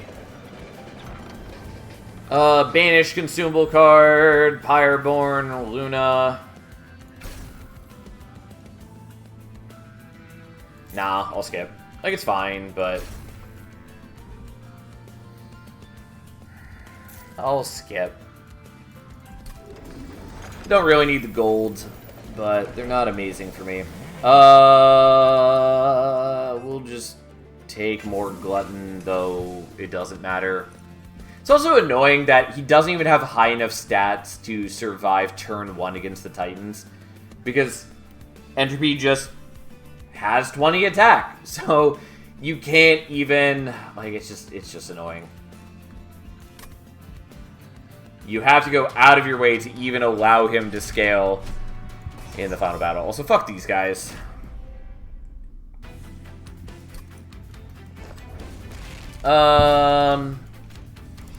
Well, that's going to be annoying. We'll see what I can do.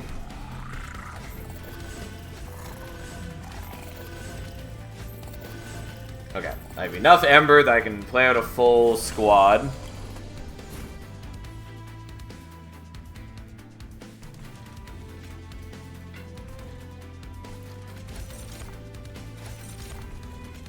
I have so much extra Ember since it's turn 1. Well, we'll kill those guys even though it prevents me from gaining gold. That's fine. It's more important that I don't have to be miserable.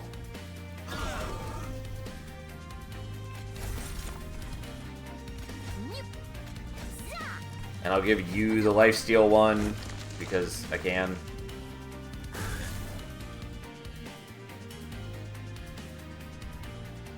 Why are you all dying? Oh, because you're eating and the Teeth of Gold.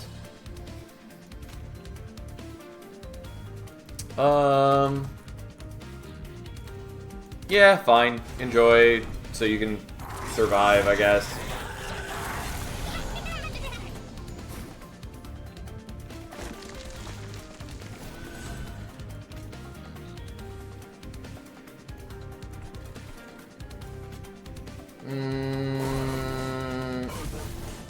Oh, you're gonna die now, though.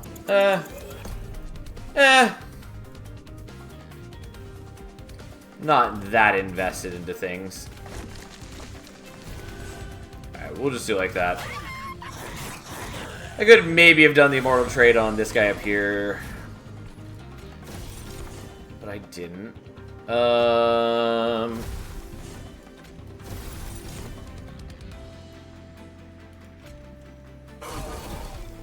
Yeah. Totally could have done this better, but that's okay.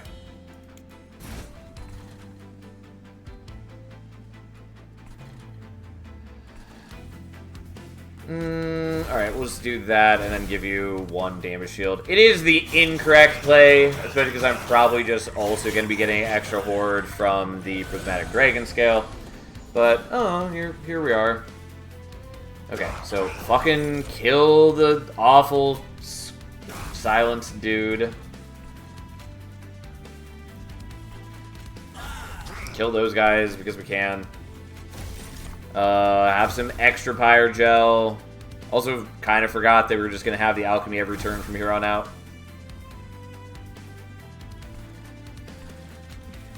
Yeah, whatever. They don't really need to heal, and it mostly just worse for me. But, so be it.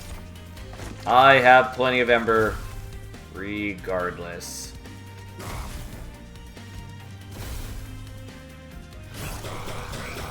Yes. Alright. Good old Rax is here.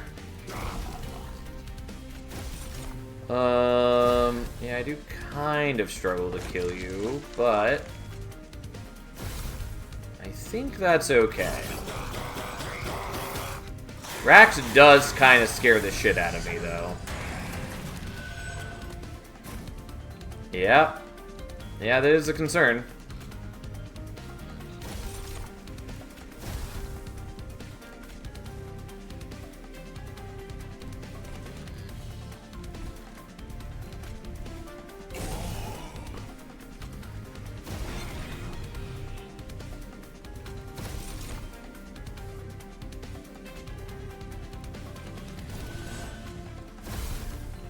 Saw this coming. I mean, I saw it coming too, which I thought about setting up on bottom floor for this reason. Might still be able to make it work. I mean, we can win no matter what. I'm just trying to minimize the damage that I'm taking to get there. Like, that's not actually an issue. It's not good, but it's not going to stop me. Also, I'm going to take some damage from him, but, like, whatever.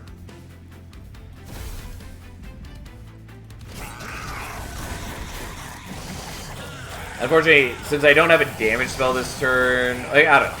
There's a lot of things preventing me from having the ideal turn. You know, half of it being that Rax just beats the shit out of me. Also, I take a lot of damage. Oh, well. We can manage.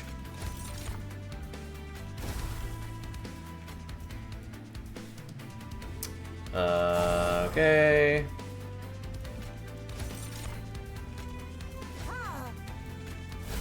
Yeah, no surprise.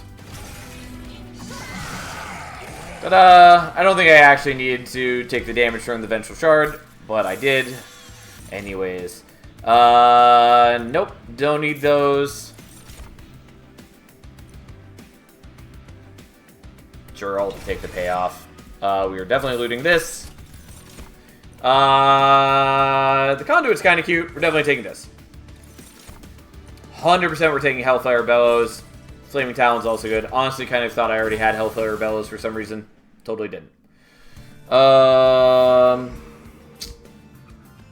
Yeah. So, I wish I had a Merchant of Magic here. Sadly, I don't. I think we're probably going to the left and duping Make It Rain, and then removing a whole lot of cards. Also, the healing is not unwelcome.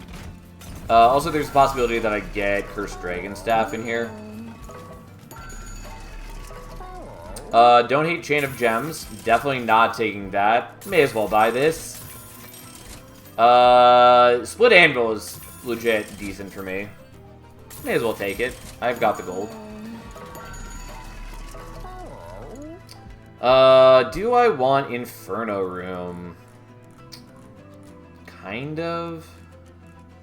The problem is that it's really awkward for me to play. Because I'd have to remove one of my dudes, basically, make it deployable, not... Like, I'm not going to worry about it. I'm just not going to worry about it. It's not ideal, but it's fine. Alright, not taking those. I would also be sort of happy with Dragon Breath, but Make It Rain is real good for me, so we're going to do that. Okay, so let's get rid of things that don't make me as happy in life.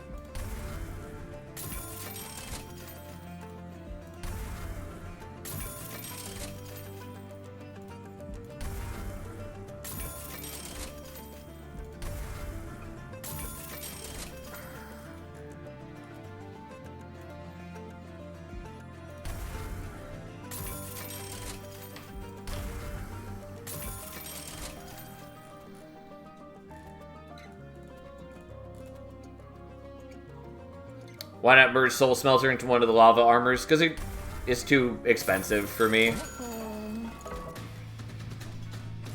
That's all. I maybe got rid of more things than I should have. I didn't actually check how many spells I actually have anymore. But here we are.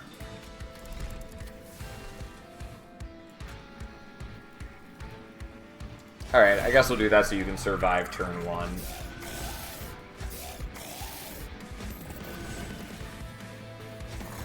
Oh, I wasn't talking about money, and I mean, I did run out of money, which is legit kind of a problem because I need money for the Make It Rain. But no, I was talking about Ember-wise, in that I am using basically all of my deployment Ember to set all this up.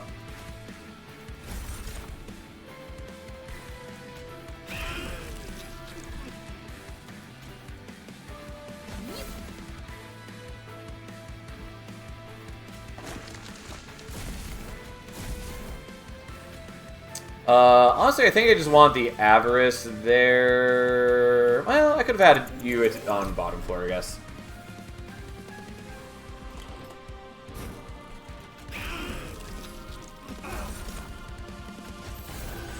Already forgot that I have Trader's Quill, I'll be honest.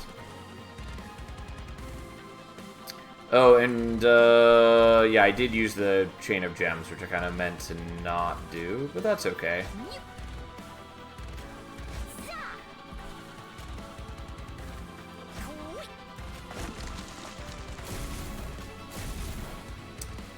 Alright.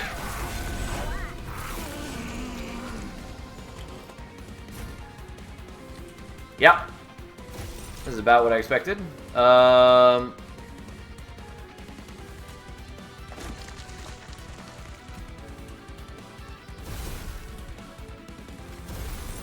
Unfortunately, the copy doesn't cost 0. Also, I should have done this slightly different order.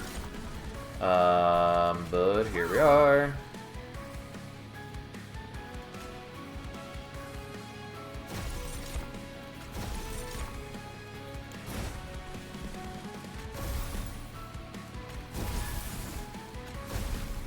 Okay, I am broke, but we are about to gain a bunch of gold back.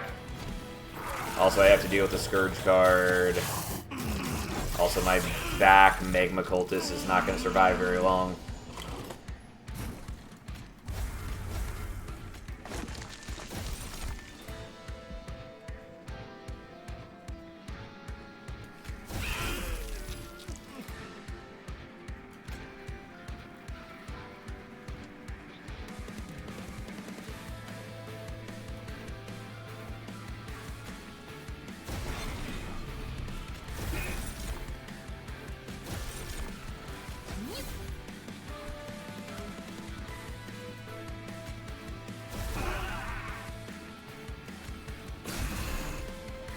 Well, I guess I get less avarice now, but it's whatever.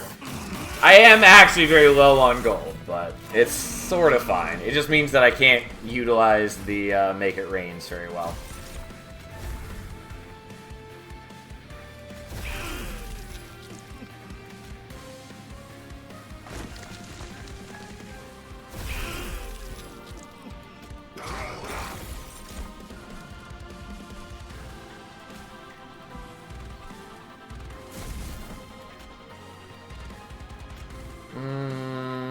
Fine.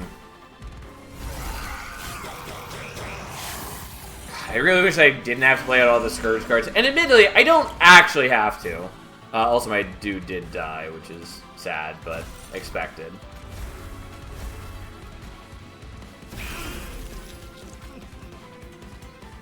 Let's play this in this order.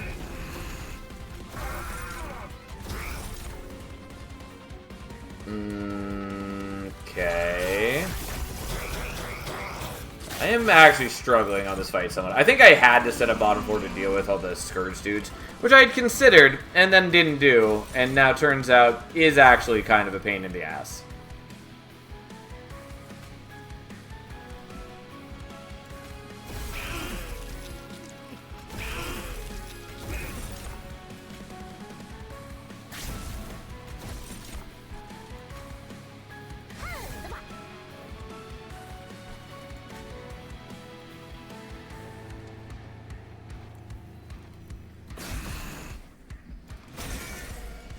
I mean, we might be okay, but, like, it is not going great.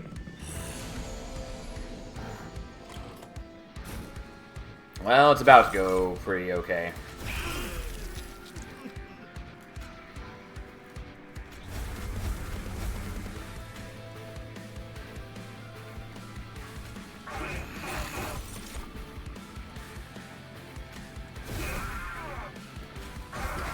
Ta-da, there we go. I spent more gold, whatever, fine.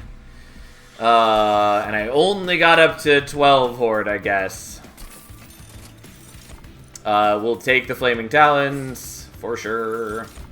None of these matter, sadly. I don't have whelps. I don't have abilities. I don't have abilities. We'll take that. There we go. Extra capacity basically doesn't matter, but hey. It does mean I could, like, set up on bottom floor more easily, which maybe is the right thing to do. Probably is what I want to do, because again, it helps me not have to deal with the Scourge dudes. It does mean I need to be ready to handle the sweep dudes. Lol, do 20 base fire damage. Yeah. Yeah. It's good. Turns out getting a bunch of boss relics does make her life substantially better.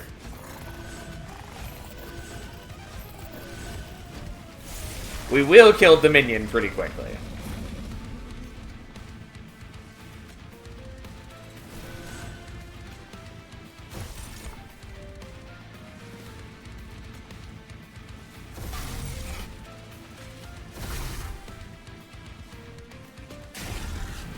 Oh, wrong order. Kind of. I mean, mostly is fine.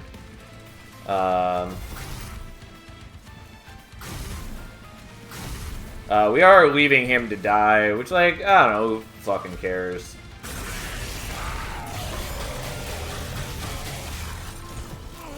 Okay.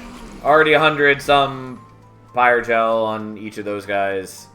Turns out pretty good for us. The Curse of Entropy, on the other hand, a little bit not great. Because I do need them to have enough attack to attack. Kind of.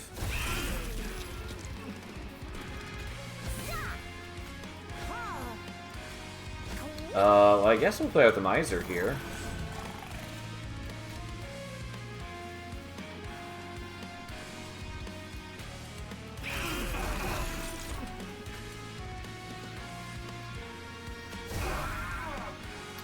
Sure, I want the damage shields more than I want extra procs of alchemy and make it rain. Why do I see 5? I'm sorry, 6 misers. I think you mean, yeah, no, I have 6 of them. I thought I had 7 for a second. But yeah, I mean, you know, because they're doing work for me. They have funded our extravagances this entire time. Alright, we'll hurt him a bit. Sadly, we're not going to get out of this without damage, but, you know, we're doing some solid work. I do have the payoff, but it's not going to be enough to get me back to full.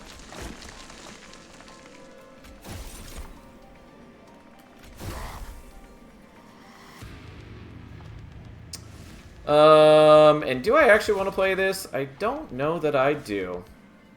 And they are a large smidge. They are indeed.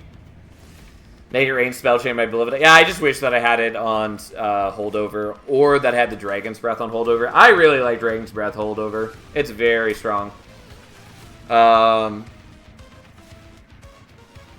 I'm just debating how I want to do this. What we're probably doing, no matter what, is we're going to Prismal Dust the back dude so he doesn't die. I'm mostly just deciding if I want to play this or not. I think the answer is yes, I still will, even though I frankly have more HP than at all matters. So realistically, I don't have to do that. I did forget that I was going to draw after playing it. And yes, I am using morsels to block Savagery's damage. That is the life we're living.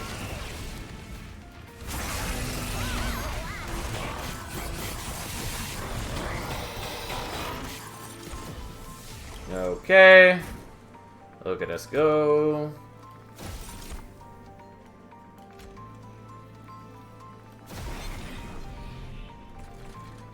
Okay, you're not quite dead yet, but you're like basically dead.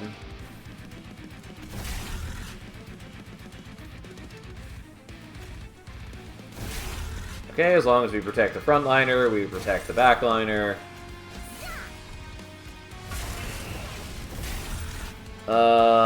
Yeah, didn't mean to not play out the Vengeful Shard, so here we go.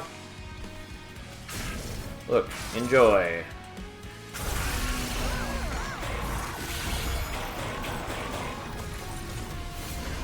Alright, so where are you at, my bud?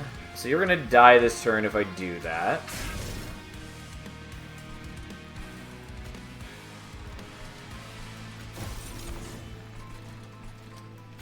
Okay, so let's get the kill on you a little earlier, why don't we? Enter them at 1. I actually could have just played that out and saved myself a little gold. Doesn't matter. We're fine. Ta-da! Oh, and I guess it didn't count us as having taken any damage. I guess I entered in not at full health and I didn't realize it. It's fine. Here we are. I think the only Titan kills I've gotten on wave 5 or 4 have all been Pyroborn. It's certainly easier with Pyroborn because there are ways to generate Pyrogel and such. It would be a lot easier with Luna if there were ways for Conduit to actually matter in the Pyro room. As is, the only way to do that is Heavenfall, which is an option and it is strong. As long as you also get rid of the spell shields that are for some ungodly reason on Dominion. I really hate Dominion's design. I don't like the Titan fight in general, but like it's fine. I've gotten used to it. It could be so much better. Could be so much more interesting. But all that complaining aside, here we go. It was a fun run. We're up to 128 delicious, wonderful crowns. Just so many left to go still.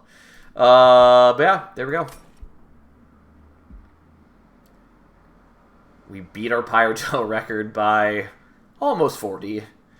But yeah, anyways, there we go. That was a run. It was cool. Yeah, I don't know what to say about it. I always enjoy when I like build heavy into a unit that I don't typically build heavily into, i.e. Miser. Like, it's not the first time we've done, you know, the 6 Miser, you know, major squad of I don't even know what I want to call it. But anyways, it's not the first time we've done 6 Misers and had them be our main crew, but it's certainly not what I do commonly. But the extra gold is very nice. If you can keep them, you know, alive and scaling, they do solid work for you. It's cool to win in different ways, big part of the fun. I mean, yes, 100%, that is one of the reasons I enjoy Monster Train so much. I mean, I like other deck builders a ton too, obviously, given how many of them I've played on the channel. But a lot of deck builders do not have the build variety that Monster Train has. And I really appreciate that. I don't know. Anyways, rambling aside, I gotta go do other things like maybe try to sleep at a reasonable hour for once. Who knows? Regardless, I gotta go. I'm gonna do that now. So, that's where we're stopping for the night. I'll be back tomorrow, like normal. Have a nice night, everyone. Thanks for being here. See you tomorrow, hopefully.